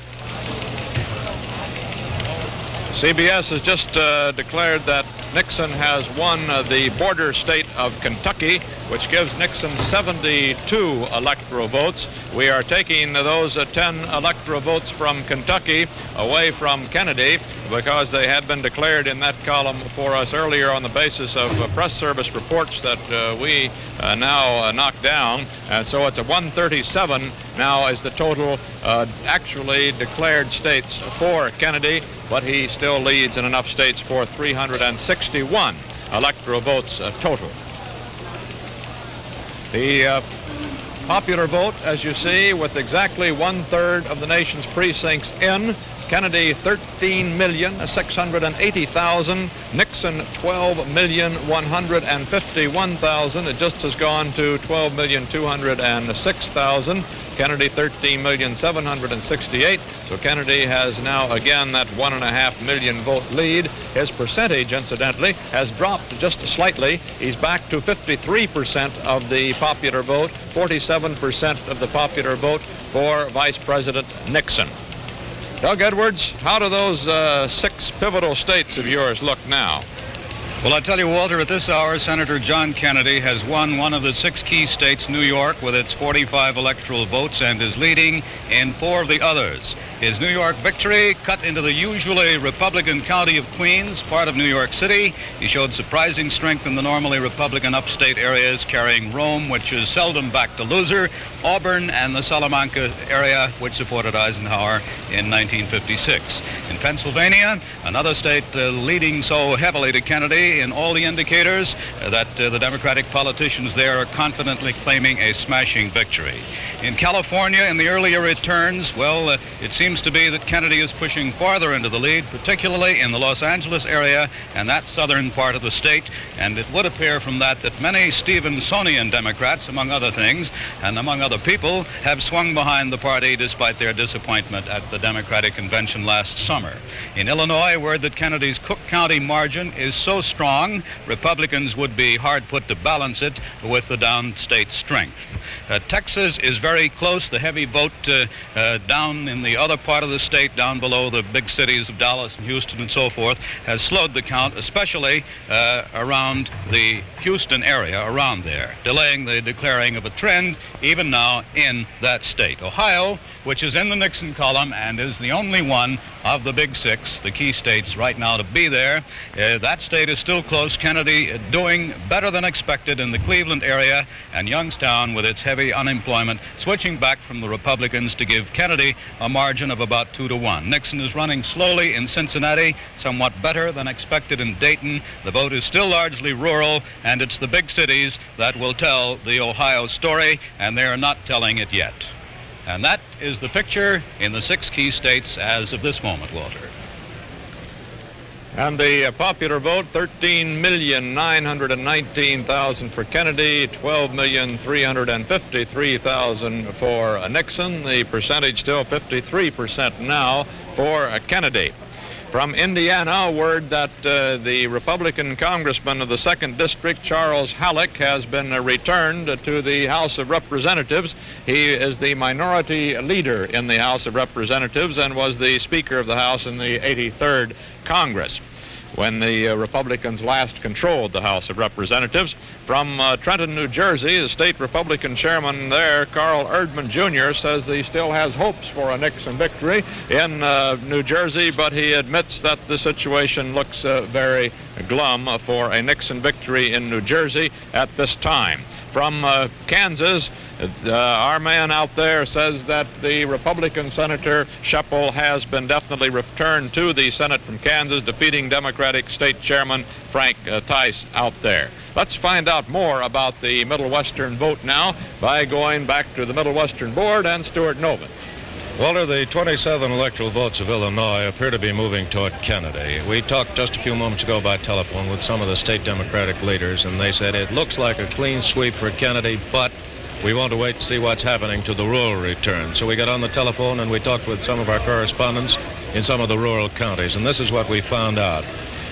Kennedy is running well ahead of where Adlai Stevenson did in the last election in such downstate rural Republican communities where Nixon should be running ahead. In Brown County, for example, which was Republican last time around, Stevenson had 46%. Kennedy is now running 49%. In Grundy County, Stevenson had 26%. He's now running 51%. In Will County, Stevenson had 36%. He's now running 55%. These are rural downstate counties. In Peoria County, Stevenson had 37. In 56, Kennedy is now 48%, an 11 percentage point lead.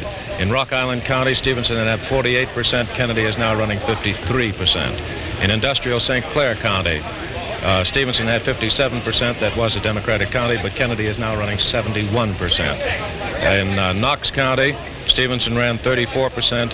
Kennedy is now running 52%. So that it would appear that in those areas where Nixon should be picking up votes in order to compensate for the very heavy vote that came in from Cook County, that's the Chicago area, which Kennedy drew, Nixon is not quite picking up the things that he has to pick up in order to take that very, very valuable prize of the state of Illinois. In Indiana, we have a very interesting situation. Nixon, of course, is given the nod in the presidential race. But in the gubernatorial race, we have a Democratic governor, as we reported to you a little bit early, but now there's a switch because the lieutenant governor, who runs on a separate ticket from the governor, is a Republican, and it is quite possible, he is leading at the moment, quite possible that Indiana may wind up with a Democratic governor and a Republican lieutenant governor. That's a thing to conjure, I think, Walter. Indeed.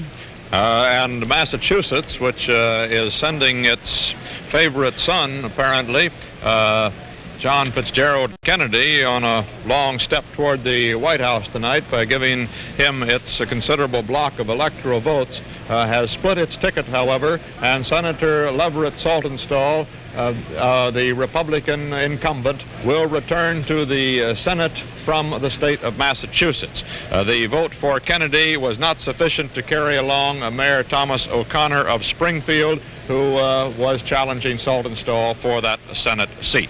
Let's go down to Washington, the Republican National Headquarters, where Richard C. Hottelet is standing by. Dick? Walter, there's not exactly an air of jubilation around this headquarters. As you can see, there's a party going on at the end of the corridor, but it's very restrained. There was a good bit of animation here earlier when President Eisenhower came in to say hello to Ambassador Henry Cabot Lodge, the Republican vice presidential nominee, but the president then went back to the White House and to bed, and Mr. Lodge went out to have dinner with his children, and we are told that he has been taking a nap himself, that he has not been watching the returns, that he will be back here only somewhat later in the evening. The staff members here of the Lodge party are by no means willing to concede, but they're watching the returns, watching you and the other boys in New York, putting the returns together into a pretty grim and glum picture for the Republican Party. Mr. Lodge should be back here, we figure perhaps in half an hour or three-quarters of an hour, and then we'll try to get him in front of our camera here to talk about what the trend or what the conclusive results of the election by then mean, what they mean in terms especially of the foreign policy on which he has campaigned so vigorously since September. And now this is Richard C. Hottelet in Washington. And here are the returns with more than one-third of the nation counted. 34 precincts now up on our IBM tabulating board. 14,277,000, 14.25 million votes for Kennedy, 12,687,000 for Vice President Nixon, and that drops the Kennedy percentage down to 53% again. 53% for Kennedy, 47% for Nixon at this hour, 11:20 Eastern Time. Kennedy leads in states that would give him 361 electoral votes. Of those, he definitely has 148 electoral votes. Nixon leads from states for 176 electoral votes and definitely can count on 72 electoral votes. Now for a regional report from Westinghouse and Betty Furness. Well, our report, Walter, comes all the way from Bellevue, Washington, where another Westinghouse Total Electric Gold Medallion home was completed recently. The family that owns the key to this house will really enjoy life, rain or shine. You see, architect Jack Morse, who designed this home for Westinghouse, has arranged an outdoor living center here at the front that is practical in any weather. Under that unusual accordion roof is an all-weather work or play area where electricity can serve many useful purposes. The unsheltered section of the outdoor center is ideal for family entertaining.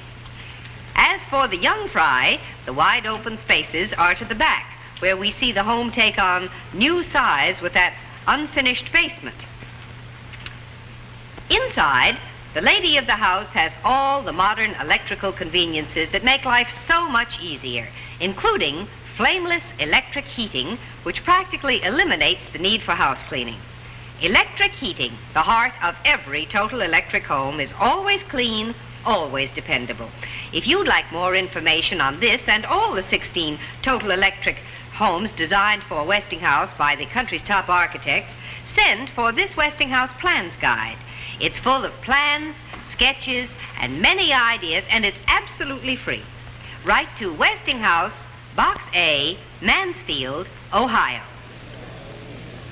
And we're going to Hyannisport, Massachusetts. Charles Von Fremd at the Kennedy residence. Come in, Charles. Walter, it's mighty cold here in Hyannis, Massachusetts, but a large crowd is gathering on South Street just outside the Armory, which is the headquarters for the Kennedy News Center here. Inside the hall, some 275 reporters have been following the returns for the past 4 hours, mostly on television, and there seems to be a growing feeling among these old pros of the profession that a Democratic tide is starting to run. We get the same report from the Kennedy compound just 2 miles down the road, where the senator himself, along with his family, is reported increasingly confident as the returns roll in. The family is reported in a jubilant mood. Oldest sister Eunice told reporters just a few moments ago the senator is smoking a big cigar and he's mighty happy. While the Kennedy clan is by nature very cautious in political pronouncements, an air of jubilation and confidence does reign. The sweet smell of success is in the air. This is Charles Von Fremd in Hyannis. Thank you, Charles. We'll be coming back to you later on this evening, of course. From the west, returns are tumbling in, and Grant Holcomb wants a word with us. Grant? Well, Walter, the big word is California, and that's the one place that Senator Kennedy is doing very, very well in the West. Everywhere else, Vice President Nixon is doing well, but as you know, California is the big prize in the West with its 32 electoral votes. Now, in 1956, President Eisenhower led Adlai Stevenson by about 7,000 votes at this point. You can see that Kennedy is leading Vice President Nixon by 15,000 votes. Some 570 incomplete Los Angeles precincts are in there where there are 40% of the vote, and certainly on the basis of this figure, it would appear that Senator Kennedy is going to carry California, and he will carry it by a very considerable margin. Over in the next state of Colorado, let's look very briefly at these. Nixon is running a good race, and he is running ahead. In the next panel, Hawaii, the polls are just closing there. These really don't mean a thing. Idaho, no surprise here. And if you will look over in the next panel, Montana, you will see that there is no surprise in Montana at the moment. That's a partial look at the West, Walter. Let's go back over to your corner of this big election night headquarters. And from Rhode Island, the Republican incumbent Governor Del Sesto has conceded to the incumbent Lieutenant Governor Democrat John A. Notte Jr. the state house in Rhode Island. And in Maine, Margaret Chase Smith has won back her Senate seat, will be returned to the Senate, defeating Lucia Cormier in the only race between two women for a Senate seat. We'll be continuing our national election coverage, but now let's pause for the latest local returns across the nation. And Charles Kuralt, perhaps you can tell us something about those fascinating southern races. Well, Walter, I'd like to start with West Virginia, which has produced something of a Democratic sweep tonight. Kennedy, Randolph, short-stopping the career of Cecil Underwood, the Republican governor, running for the Senate seat. And Wally Barron has won the governorship of West Virginia. Economic factors important there. In Virginia, we still have a race, though the Nixon lead is widening. It's widened now considerably, as you can see, over the last time we took a look at Virginia, with 75% of the precincts reporting, and the Democrats in Virginia are gloomy about stopping this Nixon trend. In Texas, these figures need a little bit of interpretation. Kennedy is running ahead almost 40,000 votes now. But one reason for that might be that Dallas and Harris counties, which are the cities of Dallas and Houston, still have about 100,000 votes to go in their counting, and they're expected to go very heavily for Nixon. How heavily, of course, will determine the outcome of this Texas race, one of the key states on our board, 24 big electoral votes. Johnson has been reelected to his Senate seat just in case he happens to lose the vice presidency tonight. And as I told you before, Price Daniel has been reelected governor. Over in Tennessee, Nixon has carried the state very impressively, winning even in Memphis, even in Shelby County, a traditional Democratic stronghold, and carrying much of the eastern farming section of the state. Estes Kefauver has been put back in the Senate for another 6 years. South Carolina has been carried by Kennedy. Strom Thurmond was elected there without any opposition. Kennedy has also carried North Carolina. Everett Jordan, the Democratic senator from that state, has been reelected. Terry Sanford, the Democratic candidate for the governorship to replace Luther Hodges, has also won his place. In Mississippi, the unpledged slate of electors has won the right to represent Mississippi's 8 electoral votes. That could have been important in the event of a close election, which it begins to appear this one won't be. Mississippi had hoped to throw this election into the House of Representatives, supporting one candidate or the other, or perhaps throwing their votes to some conservative Democrat. They now will be stuck with those 8 votes, and it's unclear at this hour just what the unpledged electors who have Mississippi's 8 votes will do with them. Apparently they won't go to Kennedy, at least not tonight. In Louisiana, Kennedy has jumped off to what appears to be an uncatchable lead. He will undoubtedly carry the state of Louisiana. Alan Ellender has been sent back to the Senate by the voters of Louisiana over George Reese, a young Republican trying to unseat him. Richard Nixon has carried Kentucky. He carried Louisville by about 1,000 votes. John Sherman Cooper has been reelected in that state as well. Kennedy has carried Georgia as expected. Nixon has carried Florida as expected. This is a change from when we last talked to you. Nixon has been widening his lead in Florida. It's apparent now that Kennedy can't catch him there. The big question tonight has been how well will Richard Nixon represent the Republican Party, which did so well in the South under General Eisenhower. The answer is not as well as General Eisenhower did. Now back to you, Walter.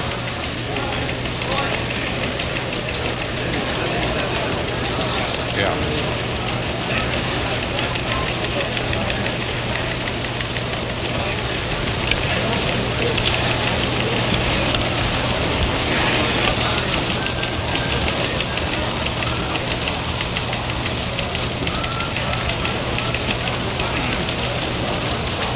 Stay tuned for more election returns on the CBS television network.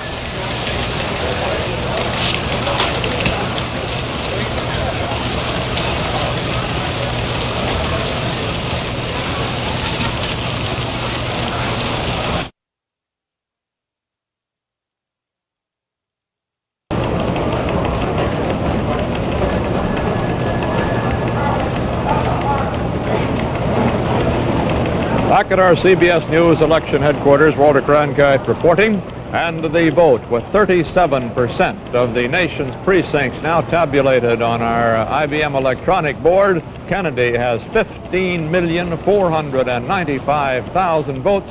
Vice President Nixon, 13,713,000. You see them changing before your eyes and mine. The new total's $13,755,000 for Nixon, $15,544,000 for Kennedy. Kennedy has moved back to 54% of the popular vote. Nixon has 46%. Kennedy leads in states, or has won states, that would give him a total of 349 electoral votes of the 269 needed for election. Nixon leads, or has won, in states with 188 electoral votes. And here is how that breaks down here at our CBS tabulation. Kennedy has won Connecticut, Massachusetts, South Carolina, Maryland, West Virginia, North Carolina, Georgia, New York, Rhode Island, Missouri, two of the electors in Alabama, and all of Texas we have just declared for Kennedy in our tabulation. Nixon has won Kansas, Vermont, Oklahoma, Indiana, Kentucky, Arizona, Tennessee, Maine, and Florida for 72 electoral votes. Let's go to Washington now. Thurston Morton is there at Republican headquarters about to make a statement. Senator Morton getting the applause for the 1,000 or so Republicans gathered here watching these appearances. Senator Morton. You know, being a Republican from Kentucky, I'm used to close elections. This is no new experience to me, I'll tell you that. And I was so happy to see that we were now 52 point something, and a few minutes ago we were 54 against us. So it's working out all right. And I can tell you something about Kentucky. We carried Kentucky. We elected John Cooper by the biggest majority in history.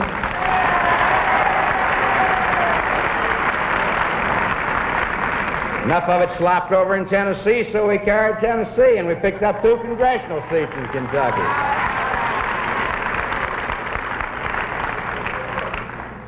Oh, the big cities get in first, and they're in unquestionably. And just watch this board. Now, just don't go away discouraged now, because we're coming along fine. I've seen a good many races in my life. I come from a state where, you know, you got to hang around the racetrack a little bit. When you see a stake horse open up daylight at the 8th pole, the way we did in the last 3 days, you don't have anything to worry about. We've got this thing, ladies and gentlemen, and I'll tell you, we're going to pick up.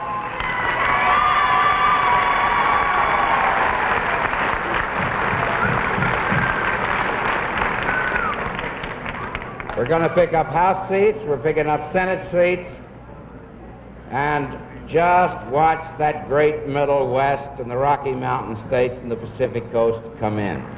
I tell you, they're going to do it.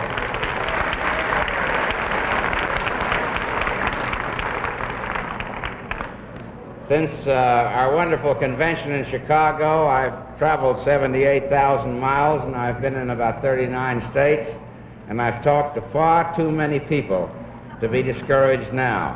I know we've got it. I thank each and every one of you for all you've done, and I know we'll celebrate if we have to carry on here till the dawn kills the moon. Bless you.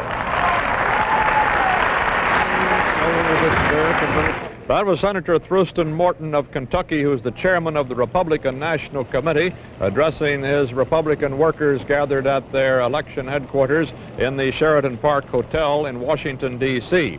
He still says that his Republicans will come through and will elect a president tonight. He referred to the fact that the popular vote percentage had just dropped for Senator Kennedy, and indeed it has. It's down to 53% from 54. It's been vacillating from 54 to 53 for the last 2.5 hours. 38% of the nation's precincts have now been counted, with Kennedy at 15,893,000 votes to Nixon's 14,164,000 votes.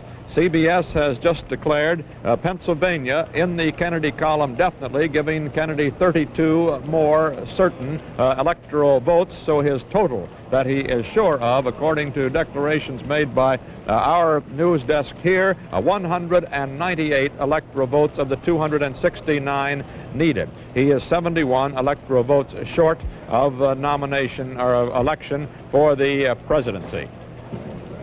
We also are now declaring Illinois in the column for Senator Kennedy. We have just made the determination there that Kennedy has safely gotten Illinois' 27 electoral votes, so that his total is now 225 certain electoral votes out of the 269 he needs, and he leads in enough other states to give him 349 electoral votes if he holds in this manner throughout the rest of the evening. David Lawrence, the governor of Pennsylvania, also has declared that Kennedy has won in that pivotal state of Pennsylvania. The percentages, though, as I say, in the popular vote are 53% for Kennedy, 47% for Nixon. Charles Collingwood, can you tell us about some of the other eastern states now? Well, let's start with Pennsylvania, which you were talking about. The reason that we here at CBS have put Pennsylvania in the Kennedy column with only 60% of the votes in is that Kennedy is still hanging on to a 300,000 vote lead, or very nearly that, and we think that that's really insuperable. Interestingly enough, it looks as though the Democrats may pick up a House seat or two in Pennsylvania. Some of the close ones seem to be going the Democrats' way, including a close one which they hold in President Eisenhower's own district, the 19th, where Mr. Quigley, the Democrat, is holding his own. Also in New York State, where Senator Kennedy now has 450,000 vote majority, it looks as though there may be some losses by the Republicans in the House seats. One very close race is John Tabor, who is seeking his 20th term in upstate New York, and he's at 1,500 votes behind as of now. They just gave me a bulletin here that the New York Daily News has declared Senator John Kennedy the victor in the presidential race. New Jersey is still pretty close. There's still only about 40,000 votes separating the two there, with 78% of the precincts in. That may give Thruston Morton some reason to stay up late tonight, as he indicated earlier. New Hampshire, still very close, almost half of them in, and Kennedy is hanging right on to Nixon's lead there. There's less than 1,000, or only a little more than 1,000 votes separating them.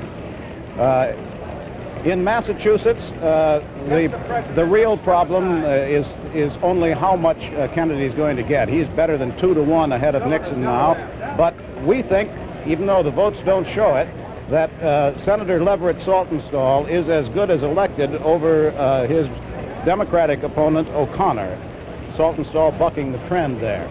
Maryland, well, that's in. The Democrats lost a seat in the House there. Maine, although we've given it to Nixon, our field correspondent there called in and says the industrial vote from the cities in Maine is beginning to come in. Kennedy's beginning to creep up, and that we really shouldn't have declared it. So we'll keep an eye on Maine for a possible Kennedy move there. Delaware, it's very close, but Kennedy is maintaining a 3,000 vote lead there. And that's about the way it looks here in the eastern part. You were telling me a little while ago, Charles, that in that famed silk stocking district of New York here, in New York City, that Park Avenue section was a very hotly contested race. The Republican John Lindsay apparently has won it, right? Yes. His Democratic opponent, Vanden Heuvel, has conceded. Huh? Yes, he has. Two very attractive candidates, a hard-fought race. But Stuyvesant Wainwright in the first district, out on Long Island, the Republican incumbent, is in trouble out there and a little behind at our last count. Oh. Well, we'll hear more of that one from you undoubtedly later as we go on. 39% of the precincts in. Kennedy has 53% of the votes at 16,171,000 to Nixon's 14,508,000. Time now for Betty Furness and an item of interest from Westinghouse. Interest is right, Walter, because here is the automatic washer backed by the guarantee of cleaner clothes or your money back. Yes, with this new 1961 laundromat, you must get cleaner clothes or the purchase price will be refunded. You see, only Westinghouse offers more washing power for cleaner clothes. More washing power thanks to an exclusive washing action that lifts, dips, tumbles, and plunges your clothes again and again through hot, sudsy water. Then this new 1961 Westinghouse laundromat tosses and turns your wash through 2 deep rinses. That's why Westinghouse can make this amazing guarantee. What's more, the 1961 laundromat uses less water, less detergent, and less bleach than other automatics. And this 61 Beauty also gives you this new automatic bleach dispenser that holds a 6-week supply of liquid bleach. It automatically adds just the right amount of bleach to your wash at just the right time. All this, plus the exclusive laundromat weighing door, suds and water saver, automatic lint ejector, and the most up-to-date styling in washers today. Visit your Westinghouse dealer now and buy a new 1961 Westinghouse laundromat. If, within 15 days, you don't agree that your clothes are cleaner, the purchase price of your laundromat will be refunded. Choose any of these 4 1961 laundromat models. The offer expires December 30th. You can be sure if it's Westinghouse. In former President Harry Truman's home state of Missouri, the Democrats have held on to a seat they had in the last Senate that was vacated by the death of Senator Tom Hennings. The Republican candidate for that seat, Lon Hawker, has conceded to the Lieutenant Governor of Missouri running for the Senate, Ed Long. That Senate seat staying in the Democratic column. From Los Angeles, it has been reported to us that Vice President Nixon is described by his news aide Herb Klein as quietly confident and watching the results very quietly in his Ambassador Hotel suite in Los Angeles. Eric Severide, what saith you? Well, I would say on the basis of experience, Walter, that when a political candidate describes himself as quietly confident, there's something wrong with his confidence. Mr. Nixon is so described. Usually a candidate who is really confident is rather loudly confident. And Chairman Morton of the Republican National Committee had very encouraging words, but his music, his tone was not terribly encouraging. You may have reported already, Walter, that the UPI gives Pennsylvania now to Mr. Kennedy. There are really only 3 big and consequential states that have a question mark after them: Ohio, Michigan, California. And Mr. Kennedy is doing very good, very well. He looks very good in both Michigan and California. Our machine has been saying, the projector machine, 51 to 49%, Kennedy ahead. They call that a 9% swing from 56, but then they say it's a 6%. Actually, I say it should be a 9. The human brain I have in my corner over here, Mr. David Butler of Oxford University, a specialist on both British and American election figures. He is now guessing about 52.5% for Kennedy, 47.5% for Mr. Nixon. Senator Lyndon Johnson seems to have done all right in Texas. He is elected as senator, and it looks as though he's taking the state, according to the Election Bureau, he has, for the presidential and vice presidential ticket. There was a lot of resentment there when he took second place to Kennedy, as you know. He runs for the Senate there on a conservative Democratic Party platform. He runs for vice president on a very aggressive, liberal platform, especially on things like labor and civil rights. You may call this a straddle, but Senator Johnson is a man in a curious position. There's nobody quite like him in the country. He's almost an institution of his own. I mean by that he is the man who, more than anyone else, bridges the North and the South in our national legislature. Call this compromise if you wish, but somebody has to do it. A bridge straddles, and I think he straddles in the same sense. I think he's rather indispensable. He has carried his day. Now back to you, Walter. I've just heard again, as we hear every presidential election, complaints as to whether the next president will be and before it was the 33rd president or the 34th president. Now it's the 34th, or will he be the 35th president? The whole controversy over the counting of our presidents comes from the fact that Grover Cleveland served twice, but not consecutive terms. The man who goes to the White House in January will be going there as the 34th man to be President of the United States. And if you count Grover Cleveland twice, then he becomes the 35th President of the United States, or, take your choice, the 34th President of the United States. That percentage vote is now 53 for Kennedy, has been now for the last half hour or so. The popular vote almost has gone to 17 million for Senator Kennedy, and is just a little over 15 million for Vice President Nixon. So Kennedy is moving up to a 2 million vote margin with 40% of the nation's precincts counted. The electoral vote, Kennedy has won or is leading in states that would give him 348 electoral votes. Vice President Nixon has won or is leading in states with 189 electoral votes. On our Senate board, let's take a look at that. We haven't been over there for some time for a national rundown. In the Senate races, the Republicans, you know, had 11 seats at stake, and they have now won or are leading in 11 states. The Democrats had 23 at stake, and they're holding on to those. The composition of the new Senate, if they hold on, would be, as it shows here, 34 to 66. The Democrats say that they're going to win one more, though, to make it 67-33, which would give them a little margin better than they had in the last Congress. The senators elected so far, I'll run them down very quickly for you. The senators elected are Kefauver in Tennessee, Russell in Georgia, McClellan in Arkansas, those all Democrats, Cooper, the Republican in Kentucky, Robertson in Virginia, Democrat, Eastland in Mississippi, Sparkman in Alabama, Kerr in Oklahoma, Jordan in North Carolina, all Democrats. Clifford Case has been re-elected in New Jersey. Randolph, Democrat, has been elected in West Virginia. Claiborne Pell, a Democrat, has taken the seat in Rhode Island, vacated by the resignation of 93-year-old Senator Theodore Green, who was the oldest man ever to serve in the Senate. The Democrats have also won in North Carolina. That man will be Jordan. And from Texas, Lyndon Johnson has won his Senate seat, as well as leading for the vice presidential chair, which would mean that he will have to resign the Texas seat, of course. In Massachusetts, Senator Leverett Saltonstall, Republican, has been re-elected. In Louisiana, the Democrat Ellender. In Kansas, the Republican Sheppel. In Maine, the Republican Margaret Chase Smith, defeating her lady opponent up there. And in Missouri, Ed Long, a Democrat, has been elected for the seat left vacant by the death of the Democratic Senator Hennings. In New Hampshire, Senator Bridges has been re-elected in New Hampshire. Here is the Kennedy home in Hyannisport, where Senator John Fitzgerald Kennedy, 43, is waiting in one of those 11 rooms of the white clapboard house that overlooks Narragansett Bay, waiting for the further returns that perhaps will make him the next president of the United States. We'll be going there, of course, later tonight when we expect to hear from Senator Kennedy.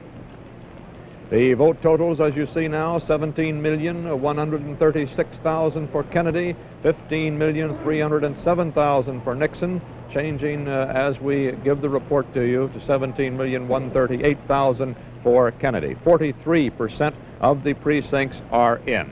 Stuart Noven, what about your precincts out in the middle western section of the country? Walter, the big one is Illinois with its 27 votes, and Illinois goes to Kennedy. All the indications, all the figures, all the trends, all the statisticians, everything seems to lead to that inescapable conclusion.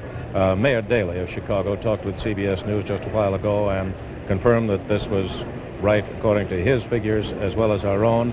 He also says that as far as he's concerned, he's quite convinced that in the gubernatorial election in Illinois, Kerner is in without any question, and in the senatorial election, Paul Douglas, the incumbent Democrat, again has been elected to the Senate. In Michigan, John Dempsey, our CBS News correspondent, tells us that the Kennedy victory is virtually assured in that state.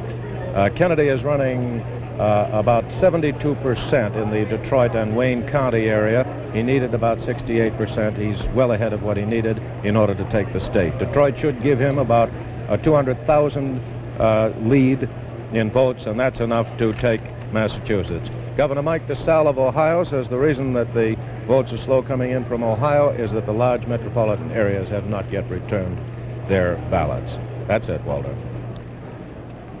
The Detroit Free Press has just announced that on the basis of a cross-section of key Detroit precincts, it believes that Democratic presidential nominees John F.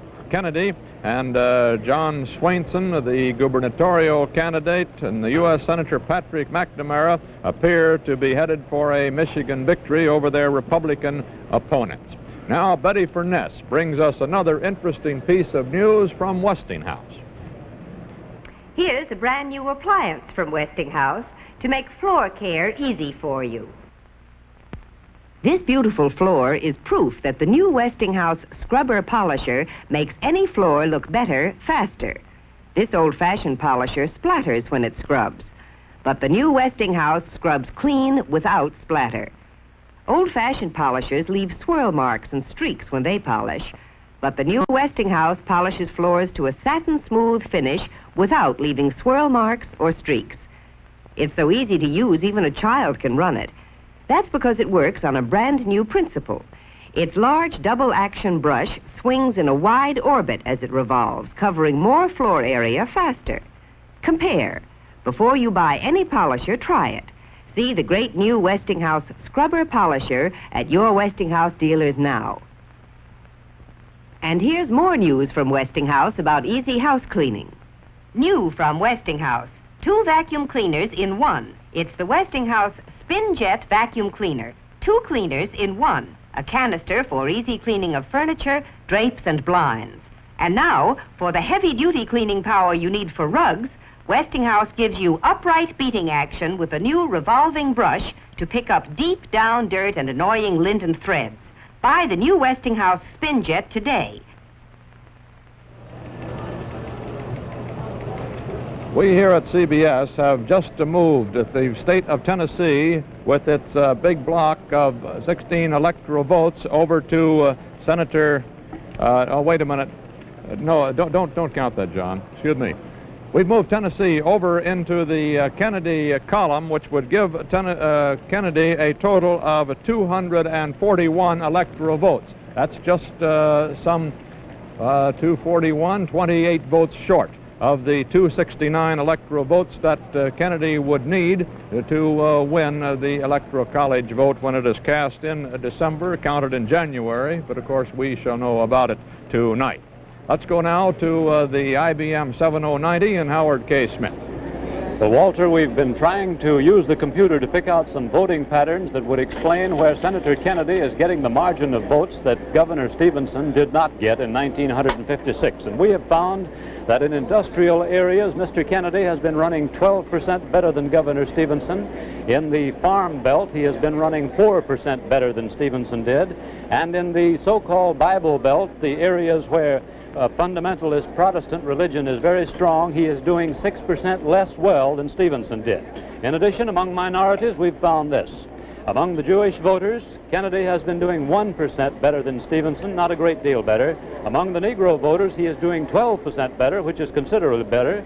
Then among the suburban voters, the new suburbs, middle class and upper middle class, Kennedy is doing 8% better than Stevenson did. Back now to the anchor desk. Let me correct that electoral figure. It's now 236 for Kennedy, according to our declaration. Nancy Honchman's down at the Driscoll Hotel in Austin, Texas, with Senator Lyndon Johnson. Nancy, what's the scene down there? Well, Walter, they're very happy down here. They're not waiting for any more statistics. They think their man, Senator Johnson, is in. And the big question is, what kind of a vice president will he make? If you can judge by the power and prestige he brought to the role as Senate leader, it's that he's going to be a very active vice president. He hasn't said publicly what he feels his role will be. He says it's up to Senator Jack Kennedy to decide what kind of a vice presidential job he should do.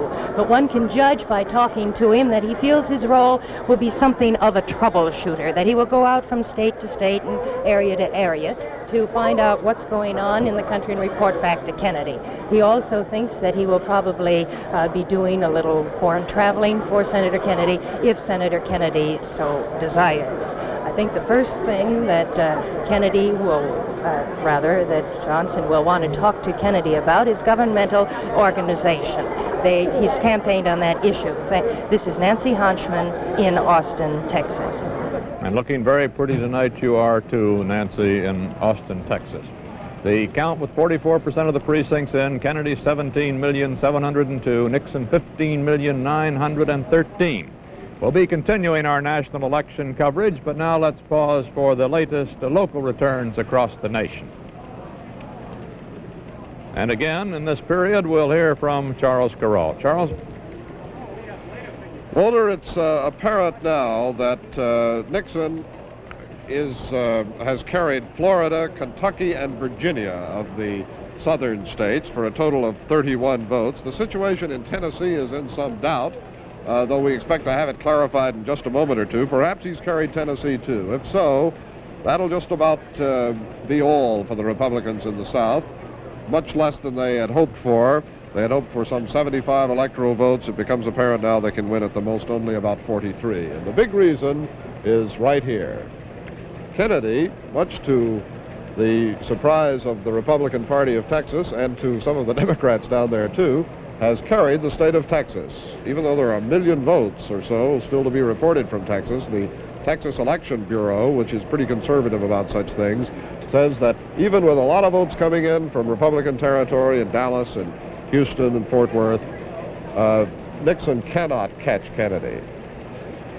Nixon has carried Virginia, however, and carried it in fine form. West Virginia was a Democratic sweep. Tennessee is still in some doubt.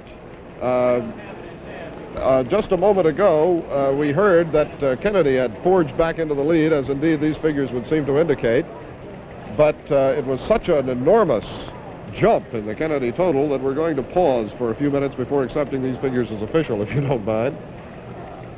South Carolina was carried by Kennedy. That was another state the Republicans had hoped to win. They were extremely confident, in fact, of carrying South Carolina. One leading Republican in Washington told me that he was as sure of South Carolina as any state in the Union.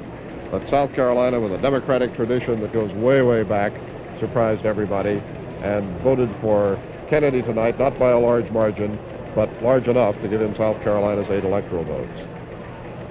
North Carolina voted overwhelmingly for Kennedy and elected a Democratic senator and a Democratic governor. In Mississippi, the unpledged electors won a narrow victory over the Kennedy electors, the Nixon electors running far behind. It's still unclear what's going to happen to those unpledged Mississippi electors, by the way.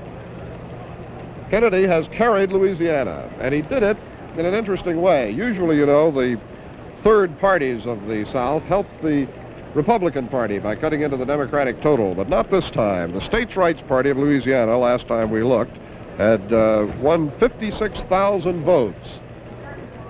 The way it's figured by the wise old political heads of Louisiana is that those who might not want to vote for a Catholic or who might not want to vote for a liberal had 2 places to go this time. They could either vote for Nixon or they could vote for the states' rights electors, thus fragmenting the Nixon vote, taking a lot of votes away from him. Kennedy swept in with almost a 2-to-1 margin in the state of Louisiana, and Allen Ellender was reelected there. Nixon won Kentucky. He did it by a narrow margin, but it's apparent now that Kennedy can't catch him. John Sherman Cooper, the Republican senator from that state, has been reelected. In Georgia, Kennedy has won. Georgia hasn't ever gone Republican, not in the memory of man. Nixon won Florida, as the Republicans expected him to. Ferris Bryant, however, the Democrat running for governor, was elected there. Arkansas appears safe for Kennedy right now. Alabama appears safe for Kennedy, though he won't get all 11 electoral votes. Something like 9 is more likely. That's the story on the South.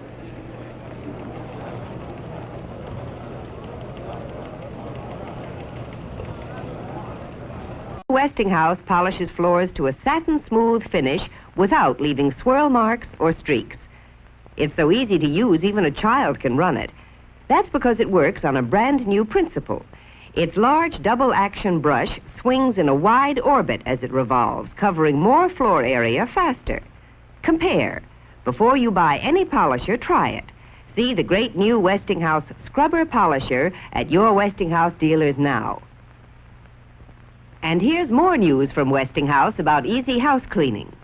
New from Westinghouse, 2 vacuum cleaners in 1. It's the Westinghouse Spin Jet Vacuum Cleaner. 2 cleaners in 1. A canister for easy cleaning of furniture, drapes, and blinds.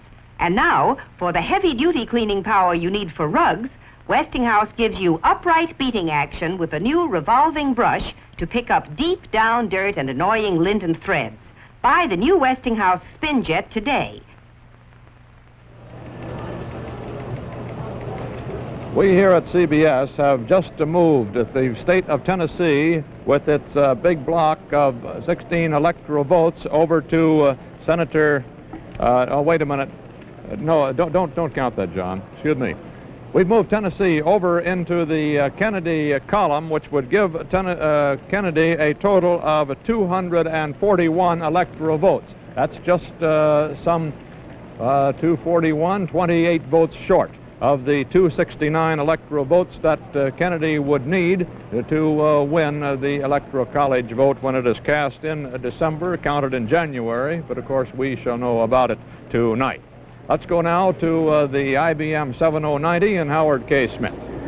Well, Walter, we've been trying to use the computer to pick out some voting patterns that would explain where Senator Kennedy is getting the margin of votes that Governor Stevenson did not get in 1956. And we have found that in industrial areas, Mr. Kennedy has been running 12% better than Governor Stevenson. In the farm belt, he has been running 4% better than Stevenson did.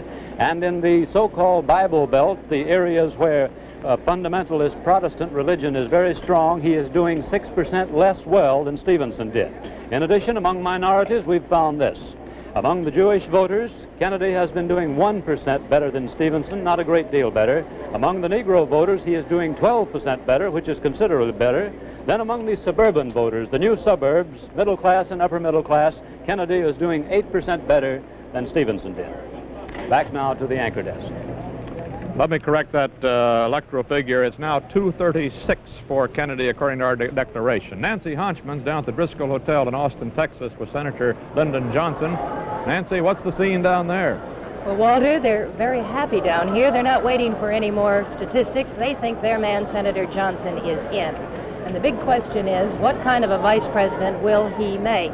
If you can judge by the power and prestige he brought to the role as Senate leader, it's that he's going to be a very active vice president. He hasn't said publicly what he feels his role will be. He says it's up to Senator Jack Kennedy to decide what kind of a vice president job he should do. But one can judge by talking to him that he feels his role will be something of a troubleshooter, that he will go out from state to state and area to area to find out what's going on in the country and report back to Kennedy. He also thinks that he will probably be doing a little foreign traveling for Senator Kennedy if Senator Kennedy so desires. I think the first thing that that Johnson will want to talk to Kennedy about is governmental organization. He's campaigned on that issue. This is Nancy Honchman in Austin, Texas. And looking very pretty tonight you are too, Nancy, in Austin, Texas. The count with 44% of the precincts in, Kennedy 17,702,000, Nixon 15,913,000. We'll be continuing our national election coverage, but now let's pause for the latest local returns across the nation. And again, in this period, we'll hear from Charles Carroll. Charles? Walter, it's apparent now that Nixon has carried Florida, Kentucky, and Virginia of the southern states for a total of 31 votes. The situation in Tennessee is in some doubt, though we expect to have it clarified in just a moment or two. Perhaps he's carried Tennessee, too. If so, that'll just about be all for the Republicans in the South, much less than they had hoped for. They had hoped for some 75 electoral votes. It becomes apparent now they can win at the most only about 43. And the big reason is right here. Kennedy, much to the surprise of the Republican Party of Texas and to some of the Democrats down there, too, has carried the state of Texas.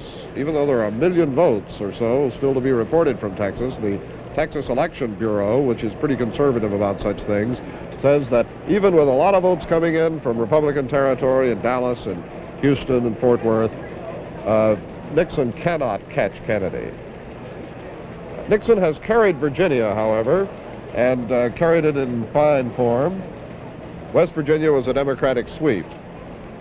Tennessee is still in some doubt. Just a moment ago, we heard that Kennedy had forged back into the lead, as indeed these figures would seem to indicate.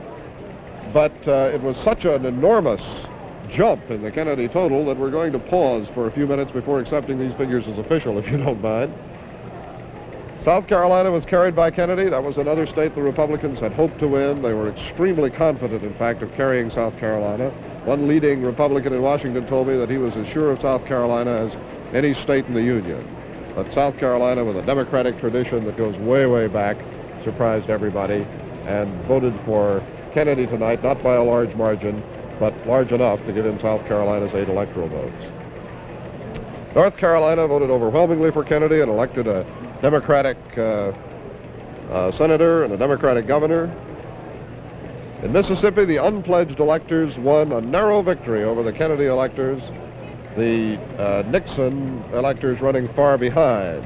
It's still unclear what's going to happen to those unpledged Mississippi electors, by the way.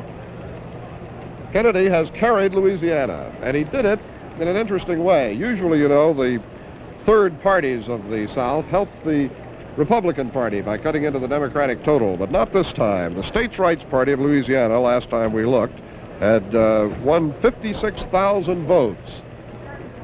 The way it's figured by the wise old political heads of Louisiana is that those who might not want to vote for a Catholic or who might not want to vote for a liberal had two places to go this time. They could either vote for Nixon or they could vote for the states' rights electors, thus fragmenting the Nixon vote, taking a lot of votes away from him.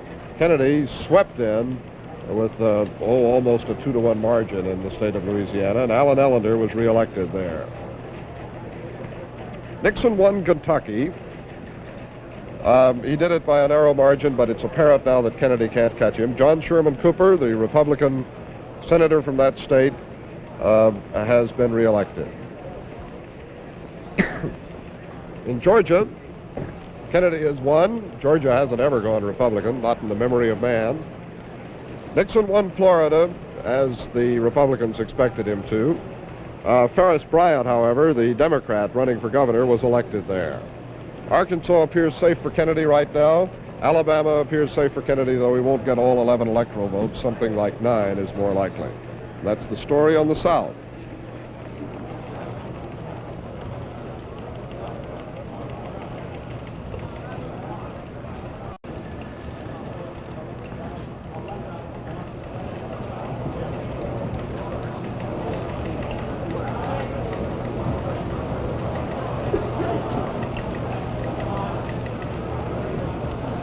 Stay tuned for more election returns on the CBS television network.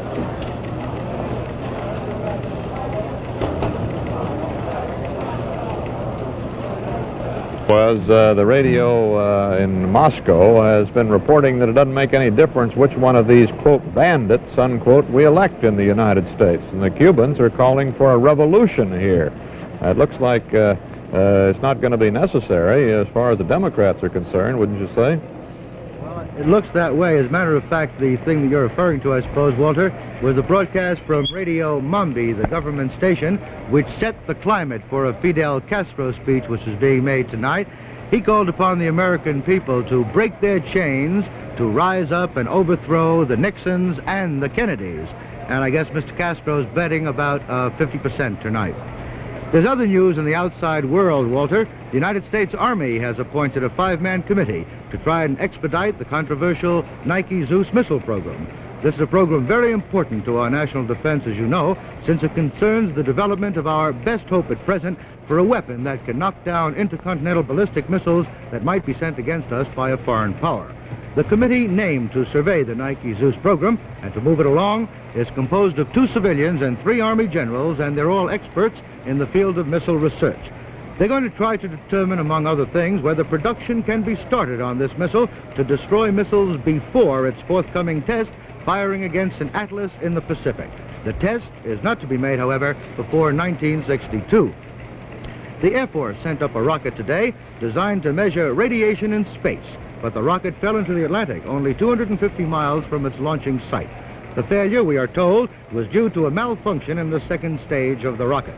The name of this educated rocket is Blue Scout Jr. It's designed to go up to an altitude of better than 24,000 miles and radio back the degree of radiation it finds in outer space.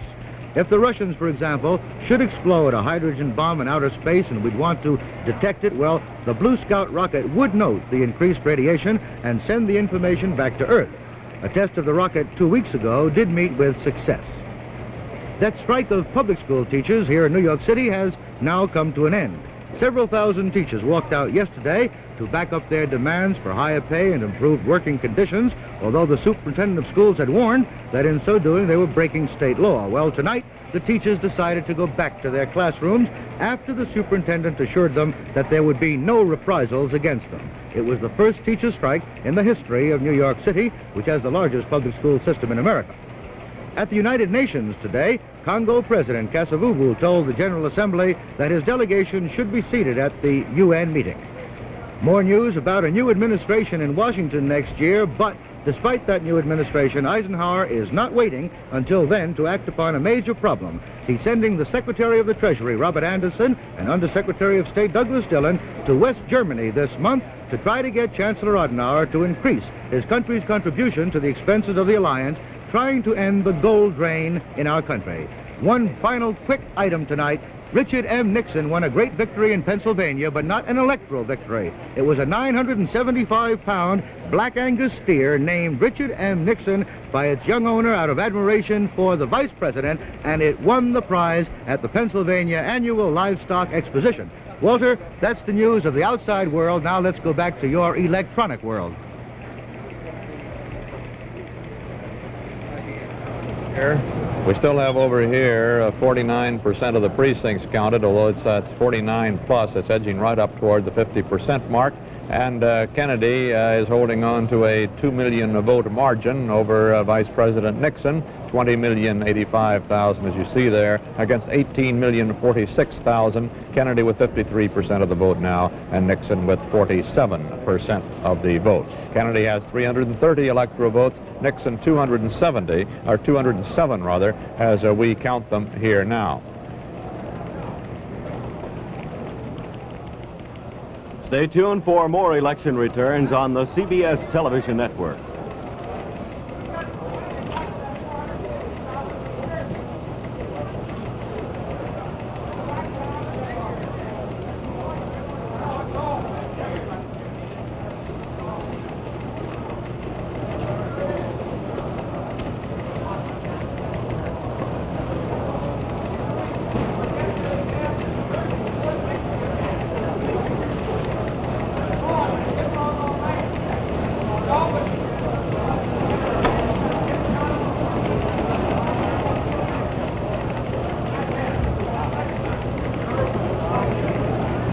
This is Walter Cronkite back in CBS News election headquarters in New York City, where now we have just posted on our IBM tabulating board 50% of the precincts across this United States, and the figures show 20,231,000 for Kennedy, 18,271,000 for Nixon. So Kennedy does not hold that 2 million vote margin he had just a moment ago, and that's 51% of the precincts now also. Kennedy now leads in states that could give him 330 electoral votes. He needs only 269 for election.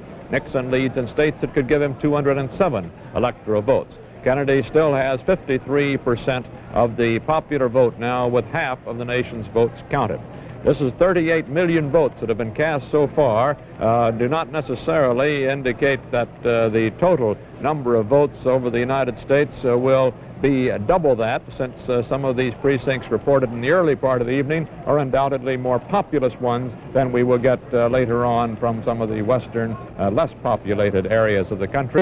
But certainly the indications are there that this is a record vote across the United States today, something above the 60, well above the 62 million cast in 1956, and possibly above the 67 million that had been forecast earlier this evening, a percentage that would give us 60% of the eligible voters, which is the same percentage we had in 1956. Eric Sevareid, I understand that you have a distinguished guest on the other end of your telephone line there. Well, I'm told so. I'm trying to call former Governor of Illinois, Adlai Stevenson, the former Democratic nominee, out in Chicago, I believe. Are you there, Governor? I'm here, yes, indeed. I'm glad to see you, Ed. Glad to see you back in America. Thank you very much, Adlai. I take it you're a little more relaxed tonight than you were this night 4 or 8 years ago. Well, perhaps a little. I was sorry to hear that Ed Murrow was ill. As for me, I'm feeling fine. How have you spent the evening? Well, I've spent the evening at my son's house listening to the returns for a while, and then I've been over to a friend's house, and now I've come down here to have this opportunity to talk with you, Eric. Has this Kennedy victory now shaping up as of taking larger proportions, Governor, than you thought it would? Well, I expected that we'd have a sweeping victory, and I'm elated, delighted that the prospect of at least the returns to date, that they would yield a sweeping victory for Jack Kennedy and for Lyndon Johnson. Any regrets on your part personally, Governor, that you didn't run for the nomination? No, I think none at all. I think none at all. I have no regrets and only gratitude for the love and loyalty of millions of people and for the confidence of my party in the past and of my many friends across the country. They made me very happy, and I'm quite content. Is there anything you'd like to say about any further ambitions of your own, elective or appointed? No, I don't think there's anything I can say. My future remains in doubt. I certainly hope that I can be useful, continue to be useful, if that's the way to put it. I don't know. I have no plans for the future, whatever, and that would depend on the president. Governor, I think the results are a great tribute to Senator Kennedy's tireless campaign that he has waged. I think he's drawn the issue very sharply between those that say everything is okay and those that say that there's lots more to do in this country. Governor, the country seems to be going back to the old political pattern with an almost solid Democratic South, a Democratic North and East and Far West, and a Republican Midwest wheat belt. Does this mean to you that these Eisenhower years have been just a kind of intermezzo in our main political orchestration of this century, or what? I don't know that it follows necessarily. I think that follows necessarily. I think that the large industrial centers, it looks as though they would go Democratic. They have, as you indicate, for some time done so in the past. Perhaps that is what it demonstrates, that the Eisenhower years, the period of relaxation after the war, which was popular throughout the country, included areas that had been previously Democratic. Perhaps it was in part a tribute to his own popularity and prominence. Perhaps it was the fact that the Democrats had been in office for 20 years and that it was time for a change. Perhaps it was in part due to the Korean War. All of that, and certainly in 1956, it was in large measure due to he was at the height of his popularity, and after all, the country was enjoying an unusual degree of prosperity and high employment. This situation has all changed now. The Republicans have been in office for 8 years. Economic conditions are not the best. People are at last aware of the fact that all is not well in the world or with our position in the world. Senator Kennedy has driven this issue home tirelessly, day after day. And I think it's been a hard issue, but he has done it wisely and he has done it well. Governor Stevenson, I'm very grateful to you. I hope you enjoy the rest of the evening for your sake as much as you have the first part of it. Thanks so much. Thank you. Thank you, Eric. 51% of the precincts in now. Kennedy 20,372,000. Nixon 18,407,000 for 53% of the vote to Kennedy. Kennedy now has 334 electoral votes that he has won, or he lays claim to by the nature of leading at the moment in some states. Actually, we give him at CBS in states that we are claiming are definitely in the Kennedy column 254 electoral votes, just some 15 electoral votes short of the 269 he needs for election. We are giving definitely to Vice President Nixon at this time 88 electoral votes. We have just declared Tennessee back in the Nixon column, where we believe it is now going to stay for the rest of the evening, which that brought him, Nixon, up to 84 electoral votes, and Utah, with its 3 electoral votes, we have placed now in the Nixon column, so that Nixon's total is 88 electoral votes. Let's go back to the east now, and Charles Collingwood. Well, Walter, the last time that you visited our part of the board, we declared Delaware in Vice President, or in Senator Kennedy's column. There's only one state of the 11 we cover which we haven't yet made a declaration of, and we're about to, I think. That's New Hampshire, with 66% of the precincts in. Vice President Nixon is ahead, 75,000 to Kennedy's 64,000, but we're holding off a little bit on that one. So far, in the East, the only states which are safely in the Nixon column are Maine and Vermont, and all the rest are for Senator Kennedy. In New York, we're just putting up some more figures which show that Kennedy is approaching 600,000 lead there. Incidentally, there's some interesting congressional races in New York. It looks as though Republican Stuyvesant Wainwright in the 1st district is going to be beaten by his Democratic challenger, Mr. Pike. In the 12th district, which is the most skillfully gerrymandered district in the country, it's gerrymandered for the Republicans. It's in Brooklyn. It's just nip and tuck as to whether or not the Republican incumbent will hold. Speaking of the House, 2 interesting races in Pennsylvania. The Democratic incumbent in President Eisenhower's home district, the 19th district, which includes Gettysburg and York County and so forth, Mr. Quigley seems to be losing. And in the 10th district, Bill Scranton, for whose family the town was named, appears to have won that seat from the Democrats. Otherwise, the East remains. Its peak has been passed tonight. We have a report from Phoenix, Arizona, where the Republican Senator Barry Goldwater counts his home, and he said just a short while ago, well, that's it. He wrote off Vice President Nixon's chances to win in this presidential race. He made the comment as he watched the returns come in on his CBS television out there in Phoenix. The Philadelphia Inquirer also has now joined a slowly growing list of newspapers which are proclaiming the victory for Senator Kennedy. Well, now for a regional report from Westinghouse and Betty Furness. When these results are finally complete, Walter, I guess everyone will be ready for a vacation. And I know just the place to spend it for anyone who loves fishing, boating, or just plain getting away from it all. Here in this attractive new vacation home on Lake Killarney, just outside of Cary, Illinois. It's another of the Westinghouse Total Electric Gold Medallion homes designed by the nation's top architects. This one by the popular architect Bob Little. Recently, Bob himself gave me a grand tour, and was I impressed. Actually, Betty, we designed this vacation home to make the most of its natural surroundings, whether you're indoors or outdoors. Bob, it seems to me that this home would adapt itself easily to any locale. The Maine woods, the Pacific seashore. Well, that was exactly the idea. Oh, what a lovely view you get from every room. Why, you're part of the outdoors.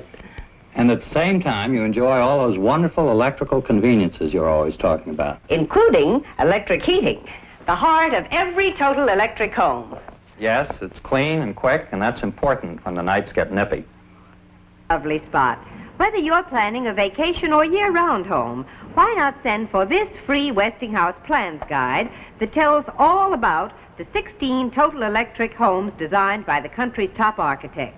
It contains plans, sketches, and many useful ideas. Just write to Westinghouse, Box A, Mansfield, Ohio. As we told you, Edward R. Murrow was unable to be with us here tonight, stricken with a slight case of pneumonia. The doctors tell us is not too serious, and apparently the old fire horse has been at the television set, and he's now on the phone, I'm told. Ed? Fine. Gosh, you don't sound too good. How do you feel? Well, good. You mean you've been enjoying the way the returns are coming in, or watching us work, which is what you just said? I thought that's probably what you meant. We miss you here tonight, Ed, very much.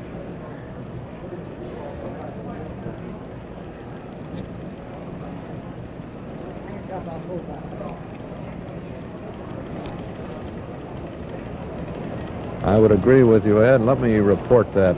You were noting that out in California at the convention, you noted, you said we were talking, but actually I think you spied, first of all, that Senator Kennedy was putting together an old-fashioned Roosevelt coalition by dipping down to Texas for Senator Lyndon Johnson as his running mate. And it certainly does work out tonight, Ed, that that's the way it's coming out.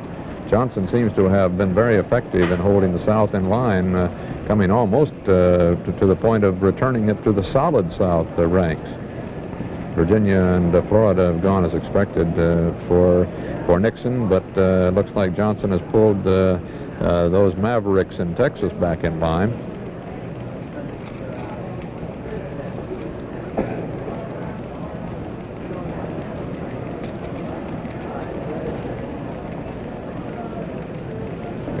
The Catholic vote was there and the anti-Catholic vote was not. Yes, I would agree, Ed. Right.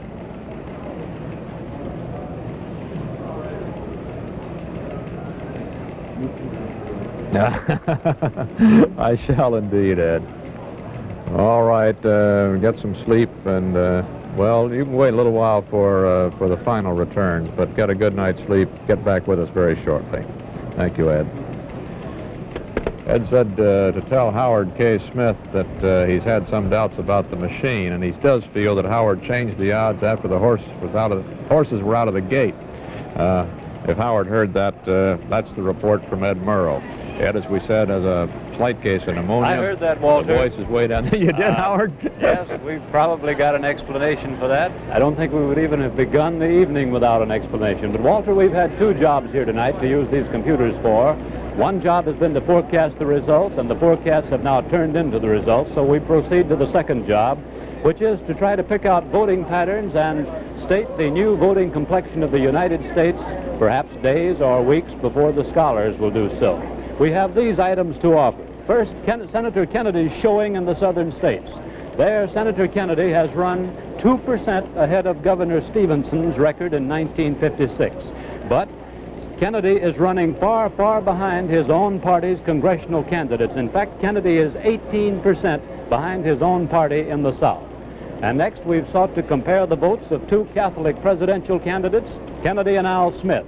In the states where we have precinct data, Kennedy has run 5% better than Al Smith did in 1928. And finally, in the solid Republican areas of the United States, Kennedy is doing surprisingly well. He is getting 10% more votes in them than Stevenson did in 1956. Indeed, in those strongly Republican areas of the United States, Senator Kennedy, the individual, is running 3% better than the Democratic Party is running. So those are some notes on the voting complexion of the United States, and we'll have some more later. Back now to the anchor desk. We still have some of those big returns to come in from Harris County in Houston and Dallas County, up Dallas way. But one of the big surprises tonight so far has been the way, as we were talking with Ed Murrow just a moment ago, Senator Lyndon Johnson has pulled what he considers the mavericks in Texas, the Democrats who went for Eisenhower in 56 and 52, and some of those who were revolting against his leadership in Texas back into line tonight, apparently. In our electoral count now, we have just added the state of Arkansas's electoral votes to, that's 8 electoral votes, to the column for Senator Kennedy as definitely won, which pushes him to 262 electoral votes, just 7 short of the 269 he needs for election. We still list 88 electoral votes as definitely in the column for Vice President Nixon. It should be noted, however, that in the popular vote, Kennedy has again dropped another percentage point. He has 52% of the electoral vote now, with 52% of the precincts in. 20,874,000 to 19,289,000 for Vice President Nixon, a gain against Kennedy's margin by Vice President Nixon in the last few minutes. The New York Herald Tribune, which had been supporting Vice President Nixon's candidacy, has conceded the election now to Senator John Kennedy. Stuart Novins, can you give us a rundown out in the Middle West now? Walt, I won't give you a rundown of all the states because we've heard from a lot of them, but I think you'd be interested in the fact that in the Illinois column, Kennedy has bounced through the 1 million mark. In Indiana, veteran Congressman Walter Judd has been reelected. In Iowa, Nixon is leading very strong, but he has been unable to carry with him the state ticket. The Democratic nominee for the governorship, McManus, is running ahead, as you can see, and so is the Democratic nominee for the senatorial position. The state that's of particular interest at the moment, Walter, is Minnesota. And in Minnesota, in the presidential race, as you can see, Kennedy is pulling ahead now of the Nixon race. But the thing that's particularly interesting, we now have all of the votes in from the two key cities, St. Paul and Minneapolis. In the St. Paul area, which is basically Democratic, Kennedy took 60% of the votes over Nixon's 40. And in what should have been a Republican area, Minneapolis and Hennepin County, with 200 of the precincts out of 343, that's about 58% of the vote. Kennedy is leading with 51% and Nixon with 49%. And in that particular area, Nixon should have been well ahead of Kennedy. In the senatorial races, the same pattern follows. Humphrey leading Peterson in the Senate, Freeman for governor leading Anderson. That's in St. Paul, and the same thing happens in Minneapolis. Interesting thing about that statewide vote in Minnesota is that the Kennedy has 54%, Nixon has 46% with 14 of the precincts in.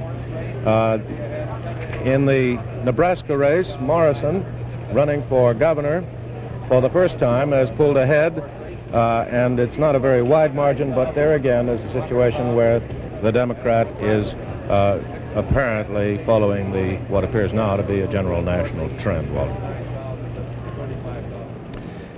A statement from Washington doesn't sound too favorable for the Republican cause. Henry Cabot Lodge, the former ambassador to the United Nations and the Republican vice presidential nominee, spent the evening at the home of his son, George Cabot Lodge, who is an Assistant Secretary of Labor.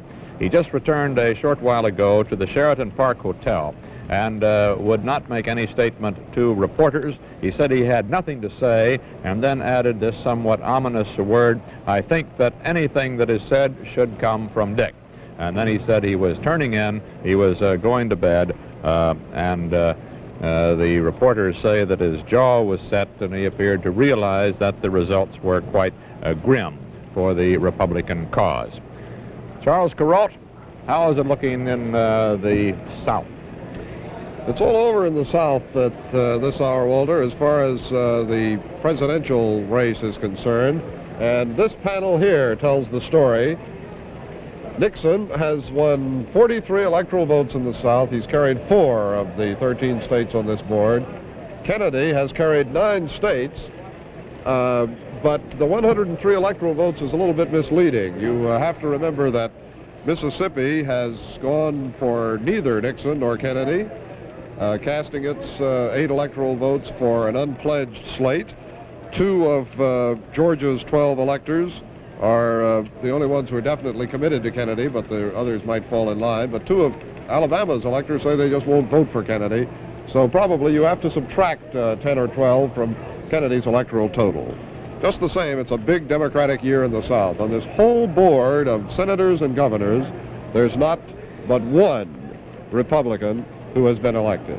And that's down here in Kentucky, where the popular John Sherman Cooper has won over Keene Johnson with 78% of the Kentucky precincts reporting. John Sherman Cooper has won easily. But he's the only Republican on this whole board. The Republicans have lost a governorship. We'll get to that one in just a moment. Here in Louisiana, the Republicans were hurt by the states' rights electors. Kennedy has carried the state. In Kentucky, in the 3rd Congressional District, there's an interesting situation. The incumbent Democrat Frank Burke is running just 600 votes ahead of his Republican opponent Henry Hayburn, with some 225,000 votes already counted. It looks as though there, the 5,100 absentees which will be counted will determine the outcome of the race, and it may give Kentucky another Republican congressman. But by and large, this has been a Democratic night in the South. North Carolina, where Nixon had some hopes, has gone overwhelmingly for Kennedy. South Carolina led this Democratic evening, and even in Texas, where the Democrats had almost given up, they're increasing their lead now. It's apparent that Kennedy has indeed carried that state. Charles, it would appear to us that according to our tabulation, John Kennedy has already assured himself the 269 electoral votes needed if the free electors elected in Alabama and in Mississippi vote for him. And we just had an indication that one of the Alabama electors who said that they were not going to vote for Kennedy, although elected on a Democratic slate, now say that probably the 6 there will go for him. That's 268. And we've always considered that Mississippi's 11 might very well go for him, which would put him over the top. A moment now for a news story from Westinghouse. Earlier this year, Westinghouse proudly announced this revolutionary new frost-free center drawer refrigerator. Since then, public acceptance of this marvelous center drawer has been really overwhelming. Women and men have written in and said such nice things as, "Well, I like it better each time I open it." And the entire refrigerator is beautiful, convenient, and just wonderful. Well, comments like that are awfully nice to hear because there's never been anything like this center drawer refrigerator. Imagine, a center drawer specially refrigerated to keep 21 pounds of meat, even hamburger, store fresh for 7 days without freezing. And also to keep a whole week's supply of vegetables, crisp, fresh, and colorful. Then up here, there's a giant refrigerator section with room to spare. And down here, a huge freezer with plenty of room for frozen foods. What's more, all 3 sections are completely frost-free. There's no defrosting ever. Now, homemaking authorities endorse it, too. The exclusive Westinghouse center drawer refrigerator, like all 1960 Westinghouse refrigerators, has earned the world-famous Good Housekeeping magazine guarantee seal.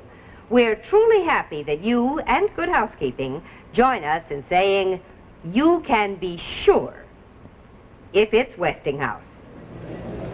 Grant Holcomb, how are the donkey and the elephant doing out in the West? Well, Walter, the elephant is doing fairly well in the state houses in the West. It's doing fairly well in the presidential race in the rest, except for California. Here is the latest figure that we have for California with its big 32 electoral votes, and the San Francisco Examiner, which supported Vice President Richard Nixon, headlined Kennedy elected in its 9:30 edition tonight, that of course being 9:30 on the Pacific Coast. The interesting thing is that Vice President Nixon has been running fairly strong in all of the other western states, and he's been helping some of the governors. The Republican governors that were up for re-election appear to have won their seats, and if you'll take a look way down over here at New Mexico, you'll see that the Republican Ed Meacham is making quite a race out of it in New Mexico against the incumbent John Burroughs, and the same situation in Washington, where Andrews is contesting the Democratic incumbent Rossellini. That's the situation as it looks in the West, Walter. Thank you, Grant. We'll be continuing our national election coverage, but now let's pause for the latest local returns across the nation.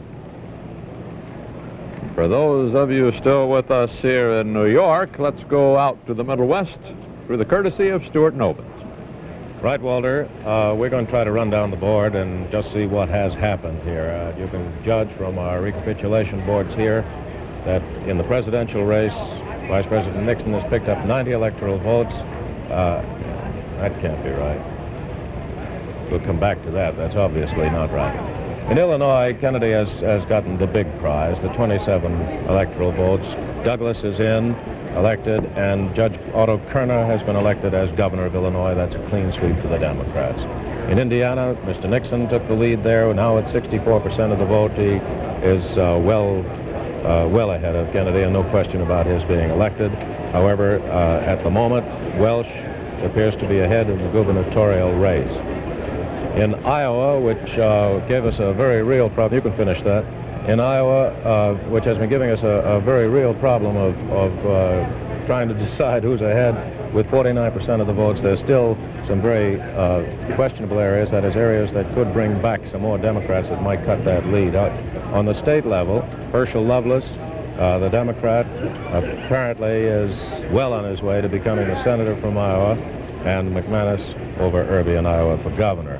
In Kansas, Nixon has been elected. Senator Sheppel, who is going back to the Senate now without any question over Frank Tice, the national committeeman from Kansas. And in the gubernatorial election, another Republican, Anderson, has taken that vote, overdocking the Democratic incumbent.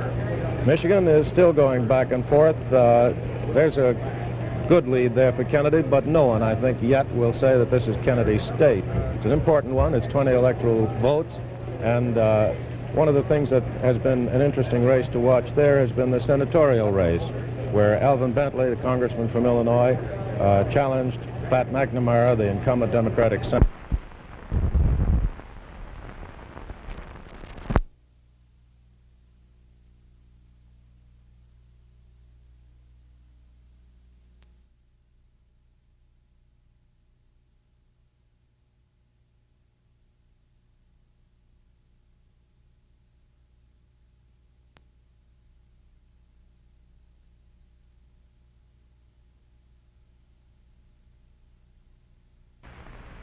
Here in New York, let's go out to the Middle West through the courtesy of Stuart Novins. Right, Walter. We're going to try to run down the board and just see what has happened here. You can judge from our recapitulation boards here that in the presidential race, Vice President Nixon has picked up 90 electoral votes. That can't be right. We'll come back to that. That's obviously not right. In Illinois, Kennedy has gotten the big prize, the 27 electoral votes. Douglas is elected, and Judge Otto Kerner has been elected as governor of Illinois. That's a clean sweep for the Democrats. In Indiana, Mr. Nixon took the lead there. Now at 64% of the vote, he is well ahead of Kennedy, and no question about his being elected. However, at the moment, Welsh appears to be ahead in the gubernatorial race. In Iowa, which gave us a very real problem, you can finish that. In Iowa, which has been giving us a very real problem of trying to decide who's ahead, with 49% of the votes, there's still some very questionable areas, that is, areas that could bring back some more Democrats that might cut that lead. On the state level, Herschel Lovelace, the Democrat, apparently is well on his way to becoming a senator from Iowa, and McManus over Irby in Iowa for governor. In Kansas, Nixon has been elected. Senator Sheppel, who is going back to the Senate now without any question over Frank Tice, the national committeeman from Kansas. And in the gubernatorial election, another Republican, Anderson, has taken that vote, overdocking the Democratic incumbent. Michigan is still going back and forth. There's a good lead there for Kennedy, but no one, I think, yet will say that this is Kennedy's state.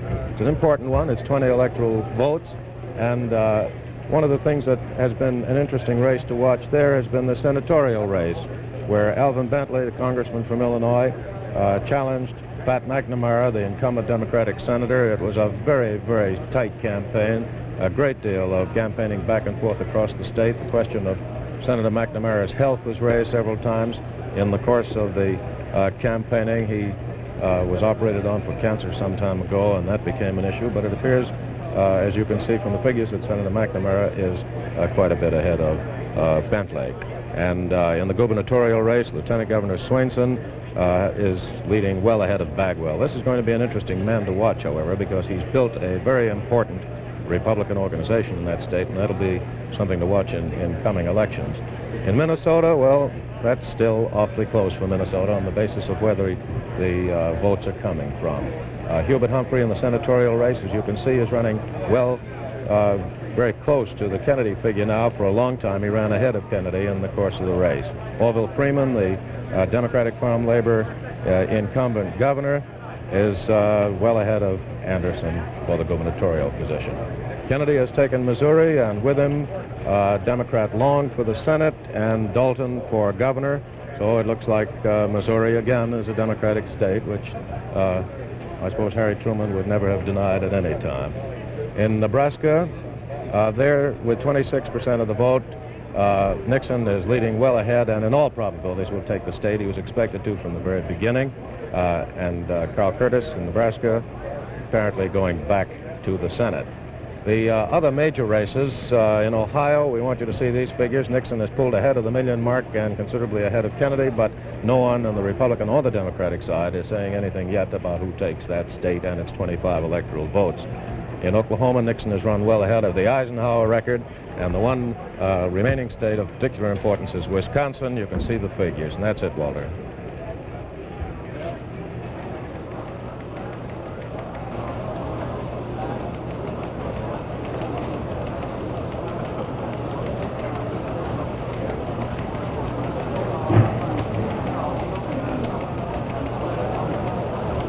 Stay tuned for more election returns on the CBS television network.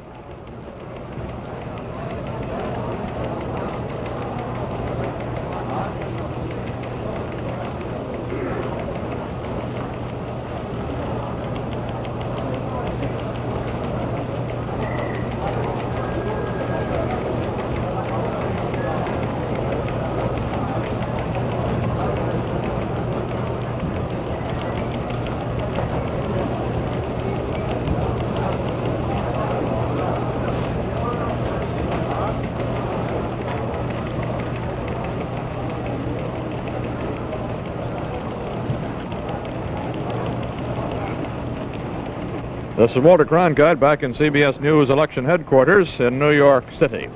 Another newspaper has joined the growing list of those major city newspapers which have now declared John Kennedy the victor in tonight's presidential election. Chicago Sun-Times says that in its next edition it will declare Kennedy the winner. A man at WCCO in Minneapolis, Jim Borman, says that the Democratic Senator Hubert Humphrey has definitely been elected in his hot campaign to return to his Democratic seat in the Senate. In Minnesota also, Republican Walter Judd, who made quite a hit at the Republican convention with his keynote speech out there, has been re-elected and will go back to the House of Representatives. And in Missouri, Clarence Cannon, the venerable member of the House from Missouri, a Democrat and a longtime parliamentarian of the Democratic Party's convention, he has been elected to go back to the House of Representatives. In the popular vote, 55% of the nation's precincts have now been counted, and on our IBM tabulating board there you see the results. 21,385,000 votes for Senator John Fitzgerald Kennedy of Massachusetts, 20,056,000 votes for Vice President Richard Milhouse Nixon of California. The electoral vote, which will actually determine the next president of the United States, these electoral votes accumulated state by state on the basis of the popular vote within the state. Kennedy, 337 votes he's leading for. Nixon is leading for 200. 269 of the 537 electoral votes are needed for the simple majority that will elect the next president of the United States. The Electoral College, incidentally, meets in the states. The slate of electors for each of the candidates meet at the State House the middle of next month.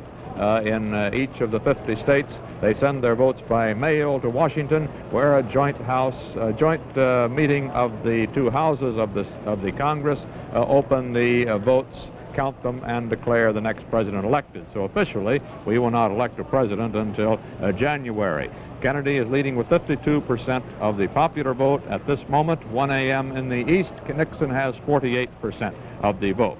Charles Collingwood, what's the situation in your eastern states now?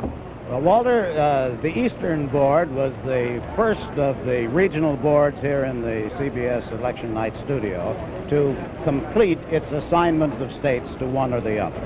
As you know, Senator Kennedy did as well or better here than he'd been expected to do. Vice President Nixon only won 3 states, Maine, Vermont, and New Hampshire. Kennedy won the others, and some of them by more than you would have thought. For instance, Pennsylvania, which everyone thought was going to be nip and tuck, and here is Kennedy leading by something like 300,000. There are a lot of reasons for that.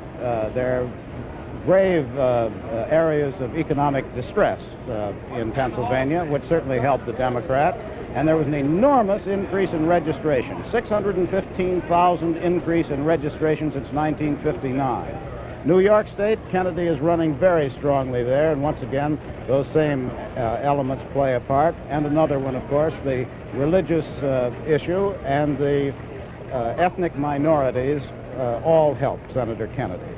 In New Jersey, which is still fairly close, which is on this side of me here, but it looks like Kennedy all the way. Incidentally, Kennedy's name wasn't strong enough to bring in a challenger for a congressional seat. Representative Walter Kennedy, who happens to be a Republican, did not win the seat in the 8th District that was formerly held by Representative Gordon Canfield. It looks like former Assistant Attorney General in New Jersey, Jolson, has won that. There's one interesting thing way down here in Maine. Vice President Nixon, who carried Maine, also carried with him the Democratic, or rather the Republican gubernatorial candidate. Everyone thought that probably Mr. Coffin, who used to be representative in Congress and retired from that to run for the Congress, would make Maine a state with a Democratic governor. But that is not the case. Mr. Reed has won handily, and so it's Republican all the way in the state of Maine. But, Walter, in most other places in the East, it's Kennedy country.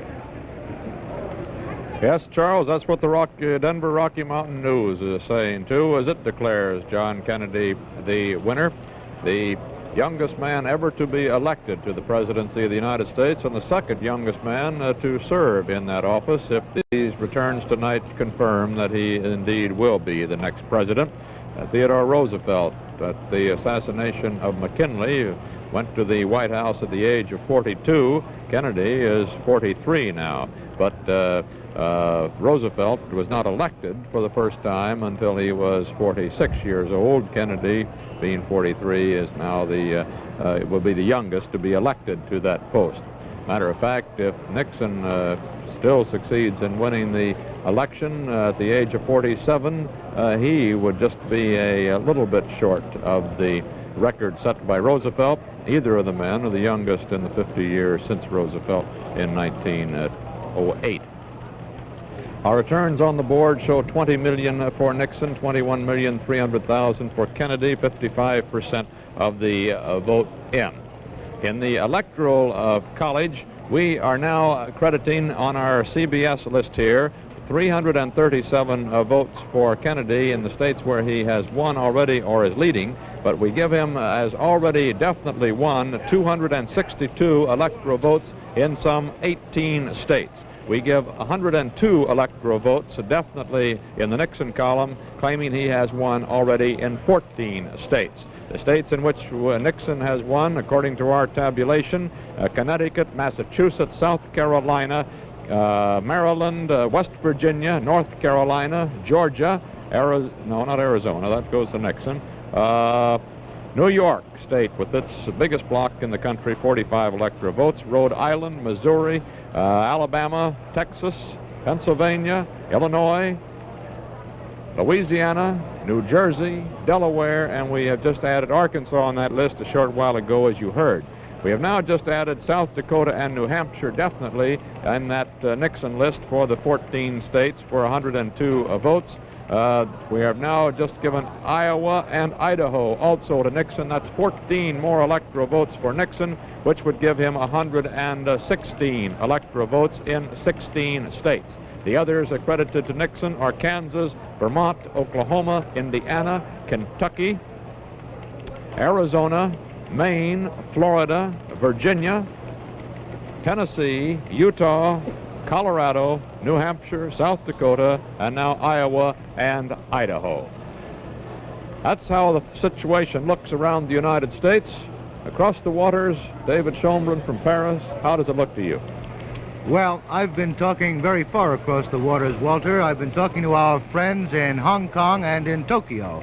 In Hong Kong, CBS News correspondent Guy Searles tells me that there's unusual interest there, particularly from the Chinese communists, who've been commenting much more freely than the Soviets have. Their comments have not been very flattering, of course. They condemn both Kennedy and Nixon as tools of monopoly capitalism, and they say it doesn't matter which one wins. There's one interesting point out there in Asia. The Chinese have not made any mention at all of the Quemoy and Matsu issue, which came up here. That is, the Red Chinese haven't. The Nationalist Chinese have, and they have been hoping for a Nixon victory. Aside from this Chinese issue, most of Asia seems neutral in these elections, according to Searles in Hong Kong and to Peter Kalischer in Tokyo, to whom I've just spoken. He says that the Japanese are more interested in our elections today than they are in their own elections, which are coming up on the 20th of this month. They borrowed some American techniques, Kalischer says. The three major candidates of the Japanese parties are going to have a three-sided television debate, a Japanese talkathon, they call it, and he said that Tokyo is plastered with election posters today for their own campaign, but they're all limited in size by Japanese law. They can't be more than about 2 feet square. There is, however, according to Kalischer in Tokyo, one poster that has not agreed to the electoral law in Japan. It is a very large poster, 5 feet high, bigger than any other, and it says, "Vote for Nixon and Lodge." Peter Kalischer explains that this poster was put up by the Republicans who have been campaigning in Tokyo for the American overseas votes. There are a lot of soldiers and businessmen there, and so the Republican Party has been trying to win the Japanese precincts. I don't know whether you have any space on your board for the Japanese precincts, but Kalischer says in Japan, in the 14th district, the Nixon Lodge people say they're ahead. That's the story from Asia, Walter. I think the only thing we can do, David, is for all of us to conduct a little snake dance in support of the 14th precinct. Now, Betty Furness brings us another interesting piece of news from Westinghouse. Here's exciting gift news from Westinghouse. It's the sensational new Westinghouse mixer with power to spare. It zips through the heaviest doughs and batters. It's so easy to handle. You change speeds with the flick of a thumb, and another flick of your thumb ejects the beaters for easy cleaning. What's more, the Westinghouse Power Mixer now comes with a new drink blender attachment in a new utility box for convenient storage. A great gift. And here's still more news for your Christmas giving. There is a difference in electric can openers. Here is the really automatic can opener from Westinghouse. All you do is insert a can, slide this switch to start, and the can is pierced and opened automatically. No hands. When the can is open, the Westinghouse opener shuts itself off automatically, too. Holds the can until you're ready for it. A magnet holds the lid. And it's so versatile. Use it on the counter or mount it on the wall. The Westinghouse automatic can opener opens tall cans. It opens small cans. Yes, all cans automatically. It's the newest practical gift for the home. It's the most frequently used appliance in your kitchen. Buy the really automatic opener, the Westinghouse No Hands Automatic Can Opener. Prices start at $19.95. And remember, you can be sure if it's Westinghouse. Up in Hyannisport, Massachusetts, where Senator John Kennedy is getting the returns in that White House overlooking Nantucket Bay, a bay I referred to earlier as Narragansett Bay, and I've heard from the down-easters of that corner of the world. Anyway, overlooking Nantucket Bay, the Secret Service is standing by to begin guarding him the moment that it appears he has won the presidential nomination. A guard of 15 persons from the Secret Service is standing by near that 11-room white clapboard house you saw right there. It had went up from Washington this afternoon to be ready to take over the duties of guarding the next president of the United States if it should be determined that it is the 43-year-old senator from Massachusetts. Let's take another look now at the southern corner of the United States through Charles Corral.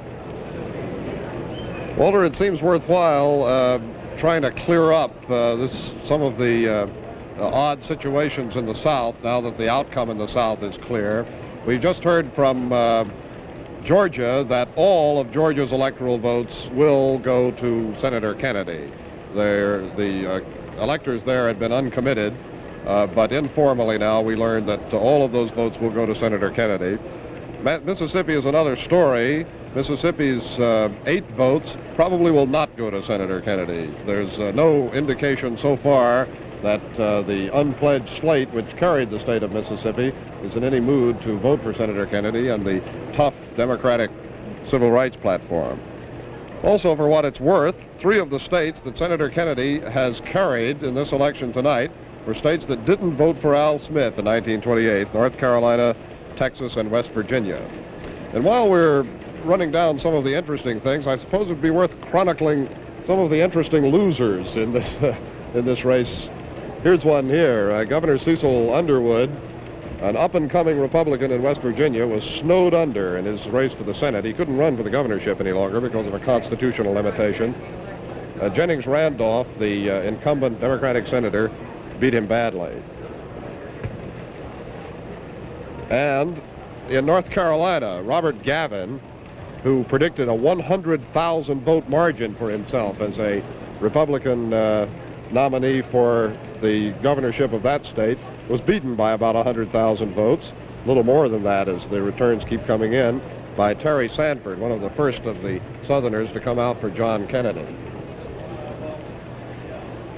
And here in Kentucky is the only Republican on this whole board to have been elected tonight to senatorship or to the State House of any of the southern states, John Sherman Cooper of Kentucky. We'll have some more observations, Walter, I hope, on how the religious issue has affected the balloting tonight.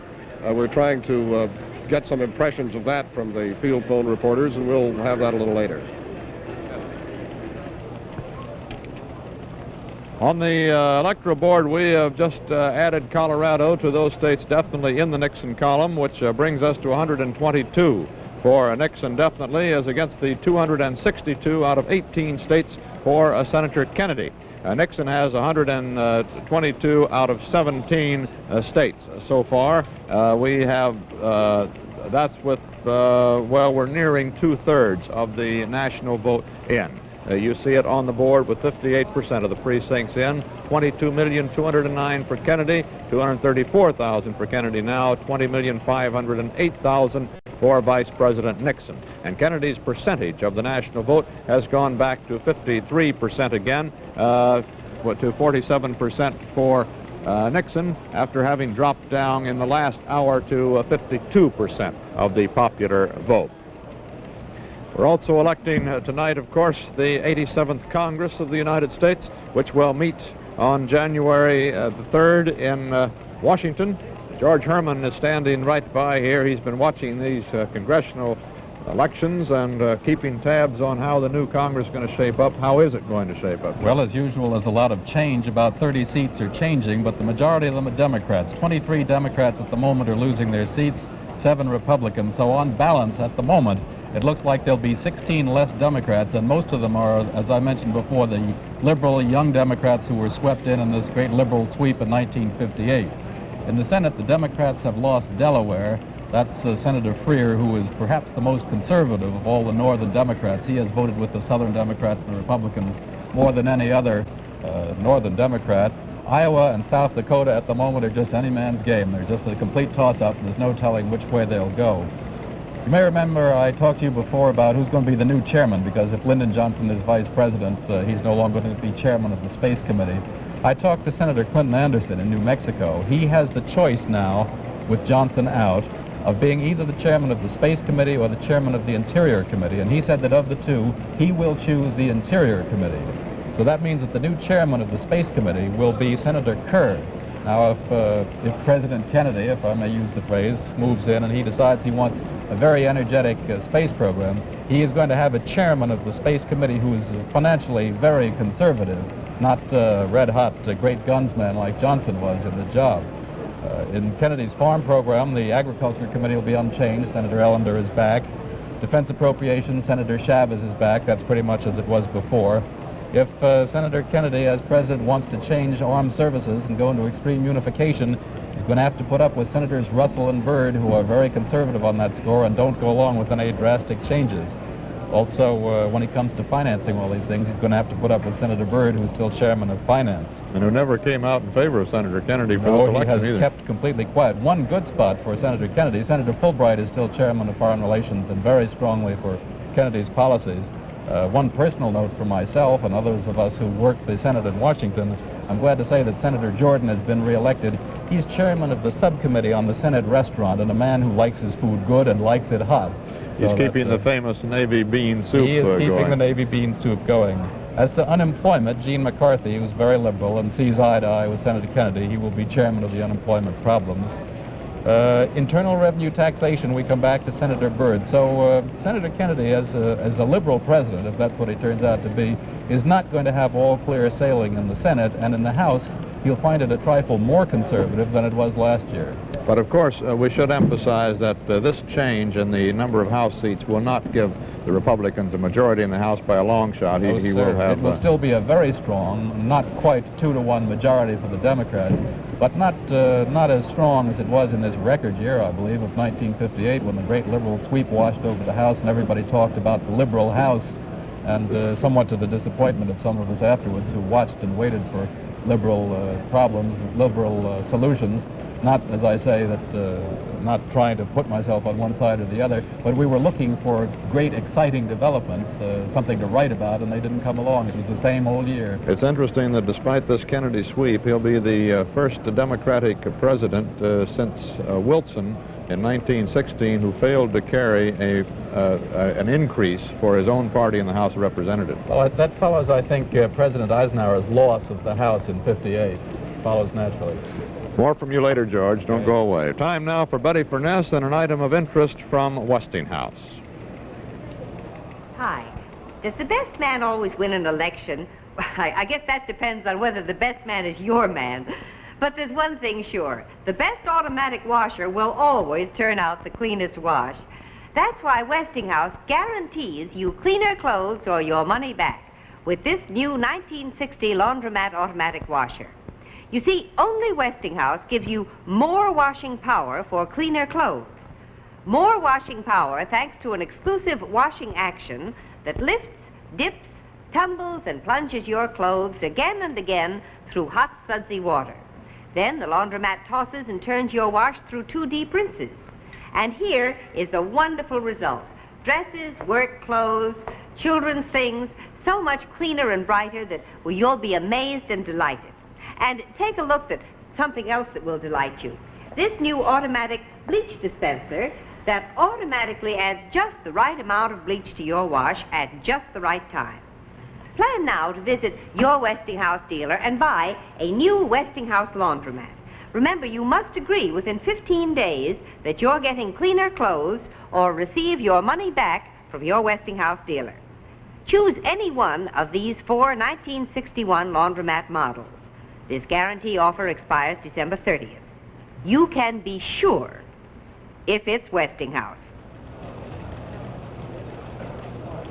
Out in Hawaii, they've already declared that Daniel K. Inouye, the Republican congressman or Democratic congressman rather, from Hawaii, the first to serve after the territory became a state, has been reelected to the House of Representatives. In the popular vote now, with 60% of the nation's precincts counted, Kennedy has 22,745,000 to Nixon's 21,325,000 votes. Stuart Novins, yes, what do you have to tell us from the Middle West? Well, very briefly, this Ohio race is still a toss-up. The Associated Press has said that Nixon has this state. We just talked to the governor, Mike DeSalle, and he says that's premature. He thinks that Kennedy still has it. So we're going to hold off just a little bit on deciding who wins that one. There are still many precincts to be heard from.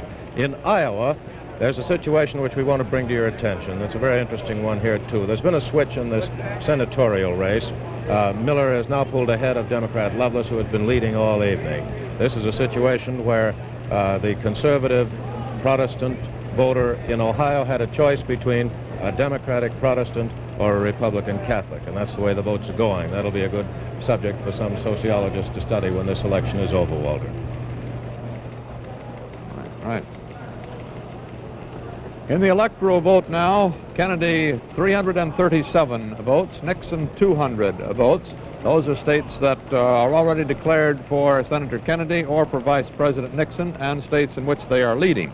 As actually declared, we have Kennedy with 18 states declared for him at 262 electoral votes, just 7 short of the 269 needed. We have Nixon leading in 16 states, or having been declared as one in 16 states, with 122 electoral votes. 17 states, 122. That includes Colorado.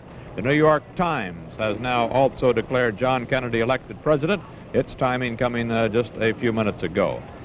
Howard Smith and IBM 7090. What do you have? Well, Walter, it's strange to keep forecasting after the New York Times has already declared what it thinks the result is going to be, but here is one more forecast at 1:20 a.m. Eastern Standard Time. With 55% of the nation's precincts reporting, the odds still favor the election of John F. Kennedy as president. However, the race has tightened a little since we last made a forecast. This forecast gives Kennedy 322 electoral votes and Nixon 215. However, we have been warned that this is based on the assumption that California and Texas will go to Kennedy. If, in fact, they should shift to Nixon, this would still be a horse race, in spite of the New York Times. However, it's thought unlikely that that will happen. According to our forecast, Kennedy will get 51% of the popular vote, Nixon 49% of the popular vote. Kennedy will get 24 states to Nixon's 26 states. Now, in line with our other performance here of trying to pick out trends and find the voting complexion of the United States before the columnists and the commentators and the scholars do, we try it tonight. We have tried to find out what the Senator Kennedy is doing. Though he's running roughly 7% behind what Stevenson did in 1956, he is running 7% behind his own Democratic congressional nominees throughout the nation. I'll come back with more on that later. With 60% of the votes counted, we have Nixon at 20,890,000 votes and Kennedy at more than 22 million votes. We'll be continuing our national election coverage, but now let's pause for the latest local returns from across the nation. And here at our CBS News election headquarters, Charles Kuralt will give us a thorough rundown of how things have gone on this election night in the South. Well, it's all more than clear by now, Walter. Let's start the rundown by starting at the top and going down these tally boards. Nixon has carried 4 states with 43 electoral votes. Kennedy has carried 9 states with 103 electoral votes, though he won't apparently get the votes from Mississippi, he won't get some from Alabama. He will, we learn, get all the electoral votes from the state of Georgia. In the Senate, 12 races, and John Sherman Cooper has won. They're the only Republican on this board. 11 Democrats have been elected. This race reflects the defeat of Cecil Underwood. He was the Republican governor of West Virginia. He couldn't run any longer for that post, and so he ran for the Senate, where he was beaten. And in the meantime, W.W. Barron beat the Republican running for governor of West Virginia. So the Democrats picked up a governor in the South, if you can call West Virginia the South. And down here, this is an indication of how the South has gone in the House races. All the incumbents, apparently, have been elected or leading. This includes such lonely Republicans as Joel Broyhill in Virginia, Charles Raper Jonas in North Carolina, he's the only Republican congressman there. Arch Moore in West Virginia, the only Republican congressman there. Though this has been a Democratic night in the South, and particularly in those states, the Republican congressmen have maintained their popularity in their own districts. To run down the South in some detail, Kennedy has carried Alabama easily, though he won't get all the electoral votes. He has carried Arkansas. But here in Arkansas, there's an interesting development. We've just learned that though Henry Britt has obviously been defeated for governor of Arkansas by Orville Faubus, he has refused to concede. Even with that great big Faubus margin, Britt isn't conceding yet, even though Nixon Lodge headquarters in Little Rock has conceded his defeat.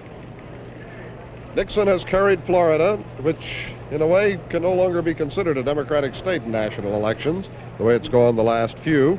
But Ferris Bryant has won re-election as governor, or has won election as governor of Florida. Peterson didn't do badly, though, as you notice, and there's some indication that Florida may someday indeed be a two-party state, even in local elections. Kennedy's carried Georgia. Nixon has carried Kentucky. John Sherman Cooper reelected over Keene Johnson, who ran him a hard race, if not a successful one. Kennedy has carried the state of Louisiana, which Republicans had early hopes for. Allen Ellender has beaten George Reese for the Senate seat, and so Mr. Ellender goes back to Congress for another 6 years. In Mississippi, the unpledged slate has come in. Senator Eastland has been easily reelected over his Republican opponent. North Carolina shows an ever-widening margin for Kennedy, and Everett Jordan and Terry Sanford have been elected to the Senate and to the governorship of that state. South Carolina, Kennedy and Thurman. Tennessee, Nixon, but Kefauver won easily. Texas, Kennedy carried the state, and this in a way is the greatest Democratic victory in the South tonight. Johnson won re-election to a Senate seat, which he will obviously resign if indeed the Democratic national slate comes in, as it appears it's going to. And Price Daniel has been re-elected governor of Texas. Nixon carried Virginia, Kennedy carried West Virginia, and that's the story in the South.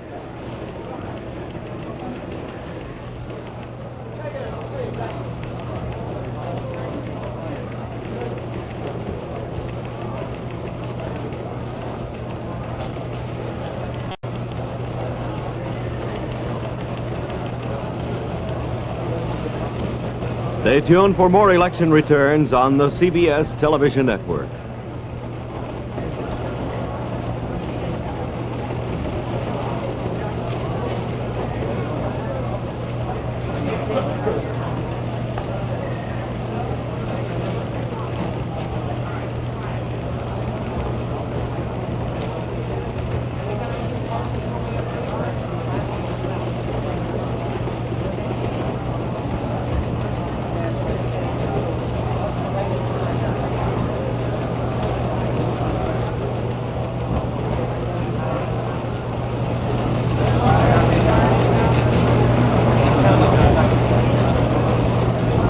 Hello again from CBS News election headquarters on this morning after the vote for the 34th or 35th President of the United States, 34th man to occupy the White House, the 35th President of the United States, if you count Grover Cleveland, whose terms were not consecutive, as two Presidents of the United States.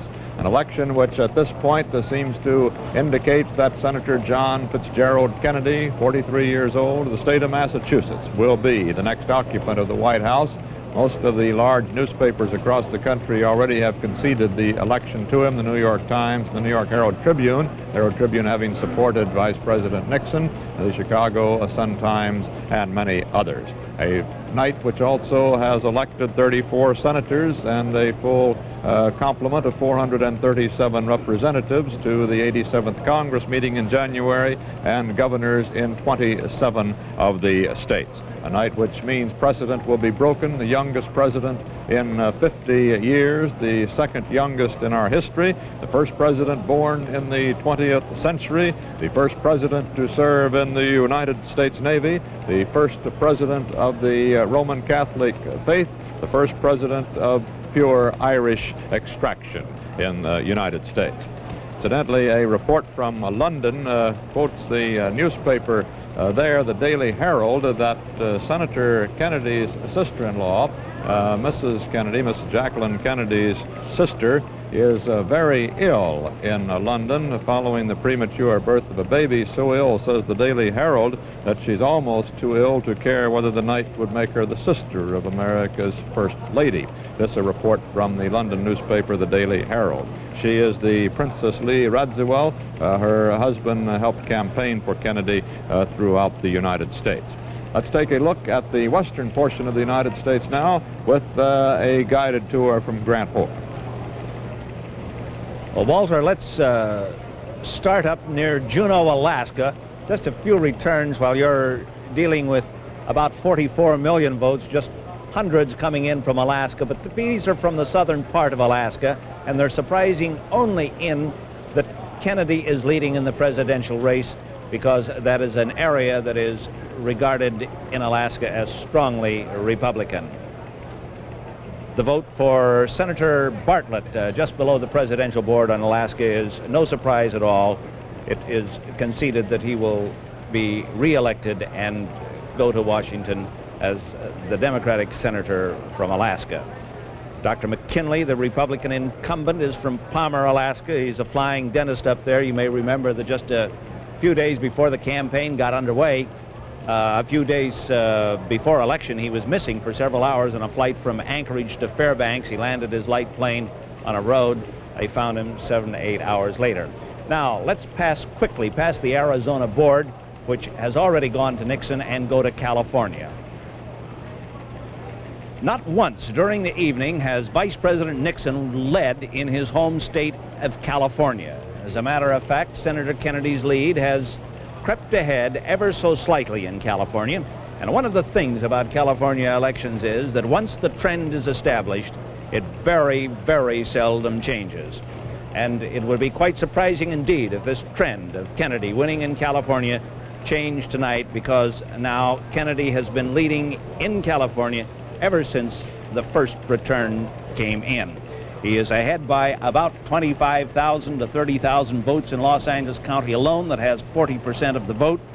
He is doing very well in San Diego, where it was conceded ahead of time that Vice President Nixon would carry San Diego County, but San Diego County is just fractionally for Nixon, and that is regarded by the people in the Kennedy camp as a very good sign indeed for their candidate in California. In San Francisco, Kennedy is leading 3-2. Most of the votes in San Francisco have been counted. Machines are being used in San Francisco County. Into the next panel, Colorado, its 6 electoral votes are in the Nixon column. Hawaii, the 50th state, right next to Colorado, 3 electoral votes.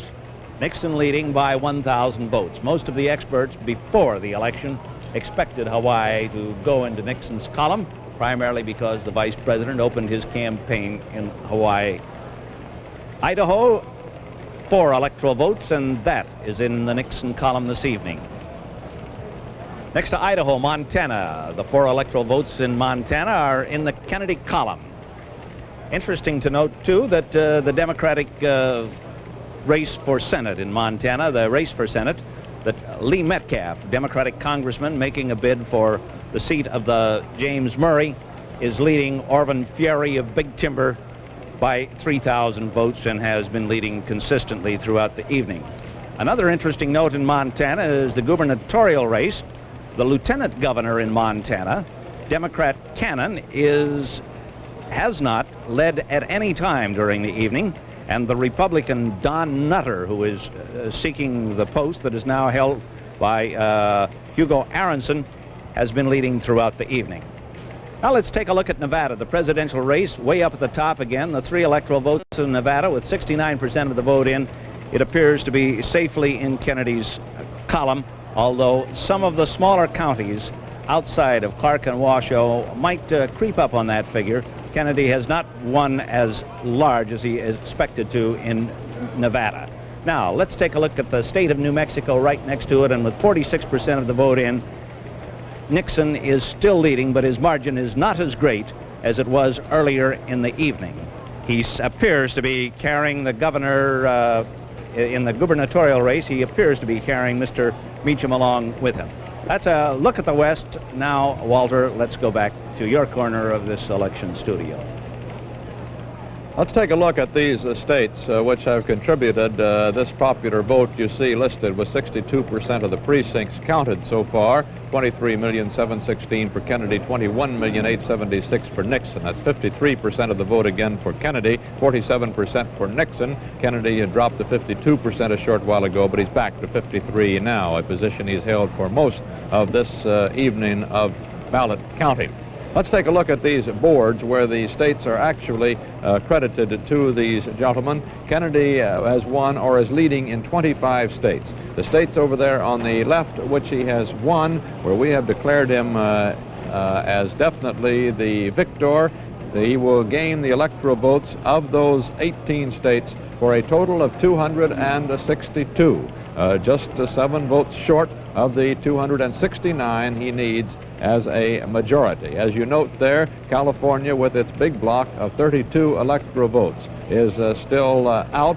He's leading in that state, but he cannot be declared as the winner yet. The same applies to Alaska, Michigan, Minnesota, Montana, Mississippi, Nevada. Any one of several of those states, and certainly a combination of the smaller states, would give Kennedy the electoral victory and the presidency of the United States. Over on the Nixon side of the board, we give Nixon there a total, as you see, of 17 states with a total of 122 electoral votes. He's leading in a great deal more states than he has been declared as the winner so far.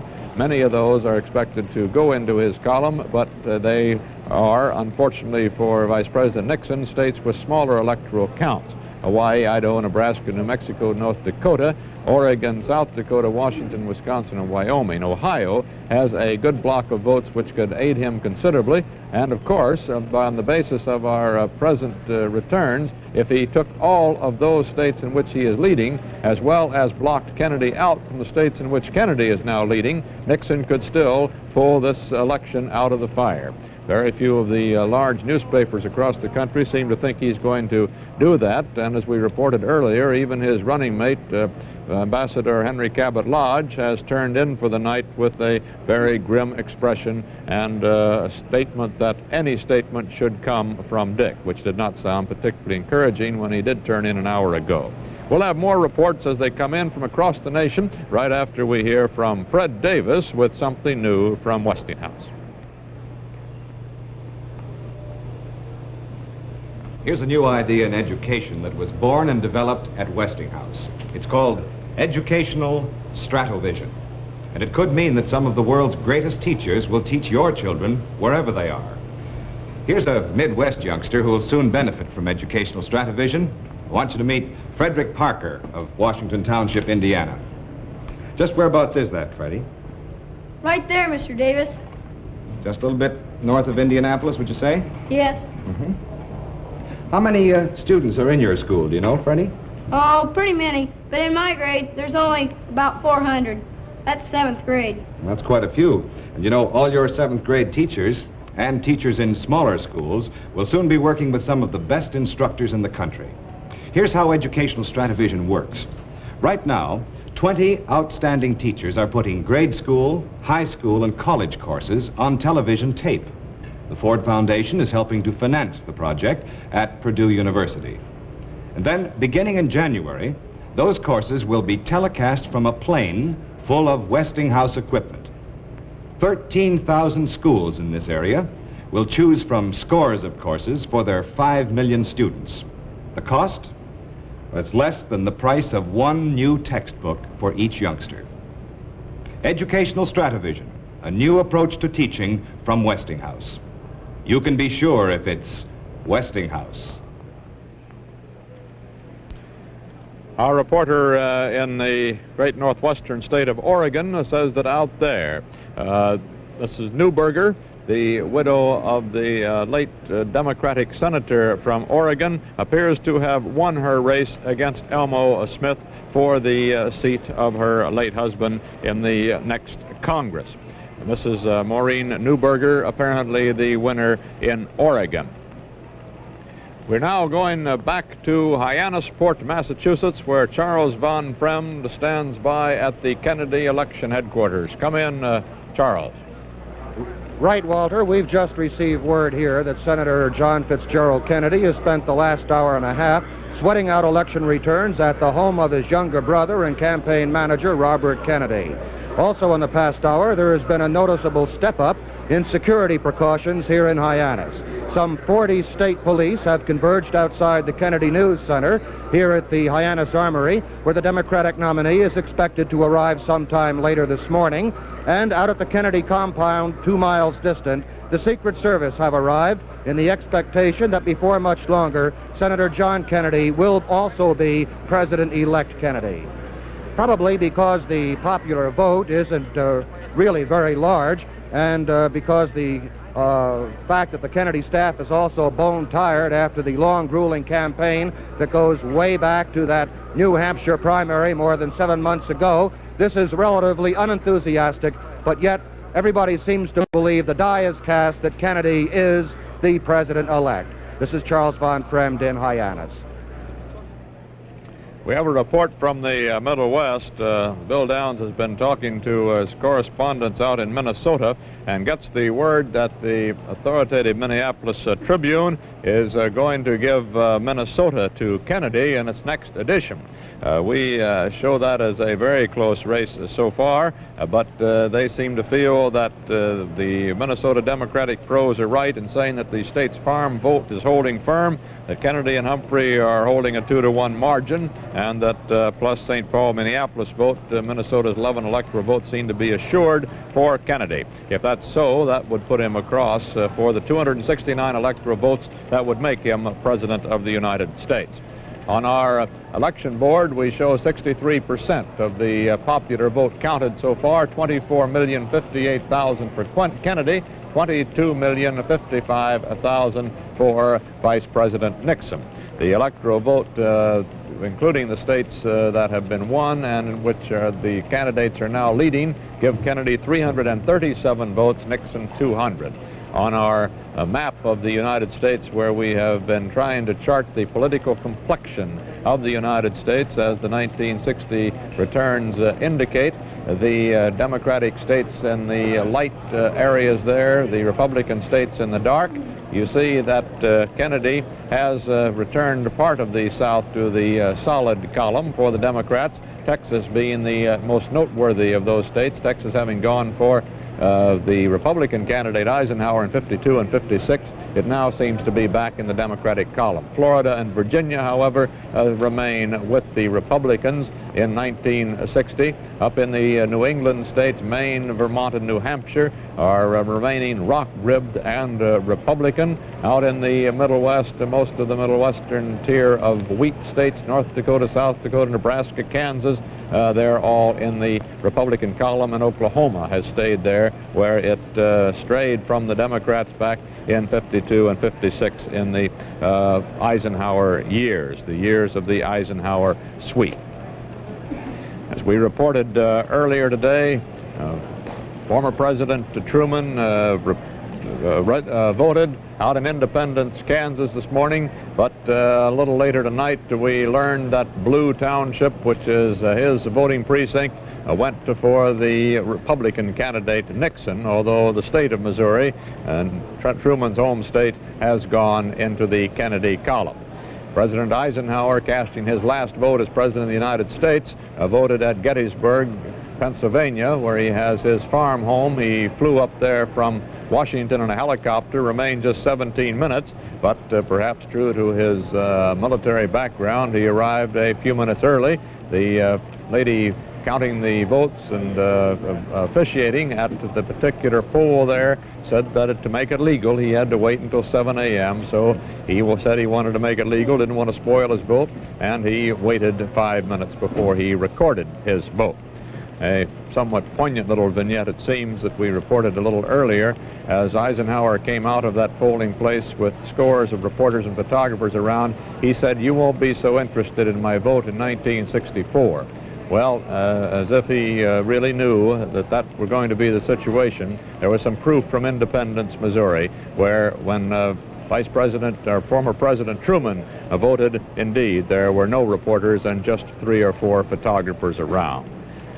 Out in the Middle West, where President Truman's home is, Stuart Novins has been watching the states out there. Stuart, I don't ask you for a detailed report on former President Truman. Just anything you want to say will please me at this point. All right, Walter, you said a moment ago, I think you put South Dakota in the Nixon ranks for us, which we intended to do, but there's an interesting thing about that state in both the senatorial and the gubernatorial races. In spite of the fact that Nixon now has the 4 electoral votes from South Dakota, Carl Mundt, the incumbent Republican senator, has been having a very, very difficult campaign. In the campaign hours, he was considered by all the polls to be running behind McGovern, who's a very active Democrat in the state, has held several state offices, and in fact has built a very strong Democratic organization there. Mundt is leading, but as you can see, it's a very close tally. And in the gubernatorial races, Herseth, the incumbent Democrat, is being pushed very, very hard by Gubrud, the Republican challenger. In Nebraska, we also will elect Nixon. in that column, and he gets the 6 electoral votes. And also with him, Senator Carl Curtis of Nebraska goes back into the Senate. He won over Democratic Governor Ralph Brooks.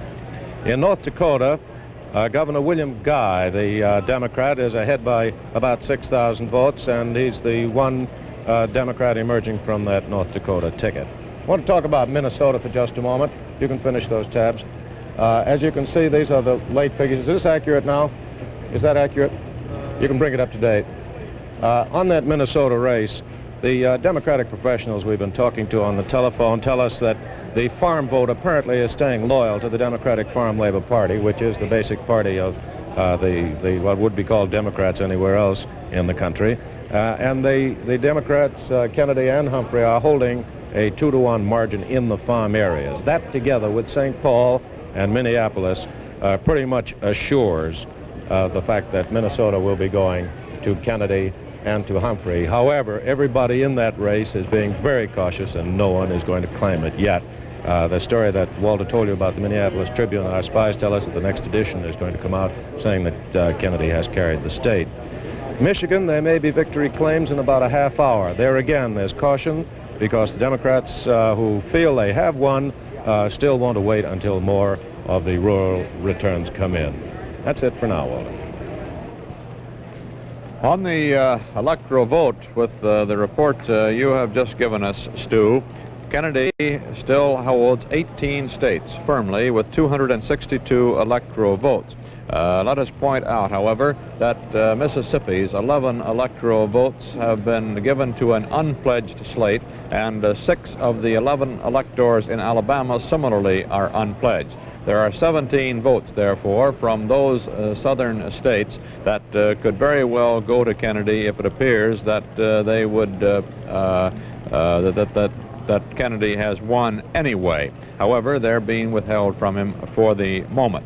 And meanwhile, Vice President Nixon continues to gain more states, although Kennedy has been held at this 262 level now for almost an hour. Nixon has added 3 or 4 states and now has 18 states, the latest North Dakota with its 4 votes, so he has 126 electoral votes. He is closing in very slowly on Kennedy at this time.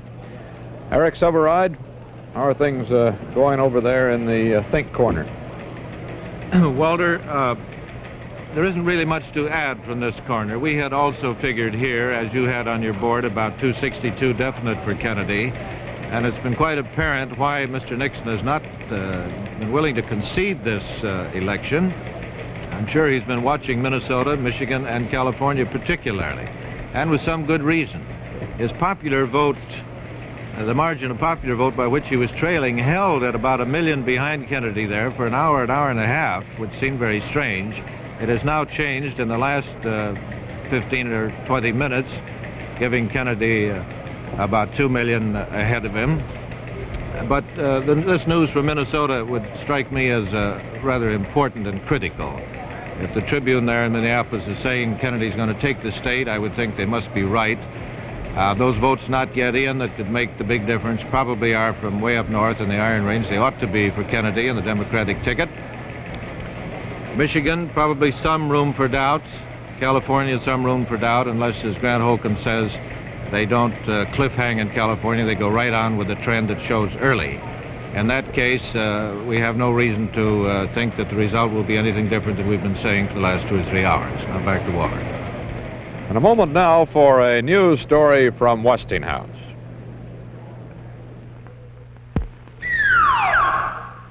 Most electric coffee makers look like this, with old-fashioned spouts that you can't get at to wash. So stale coffee oils collect there and spoil flavor. But not Westinghouse. No, sir. Westinghouse has done away with all that in its new spoutless coffee maker. This Westinghouse Spoutless is the first electric coffee maker that you can wash so thoroughly. See? It's easy to reach every part. So you enjoy fragrant, delicious, really fresh coffee every time.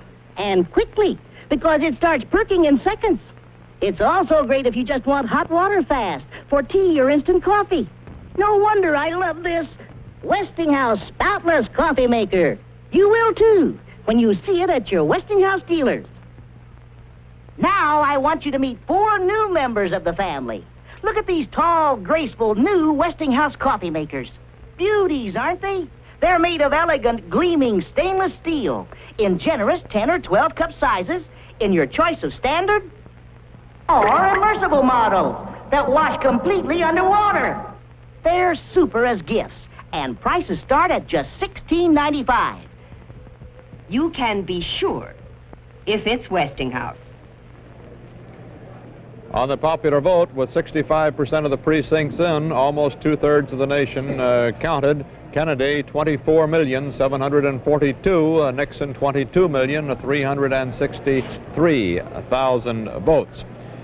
Charles Kuralt tells me that he's been talking to informants in Mississippi who say that Mississippi's unpledged slate of 11 electors who have won the state are not going to go for Kennedy, definitely. They'll probably not go for either candidate on the major party tickets, but will instead vote for a conservative Southerner, which seems to be changing their plans somewhat down there.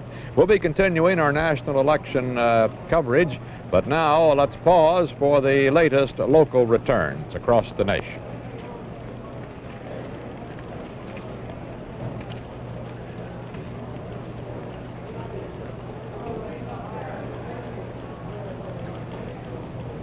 Here in our CBS News election headquarters, we'll hear now in the next few minutes from Charles Collingwood. Charles? Well, let me run down the situation as it is in the eastern part of the United States, the first of the national sections to complete their polling. Out of 145 electoral votes, Senator Kennedy has 133 and Nixon has 12. And those 12 come from the states of Maine, Vermont, and New Hampshire. Let's go along these states. Connecticut, the first state in, went for Senator Kennedy by a little more than 100,000, a stunning Kennedy majority, which set the pattern for the eastern section of the United States, which, as you've been hearing, has gone much more consistently for Senator Kennedy and much more massively for him than has any other section of the country. Delaware, this was a real squeaker. Kennedy won this by only 3,000 votes, and the issue was in doubt right up to the last minute. An interesting thing about Delaware is that although Kennedy, a Democrat, won it, Republican challenger Boggs unseated the Democratic incumbent, Senator Freer. This is one of those questions. Freer is what you'd call a conservative Democrat. Boggs is what you'd call a liberal Republican. And in Delaware, Boggs won. In Maine, the issue very early ceased to be in doubt. Vice President Nixon went well ahead and carried the whole state with him. Margaret Chase Smith returned again as senator, and in something of an upset, the Republican gubernatorial candidate, Mr. Reed, was elected. In Maryland, this started out close, and actually the spread is not nearly as great as that many people thought it would be. Kennedy won this one. You know, Maryland has almost always gone for the eventual victor in a presidential election, and this time it went for Kennedy by something like 80,000 votes. Incidentally, the Democrats lost a House seat in Maryland. Massachusetts, there's an interesting thing about Massachusetts. It's being carried strongly by Senator Kennedy, but in the Massachusetts senatorial race, you'll see that we have elected Mr. Saltonstall. We say that he's going to be elected, but as any fool can see, he's running behind the Democrat, Mr. O'Connor. Well, the reason for that is that the votes come in very slowly from Massachusetts, which has only about 30% voting machines, and most of them in Boston and cities like Springfield. And Saltonstall ran so strongly there that we think that his real strength, which is in the smaller towns and rural areas in Massachusetts, is going to carry him through. New Hampshire, that was fairly close, surprisingly close for Kennedy, but he won. And New Jersey is one of the most interesting situations in all of the East, because this was figured by most of the experts to be Kennedy territory. But if you look at these figures here, you'll see that out of 2.5 million votes, Kennedy is only leading by less than 50,000.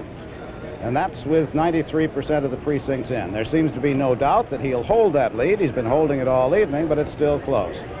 Senator Case, re-elected, Republican Senator Case, re-elected in New Jersey against the Kennedy trend there. Well, New York, as you know, went very big for Kennedy, and so, in fact, has most of the East. And that's just about the way the Eastern story shapes up.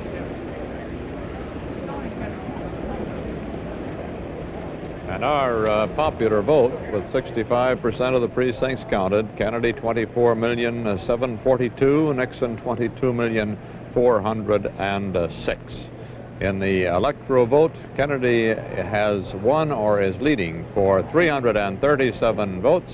Nixon has won or is leading for 200. It takes just 269 electoral votes to win. Stay tuned for more election returns on the CBS television network.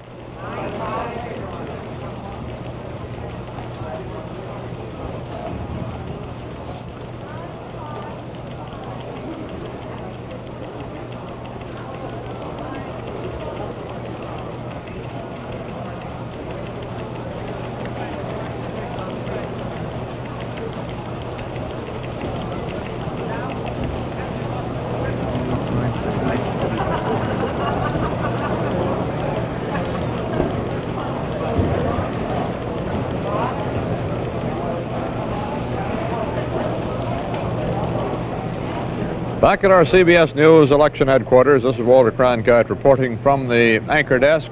We now have 1/3 of the nation's precincts counted. 66% of them are in, and Senator Kennedy has just under a 2 million vote lead out of a total of 49 million plus, almost 50 million votes tabulated so far. 24,877,000 votes for Kennedy, 22,955,000 for Vice President Nixon. Senator Kennedy is leading in states that would give him 337 electoral votes. Nixon is leading in states that would give him 200. And so far tonight, most of the major newspapers across the nation have already conceded the election to Senator John Fitzgerald Kennedy of Massachusetts. However, there seems to be some hanging at the cliffside still going on in some important states that could withhold victory from Kennedy for at least some time tonight, and just conceivably by a very narrowest of margins from him entirely, because Michigan, Minnesota, Ohio, California, with a total of 88 electoral votes, are still in doubt. The Minnesota Tribune says it's going to come out in its next edition, or we've been led to believe it will, and say that Minnesota has been won for Kennedy. That would put him over the top, but we have not been able to find those votes as yet, although that seems to be the trend. The state is certainly bending toward Kennedy at this time, and it has re-elected to the Senate Hubert Humphrey in his close race for a return to the Senate. Out in the western portion of the United States, Grant Holcomb has some late returns for us. Grant? Well, Walter, I was just talking to Senator Kennedy's Western Regional Headquarters in San Francisco, and the information that I got there from Jim Keene, one of the members of the senator's campaign staff, is that the San Francisco Chronicle and the San Francisco Examiner have both conceded that the state of California will go to Senator Kennedy. So in the eyes of the two political experts for those very knowledgeable newspapers in San Francisco, California is no longer in doubt. It will go to Senator Kennedy, and the state's 32 electoral votes will fall into his column. Let's move down for just a moment to the state of New Mexico and take a look at the situation as it develops in New Mexico. It's down several panels. We'll look first at the presidential race, and we see that Senator Kennedy is trailing Vice President Nixon in New Mexico. Most of those votes have been coming from the eastern side of New Mexico, an area that they call Little Texas. It was acknowledged before the polls opened this morning that there would be a religious issue, and it would probably make itself apparent in some of the returns coming in from the eastern part of the state. Some of the returns in that area, too, are from the Albuquerque area, and it was believed that that would certainly be a Republican area. But the very interesting thing in New Mexico is down here in the governor's race, just 2 panels down, and we find that Governor John Burroughs, the incumbent, is again battling neck and neck with Ed Meacham, a former governor, who was seeking to make a comeback. 2 years ago, this race ended up with John Burroughs, the Democratic incumbent, winning by just 2,000 votes. So it looks as though, again, this year, 2 years later, there's a real race for the governorship of New Mexico. That's a look at 2 of the late developments in the western part of the country. Walter, what have you got over there? Well, Grant, running down those 4 states where the thing seems to be hanging in the balance right now, Michigan, with its 20 electoral votes, seems to be exceedingly close at the time being. Neither side is claiming victory or defeat. Neil Stabler, the Democratic chairman in Michigan, says it's still a horse race, although his man Kennedy is leading at the time being in Michigan. In Minnesota, we gave you a report on that a moment ago, that it appears that the state will fall into Kennedy's column, and the Minneapolis Tribune is preparing to say so. Ohio, however, Governor Mike DeSalle says it's an awfully close race there, and neither side is making any claim for Ohio as yet, with at the moment Nixon leading in Ohio. California, we heard from you there, Grant, that Kennedy has a lead in California for its big block of 32 electoral votes, which is now the largest block of votes still outstanding at this time, at 2 a.m. Eastern time, after a count now that has gone past the 1/3 mark in the nation as a whole. A count which now gives Kennedy 24,990,000 votes, Nixon 23,107,000 votes. Howard K. Smith, how are things going over at the IBM data center? Well, Walter, we're still trying to analyze the vote before it's counted, and now we've done a very daring thing. We've tried to tackle the religion question, which was discussed so much during the campaign. Our calculations indicate that approximately 62% of the voters in predominantly Catholic areas voted for Kennedy. Though high, that's a little less than students reckoned, which was about 70%. Though in some places, like Massachusetts, where local patriotism enters, 75% of Catholics voted for Kennedy. This altogether is 19% more of the Catholic vote than Stevenson got in 1956. Now, in regard to Protestants, our calculations show Kennedy to have gotten 46% of the Protestant votes. These are, of course, rough approximations. Kennedy got 6% more Protestant votes than Stevenson did. But if we break this Protestant vote down into the fraction which belongs in what is called the Bible Belt, the areas where fundamentalist Protestantism is very strong, Kennedy has not done as well as Stevenson. In mountain areas, as in Kentucky and Tennessee and Virginia, Kennedy has done 5% less well than Stevenson did in 1956. So our conclusion would be, our tentative conclusion would be, that Kennedy lost a little by being a Catholic, but he gained a great deal more by being a Catholic. So we may have seen a historic turning point when it is no longer a disadvantage in federal politics to be a Catholic. Back now to the anchor desk. And now for Betty Furness and something new from Westinghouse. I want to show you a television set that's more than a television set. It's also a beautiful and useful piece of furniture.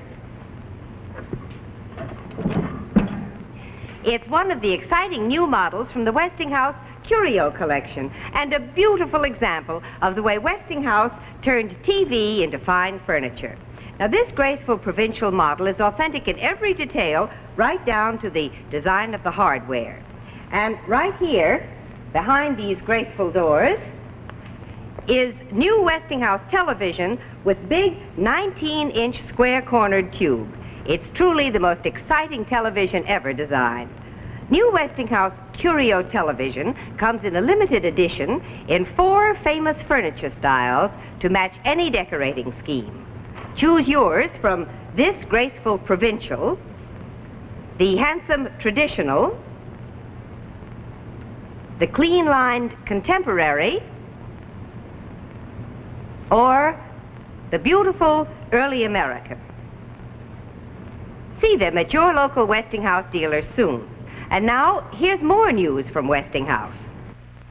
Better looking, new shape, New light with Westinghouse white eye-saving bulbs. Millions of tiny filter particles give you the best light for seeing ever developed. It's the only modern light bulb in 35 years. Makes every fixture look better. Remember, Westinghouse white eye-saving bulbs. 60, 75, or 100 watts, 2 for only 58 cents. You can be sure if it's Westinghouse. A statement from Senator Kenneth Keating, the Republican senator from New York State, one of the two Republican senators from New York State, in which he concedes the election to Kennedy and Johnson. He has issued a statement saying, "I congratulate Senator Kennedy and Senator Johnson upon their election." And from Iowa, the Republican candidate for the governorship there has taken the state house from the incumbent Democratic governor. Governor Herschel Lovelace has conceded defeat in Iowa to State Senator Jack Miller for the gubernatorial nomination in Iowa.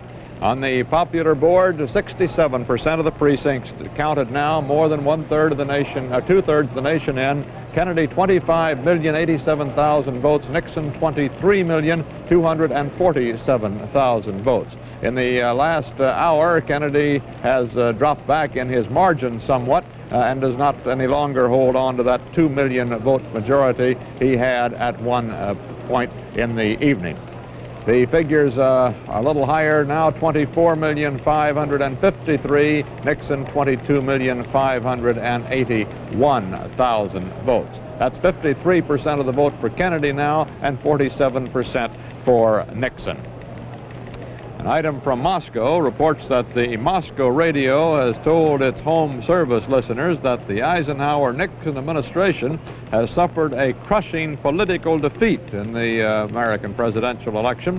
The early morning Soviet newscast quoting the New York Herald Tribune for its authority that Senator John Kennedy had been elected president of the United States.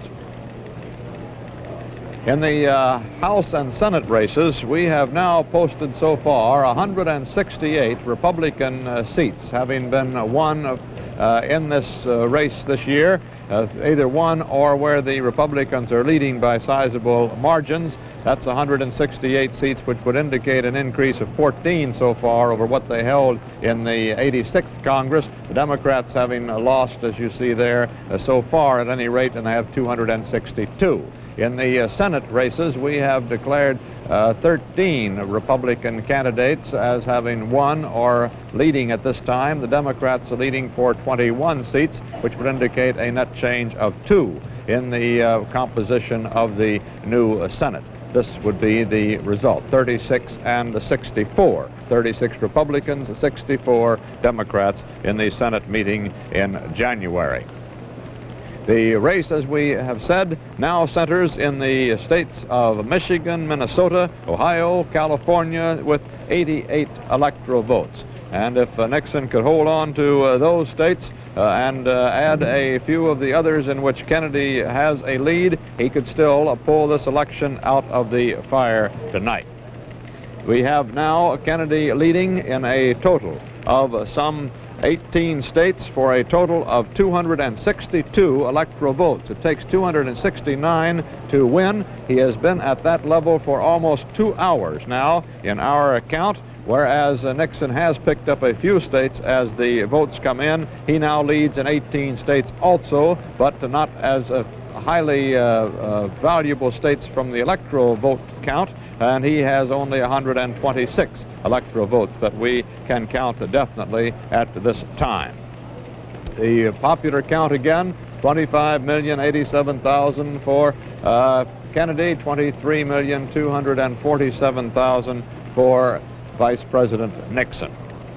We have heard from earlier this evening, we heard from Hyannisport, Massachusetts, that Senator Kennedy was watching the returns at the home of his brother Bob Kennedy, and earlier tonight he lighted a big black cigar and is supposed to have leaped with joy when he got the Connecticut returns, the first indications that he was on his way toward a victory tonight.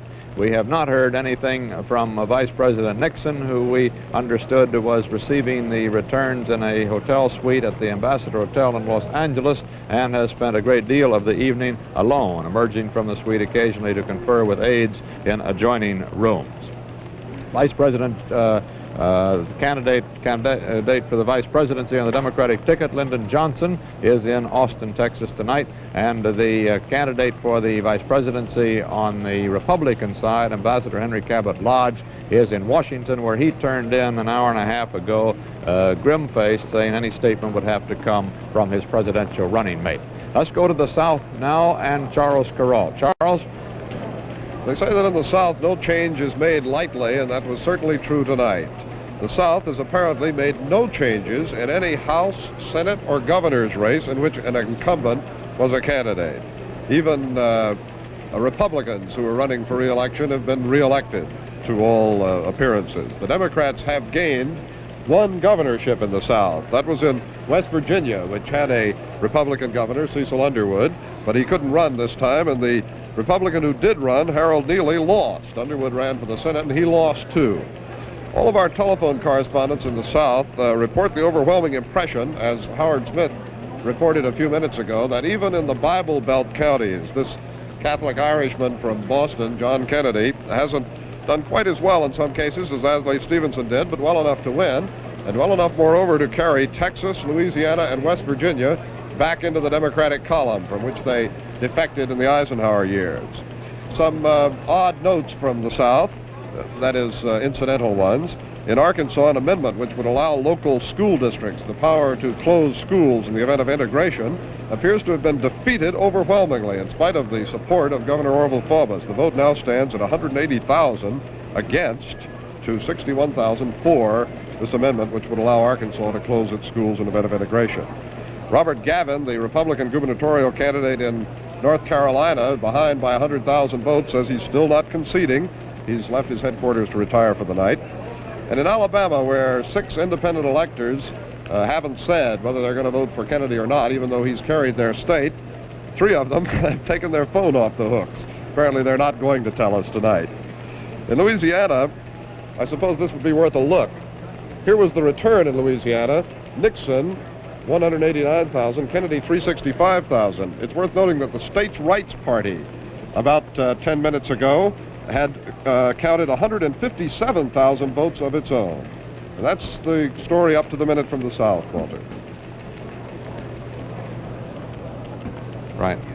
The popular vote, 67% of the nation's vote counted, 25,256,000 for Kennedy, 23,352,000 for Vice President Nixon. We now figure that there are 5 critical states, as we have told you: California, Michigan, Minnesota, Ohio, and Wisconsin. In California, Senator Kennedy has a lead with 1/3 of the votes counted, 791,000 to 712,000 votes. For those other 4 states, let's get some details from Stuart Novin. Stu? We'll call in Stu in just a moment on those four boards in the Middle West. However, as we told you earlier, they are all at a critical stage right now. Minnesota about apparently to fall in the Kennedy column, which would put Kennedy across, but that is not ready to be declared as yet. However, in Michigan and Ohio and Wisconsin, all of the political leaders in those 3 critical states say that the situation is certainly very indefinite as yet, and they have a sizable block of votes with which they can operate, some 80 votes in all. Chicago American has just joined that parade of newspapers that claim that Senator Kennedy, however, has been elected.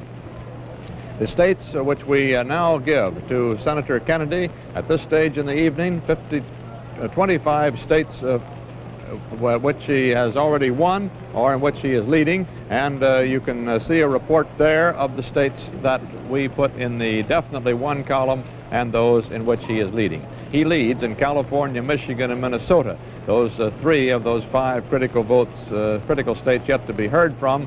In the other 3 states in which he leads, or 4 states rather, Alaska, Montana, Mississippi, and Nevada, Mississippi actually should not be in that group. Mississippi has been declared for the unpledged slate of electors. And although before the election there was a lot of speculation from Mississippi that that group of unpledged electors, if the vote was sizable either way, would swing toward, would go to Kennedy, now we are told from our sources in Mississippi that is not the case, and that they will remain unpledged. They will not cast their votes for either of the candidates. So Mississippi actually should not be in that column. It is 4 states, Alaska, Minnesota, Montana, and Nevada, in which Kennedy is leading and still has a chance of winning. On the Nixon side, also 25 states. It's an even split, but his states are smaller in electoral count, and therefore he trails by a considerable margin in the electoral vote. He still is leading in Ohio, and the race is very close there. Governor Mike DeSalle, the Democratic leader in Ohio, however, says he is nowhere near ready to concede the state to Richard Nixon, and he says it's a very close horse race out there.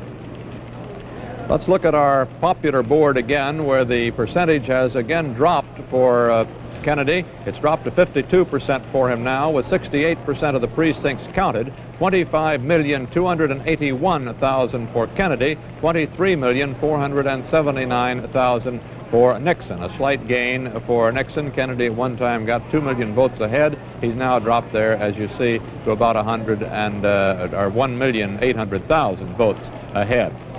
The states in which Kennedy is leading or has already won would give him 337 electoral votes, and Nixon 200. It takes just 269 to win.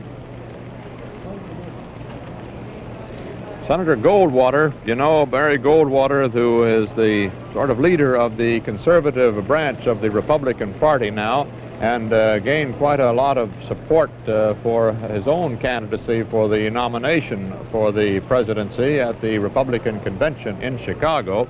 Earlier tonight conceded the election to Kennedy, and he says that now that Nixon loses, he lost it in the South. He gambled the industrial North by losing the South, according to Goldwater. I told them that at the convention. With the South, we would have won this election by now. That is Goldwater's attitude. He says the trend in the South is disappointing. Well, now for a regional report from Westinghouse and Betty Furness. This time, Walter, I'd like to show you a home in Cedar Rapids, Iowa. It's another architect-designed Westinghouse Total Electric Gold Medallion home. As you approach this Cedar Rapids home at night, an interesting pattern of lights tucked under the roof line says a warm, "Welcome home." You press a remote control in the car, and automatically the garage doors open and lights go on. Once inside, lighting again plays an important role. The lights are integrated into this full-length ceiling beam, and along with other lights indoors and out, can be raised or dimmed for any desired effect. So, whether it's the kids enjoying records or television in the entertainment center, or father and mother relaxing in the family room, you can control lighting that's as practical as it is beautiful.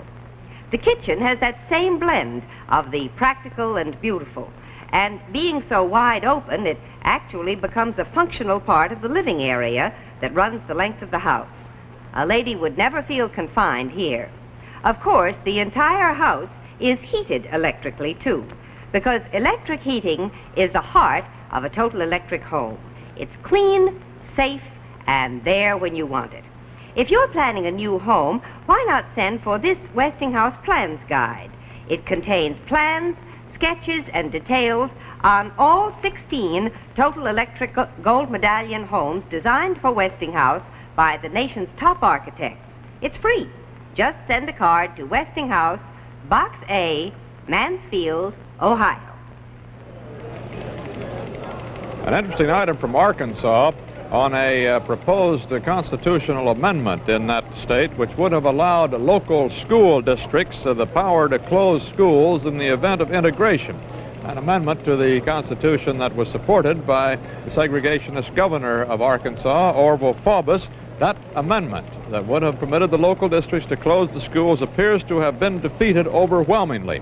The vote in Arkansas now stands 180,000 to 61,000 for the amendment, almost a 3-to-1 margin against the amendment. Wells Church, down at the Republican election headquarters at the Sheraton Park Hotel in Washington, has a report for us. Come in, Wells Church. This is Wells Church in Washington at the Sheraton Park Hotel, where the Republican National Committee has been receiving the returns. And as you can hear, it's rather quiet around here now. It has never been very noisy at any time tonight, but there are empty chairs everywhere now, whereas it was filled early in the evening when we first came. Here and there, 2 and 3, and groups of 2 and 3 and 4 and 5 are sitting now. They've long since given up hope, and there hasn't been anyone down on the rostrum to cheer them a bit since the only time that the chairman himself, Thurston Morton, came down. He came down and spoke of a few wins here and there, and mostly about Kentucky. But since then, no one has been here. The orchestra has gone home. Those sitting here, it's a little hard to figure out why they stay any longer. Looking around, they must be the real die-hard employees almost of the Republican National Committee. As I say, the spirit's gone from this hall, it's gone on home.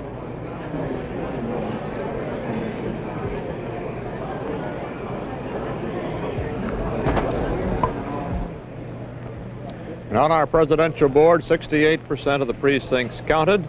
Nixon, 23,744,000 votes. Kennedy, 25,491,000 votes. Nixon has a 48% of the popular vote, with 68% of the precincts counted. Kennedy has 52% of the popular vote. It's interesting to compare those figures with the way the election went in 1956.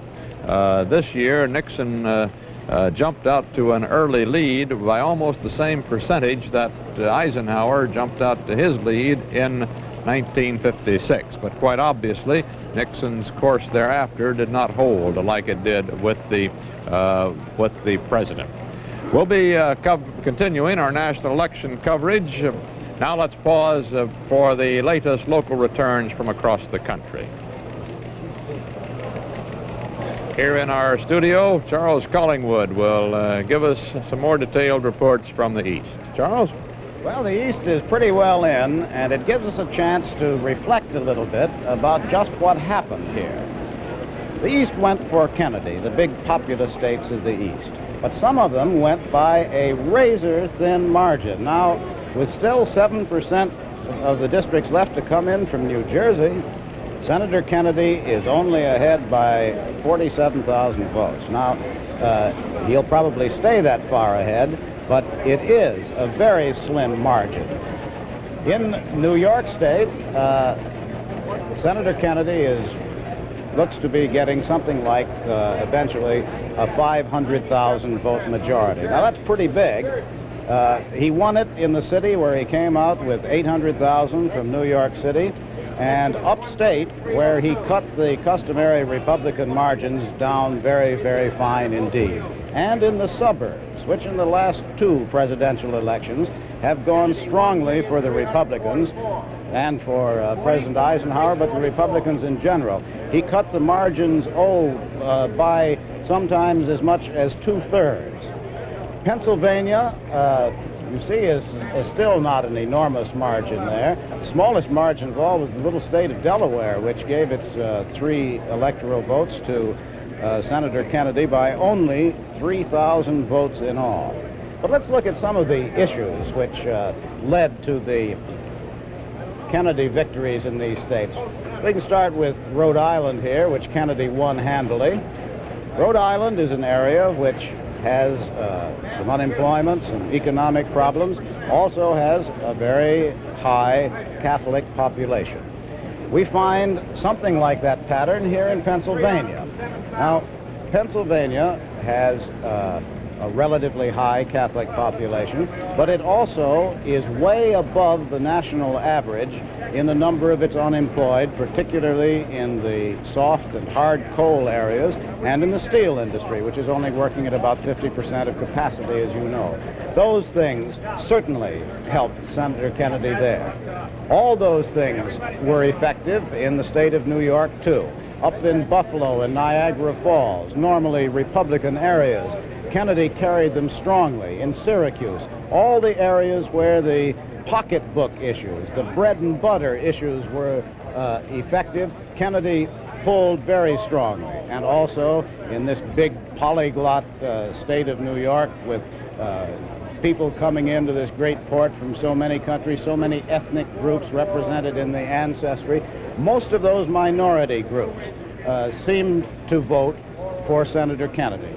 Not only the Catholics, but and not only the Irish, but the Italian areas, the Jewish areas, the Negro areas, the Puerto Rican areas, although a good many of them are Catholic, went the same way.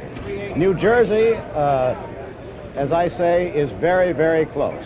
And I'm sure that the Kennedy supporters are heaving a big sigh there. Up in New Hampshire, once again, some of these bread and butter issues were effective, and also the religious issue was effective in Kennedy's favor up there. And as you can see, in normally Republican New Hampshire, Kennedy didn't run at all a bad race for a Democrat, nor did he, surprisingly enough, in the state of Maine and in New England in general. Anyway, those are a few reflections on the situation as it stands in the East. Now back to Walter.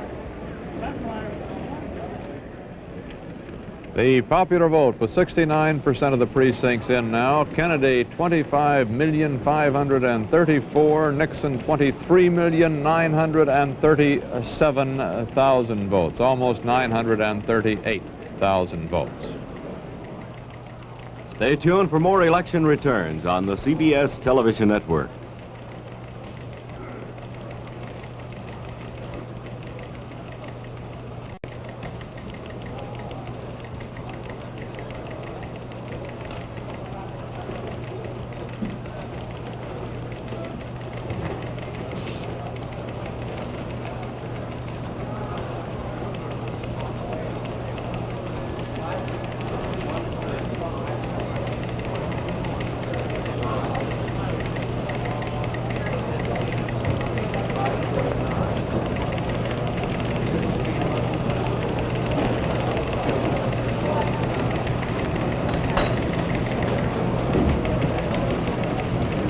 In our CBS News election headquarters in New York City, it's now 2:30 a.m. Eastern Time, and we have 69% of the nation's precincts counted, with Senator John Fitzgerald Kennedy of Massachusetts leading Vice President Nixon, as he has since an early hour yesterday evening, 25,579,000 votes now to 24,173,000 votes. In the last couple of hours, Vice President Nixon has added to his percentage of votes and has come within almost 1.5 million again of Vice President Kennedy, but he still trails 52% of the votes in Kennedy's column. The Electoral College, which is the important area where the election is really settled by those votes of the electors in each of the several states. Each slate of electors voting according to the popular vote in their own state. Kennedy leads 333 to Nixon's 204. That is from all of the 50 states now, but some of those still undecided, definitely, including the important states of Michigan, Minnesota, Ohio, Wisconsin, and California, with a total of 88 electoral votes. Enough to, along with a few smaller ones, shift the tide of this election even yet. Although in several of those states, it is anticipated that Kennedy will come ahead to win. He leads, or has won, 18 states with a total of 262 electoral votes, just 7 shy of the number necessary to declare victory. At Hyannisport, Massachusetts, where he is standing by and has been watching the returns part of the evening in the home of his brother and campaign manager, Bob Kennedy, he is still withholding making any statement claiming victory. 300 newsmen standing by in an armory near his home there, waiting word from him, and a statement is expected. Out in Hollywood, in Los Angeles rather, in California at the Ambassador Hotel, where Vice President Nixon has been watching the returns, a statement is expected also, although no indication as to when it will come. It might be noted here that we're almost an hour now later than the concession statement that came from Adlai Stevenson in the case of Eisenhower's victory in 1956. That was at 1:40 Eastern Time. It's now 2:33 Eastern Time. Let's take a look at those critical states where the election still hangs in the balance, even if momentarily. First, let's go to the West and Grant Holcomb. Grant? Well, Walter, if you take a look at these figures, you can see that we're liable to be here for quite a while this evening. The reason is this lead that Senator Kennedy has in California. It's not a big lead. It's not a substantial lead, but it's a lead that he has held throughout the evening. This is the biggest that his lead has been at any time in California. The reason I say we're liable to be here quite a long time is this. It is getting on to midnight on the Pacific Coast now. And once it reaches midnight in Los Angeles County, the vote counting slows down. It slows down very considerably. The counting elsewhere in the state is notoriously slow, especially in places like Alameda County, a big county. Almost 400,000 votes are expected to be cast there, and the last report I had, they had only counted around 5,000 votes. California is a slow count.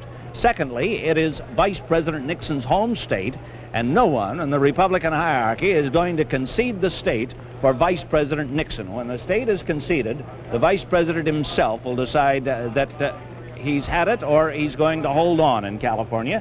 And with these figures, and with approximately over 6 million votes expected to be tallied in California, you can't expect anyone at this point who has a overwhelming interest in this race, such as the Vice President has, to concede the state of California. So with the slow count and the fact that the Vice President is there on the scene, we're liable to be in California for quite a while. The Republicans are not discouraged. We talked to them at the Ambassador Hotel a short while ago. The last time we talked to them, they pointed out that the lead in Los Angeles County, where 40% of the votes are located in California, was only 40,000 for Kennedy. Since the phone was put back on the hook, the lead has increased to some 50,000. Talking to the Stevenson headquarters for the Western States in San Francisco, Don Bradley, the professional on the staff there, said that he was very encouraged for California. He figures that Los Angeles County, according to the projections that they have, will be carried by Kennedy 53 2/10%. San Francisco County will be carried 56% for Kennedy. And in the huge, long San Joaquin and Sacramento valleys, the great central valleys of California, they are convinced that the vote will go towards Kennedy. So at the moment, Kennedy is leading as he has led all evening in California, and the vote is beginning to slow down, so we're liable to be here quite some time, Walter. Now, let's go back over to your section of this studio. Well, let's turn around and go right back to the big board, to the Middle Western section of it, where Stu Nobens is presiding over those fascinating states still in the balance. Stu? Walter, I have the feeling I'm presiding over a small time bomb every time I talk about Michigan, because this is a very strange situation. There's 69% of the vote in. You can see the tabulation, Kennedy ahead, but the Democrats in the state simply refuse to claim the state for the Kennedy column. They say that Wayne County, which includes Detroit, is very slow coming in. They have to have 63% of that vote in order to be sure of the rest of the state, and they just will not take any chances until more of Wayne County comes in. However, in rural outstate, where Nixon should be doing very, very well, with about 1/3 of the precincts reported, Nixon has 450,000 against Kennedy's 333, and that's not quite enough. Nixon should be getting a better vote. This lack of, or let's call it reluctance to accept credit for the state on the presidential level is also being reflected on the senatorial level, where Senator Pat McNamara simply refuses to claim any victories, also because he says too many votes are still out. In Minnesota, we have another race, and there again is a situation with a large part of the votes already in. The Minneapolis Tribune, which we reported earlier, was going to come out with an edition that would concede the state to Kennedy. Now the story as we get it is that the Tribune will say that Kennedy has won the presidency, but will not yet say that Kennedy has taken Minnesota's 11 electoral votes. The Tribune considers Minnesota still very doubtful, and so do we. In Wisconsin, all of the votes are now in from Milwaukee. That is a heavy Democratic area, an area that should have given Kennedy a very large vote. It has not given him as much as he expected. And in spite of the fact that all of Milwaukee is in, Nixon, you see, is still leading the state. We talked with some of the Kennedy people in the state, and they tell us that, according to their surveys, that it's a question of religion which is being reflected in these votes. And they point out that in some of the Catholic areas, they picked up about 1%, but in the Lutheran areas, they dropped from 4 to 5%. And they feel that the religious question has been reflected in this tallying in Wisconsin. Nobody on either side is making any claims. That seems to be the situation, Walter, in those states. There's one additional thing we might add. In Ohio, the Cleveland Plain Dealer has given Ohio to Nixon. And we may be doing the same thing before long, but we're not quite ready to do it yet. It points up again, Stu, how close this race really can be, given the certain combination of these electoral votes even yet. Although it certainly every indication has been for the last 4 hours that Senator John Kennedy was sweeping into the White House. But in the states where he is leading now, the states that he still needs, beyond the 262 electoral votes he has, he's leading in California, Michigan, and Minnesota, but as you point out, he could still lose those states. They're not certain at all. The only other 2 states where he's leading are Alaska and Nevada, and they total just 6 electoral votes, which would make him 1 electoral vote short of the 269 he needs. Now, we've still got those 11 electoral votes from Mississippi, which the Mississippi electors tell us through our correspondents there will not go for Kennedy at all. We haven't heard, however, about the 6 electoral votes which are unpledged in Alabama. And perhaps they could still put Kennedy across if we heard from those, as well as Alaska and Nevada in the Kennedy column, 2 states that anticipated could possibly go for Kennedy. Well, a moment now for a news story from Westinghouse. Here's exciting gift news from Westinghouse. It's the sensational new Westinghouse mixer with power to spare. It zips through the heaviest doughs and batters. It's so easy to handle. You change speeds with the flick of a thumb, and another flick of your thumb ejects the beaters for easy cleaning. What's more, the Westinghouse Power Mixer now comes with a new drink blender attachment in a new utility box for convenient storage. A great gift. And here's still more news for your Christmas giving. Who took the handle off the old-fashioned fried pan? Who took the trouble out of storing it away? Who saw that handle wasn't pretty on the table? You know who. Why, Westinghouse, of course. Yes, Westinghouse gave elegant buffet styling to the electric fry pan. Twin handles make this new buffet fry pan so easy to carry, easy to wash completely underwater, and easy to store. The Westinghouse buffet fry pan fries foods perfectly, roasts or bakes complete meals. See how it cooks this tempting new recipe, chicken calypso, with the new Bisquick bite-sized dumplings. Look for the Bisquick box with this picture of the buffet fry pan. Inside, there's a certificate that gives you a $3 refund on the price of your buffet fry pan. Don't miss this money-saving offer. The Westinghouse buffet fry pan makes a wonderful Christmas gift. And remember, you can be sure if it's Westinghouse. Stu Novins and Grant Holcomb.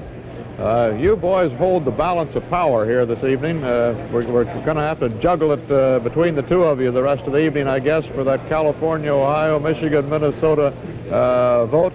have you got any suggestions as to what the next step might be? Which state can we look for the first one to fall? Well, Walter, I think in my area here in the Middle West, I would expect that we get some kind of a statement on Michigan very, very quickly. In talking to some of the people there, I gather that they're trying to find the right people to make the right statements, and I would think within a half hour, perhaps, we might get some positive statement by one side or the other. And what about Ohio? We keep hearing that they're about to do something drastic in Ohio. Well, that thing has gone back and forth all night, Walter. When you talk about our having the balance of power here, this is like keeping the balance on a teeter-totter or a seesaw. It's been going Kennedy, then Nixon, Kennedy, Nixon. It's changed about 9 or 10 times in the last 3 or 4 hours. I think I mentioned earlier that the Cleveland Plain Dealer is giving the state of Ohio to Nixon, and certainly he's got a pretty powerful lead there.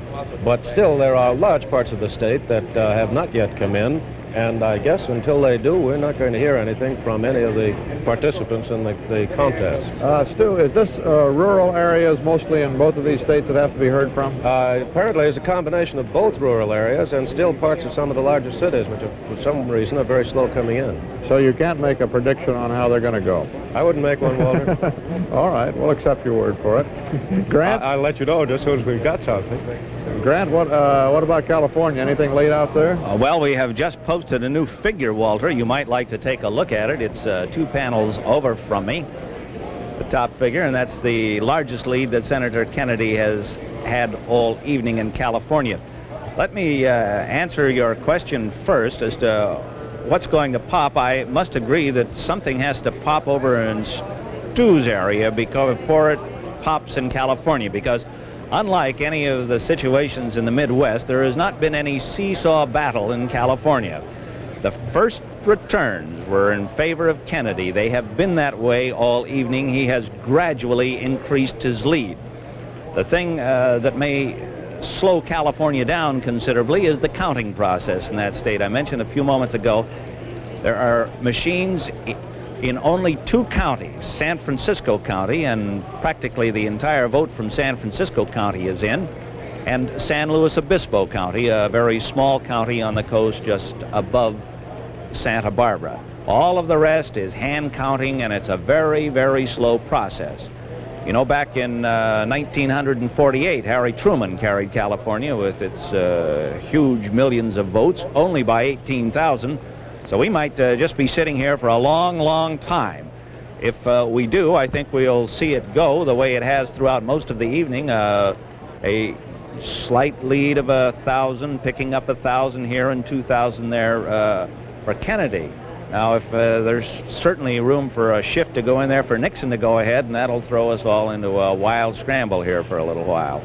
Well, Grant, I'm happy to say that neither of us are old enough to remember with any particular detail 1916, but that was the year that Charles Evans Hughes went to bed believing that he had won the presidency of the United States from the incumbent Woodrow Wilson, only to learn the next morning that California had thrown its votes by a very narrow margin to Wilson, and Hughes was not the next president of the United States.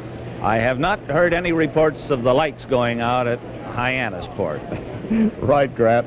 We'll be coming back frequently, of course, because there in California and in Ohio, Minnesota, Michigan, rests the key to this election and a final decision tonight, which we are still awaiting. Nevada, incidentally, we now give to Senator Kennedy. That increases his electoral vote to 265 on our CBS definite scoreboard. 19 states, 265 electoral votes. He still needs 4 more for the nomination to the election to apparently be his. And the popular board was 71% of the precincts, nearing the 3/4 mark. Kennedy 26 million, Nixon 24,718,000. The percentage back down to 52% for Kennedy, 48% Nixon, from the high of 53 of a couple of hours ago for Kennedy.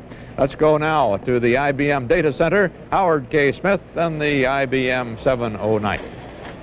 Well, Walter, with the use of mathematics and the computer and mathematicians, we've been trying to find out what is happening in Ohio, one of the big 6 states where Kennedy is distinctly not doing well. We have computed what is happening there, and the following may be of interest. To win Ohio, Kennedy must get 12% more of Ohio's votes than Stevenson got in 1956, but in fact, Kennedy is getting only 8% more. Kennedy is succeeding with the Negro vote in Ohio, which gives him tonight 14% more than it gave Stevenson. He's succeeding with the Catholic vote in Ohio, which is also giving him 14% more than it gave Stevenson. He is succeeding with the industrial workers, who are giving him 12% more of the vote than it gave Stevenson, exactly what Kennedy needs. However, the Ohio farmers are giving him only 1% more than it gave the last Democratic nominee, and that is not nearly enough. And the Protestant urban vote in Ohio is giving him 8% more than it gave Stevenson. Again, not enough.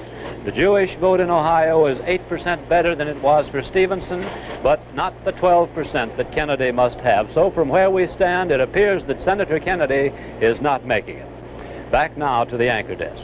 Howard, in a desperate race of man over here to keep up with your machines, we have just accepted your word for it, plus some new returns we just received to put Ohio in Nixon's column definitely. That's 20 states now for Nixon, with 157 electoral votes. 25 electoral votes from Ohio. A big block of votes in this critical point of the evening go to Vice President Nixon. So he has 157 electoral votes now to 265 out of 19 states for Senator Kennedy, 4 short of the 269 he needs. David Schomburn, what's going on across the waters? Well, Walter, most of the people in Europe are asleep. The people in Asia are in the middle of the day now, and they're probably as anxious as you and our colleagues are to find out in the American public just how this is going to end. It's a very close election, a very exciting one. And it appears to me, as an American correspondent abroad, that there are certain aspects of this election of really particular interest. And I'd like to point out to you one thing, that no matter who wins this election, there are going to be some fundamental problems which will be precisely the same whoever the man is. One of those problems, Walter, that fascinates me is the problem of human relations. Whoever this man is, Nixon or Kennedy, he's going to be under 50, and he'll be at least 20 to 30 years younger than the men who are ruling the world in Europe. Macmillan, de Gaulle, old man Adenauer in Germany, Khrushchev, all of these men are well over 60 years of age. All of these men were born and raised in the 19th century, in the time of Queen Victoria, Bismarck, and the Tsar of all the Russias. And there's going to be a tremendous problem for Nixon or for Kennedy to bridge these generations. I think we're living through one of the great departures of history. This is the turning point year of the 20th century, the year in which men born in the 20th century are beginning to come to power throughout the world. Now, this has already happened in Africa, where a lot of new young nations have come to power. We have men like Kasavubu, who's 43 years old, from the Congo, who's here. Throughout Africa, there are many young leaders. The same thing is happening now in South America, and finally, in our country, too, we're going to have a young president of the United States, whereas in Europe, we still have men who look back to another century, who have other ideas. And it's going to be a tremendous problem for a new team to come in and to try to bridge not only a language barrier, but the barrier of centuries, the barrier of generations. This, to me, is a fascinating problem, no matter what the final returns are going to be. There's another problem, too. For the last 20 years or so, the purpose of the United States of America, the main priority has been to save Europe. Well, Europe has been saved. And now the new priority is going to be Africa and South America. Walter, we're going to be striking out in new directions from here on in a new challenge of the 60s. That's the way it looks to an American correspondent who works abroad. David, an interesting note on this man of the 20th century, since we're electing for the first time a man born in the 20th century to the White House, whether it is Kennedy or Nixon. I noted a little earlier this evening, I don't know whether you heard me or not, but that we are 10 years late in getting a man of our century into the White House. In the 19th century, the man of the 19th century got to the White House in 1850, 10 years earlier than we made it. That was Millard Fillmore, but he was just barely a man of the 19th century. He was born January 7th, 1800. He just barely made it. We'll have more reports as they come in from across the nation right after we hear from Fred Davis with something new from Westinghouse. Something new on space travel, Walter. I mean men traveling far beyond the moon to other planets. Now here's a problem. You need an engine with unbelievable power to get from here to Mars and back. It will have to push a ship that might weigh 1,000 tons on a voyage that would take 4 months each way. And here's another problem. These spaceships will require large quantities of electricity as they streak toward the stars and near the planet they're aiming at. Crews will need electricity just to stay alive for light, water, heat, and air. They'll need electricity for instruments, controls, and communications. And that's why Westinghouse is doing research on an atomic-powered rocket engine and studying lightweight atomic electric plants for spaceships. At the new Westinghouse Astronuclear Laboratories in Pittsburgh, some of the world's most experienced atomic scientists are working on these problems. So we'll be ready to assist government agencies and laboratories on atomic projects. Some of these scientists have been planning and building atomic power plants for 10 years. And we believe that when men begin those trips to other planets, this Westinghouse work will help them get there and back home safely. We'll keep at it. You can be sure if it's Westinghouse. And that fight for those last few electoral votes that would put Senator John Kennedy over the top with the 269 he needs is still going on. He has 265 garnered in 19 states. We have just declared Wisconsin definitely for Vice President Nixon with 12 electoral votes. That gives him 169, 12 more than that 157 you see on the board, 169 electoral votes for Nixon. And speaking of the Vice President, our correspondent Paul Niven has been following his campaign and is with him now out in Los Angeles at the Ambassador Hotel. Come in, Paul Niven. This is the Sunset Room in the Ambassador Hotel, Walter. The Vice President is still closeted in his suite upstairs. We've had no word from him, even through his news secretary, for more than 3 hours. At that time, Herb Klein said the Vice President was cautiously optimistic. In this large room, a local disc jockey has been trying to keep people's spirits up all evening. Those great cheers went up whenever a Nixon state was recorded on the board, and there have been quite a few of those lately. There will be more when they hear about Ohio and Wisconsin. In the other room, in the adjacent room, where people have been watching television, spirits are much lower. And in the Nixon staff room, the volunteer girls have quit. They've laid down their pencils and gone home. Next time you come to us, no doubt the Vice President will be here. This is Paul Niven in the Sunset Room at the Ambassador Hotel in Los Angeles. We'll be continuing our national election coverage, but now let's pause for the latest local returns from across the nation. And in the meantime, we'll go down to Washington and a report from Democratic election headquarters and Ron Cochran. Come in, Ron. Well, Walter, this is the grand ballroom of the Mayflower Hotel here in Washington, the headquarters of the Democratic National Committee for tonight. And it's a ballroom almost after the ball is over because only a few people are left, or comparatively few, as compared to about 2 hours ago when this ballroom was jammed with people and the corridors of this hotel were too. And people were coming and going to the point where those of us who were trying to work here had great difficulty indeed in getting around. But now, as you can see, there aren't very many people left, just a few in the middle of this big room, and some of the custodial help of the hotel here is tearing up the tables and getting ready to put things away for the night. Of course, everybody is convinced that the show's over and the Democrats have won, and that's it.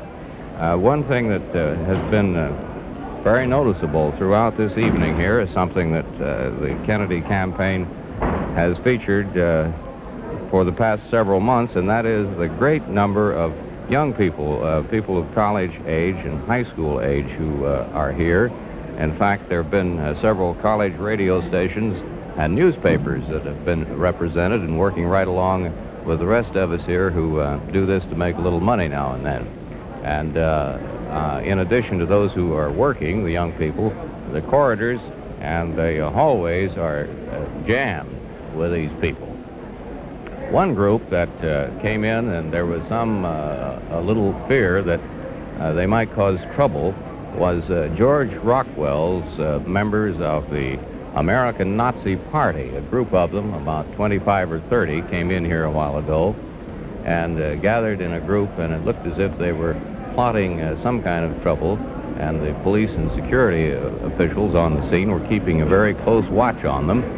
But they really didn't do anything except go over in a corner and kneel down and apparently held some sort of a prayer meeting there, which didn't create any disturbance at all, and that passed over very quickly. Just a few minutes ago, I was up in the headquarters of Senator Henry Jackson, the Democratic National Chairman, and there, too, the crowds are beginning to thin out very much, and Senator Jackson himself is closeted, apparently waiting for some kind of a statement from the Republican side, a concession, before he, in cooperation, of course, with Senator Kennedy himself, would make any sort of a victory statement. The victory statement is expected to come first, naturally, from Senator Kennedy at Hyannisport. Senator Jackson, the last time he was down here in the ballroom, about an hour ago now, indicated that the next time he came down, he expected it to be a victory statement on his part, but it would come after Senator Kennedy's own statement. The Democrats started out this evening, Senator Kennedy saying, or rather Senator Jackson saying that they would win handily. He has not had occasion to change his predictions very much, except in the case of Ohio, in which the results surprised him somewhat. And in his last statement down here, he explained that that state had not gone as he had expected it to. And now, back to Walter Cronkite. Walter, we're going to still sort of stick with these stakes.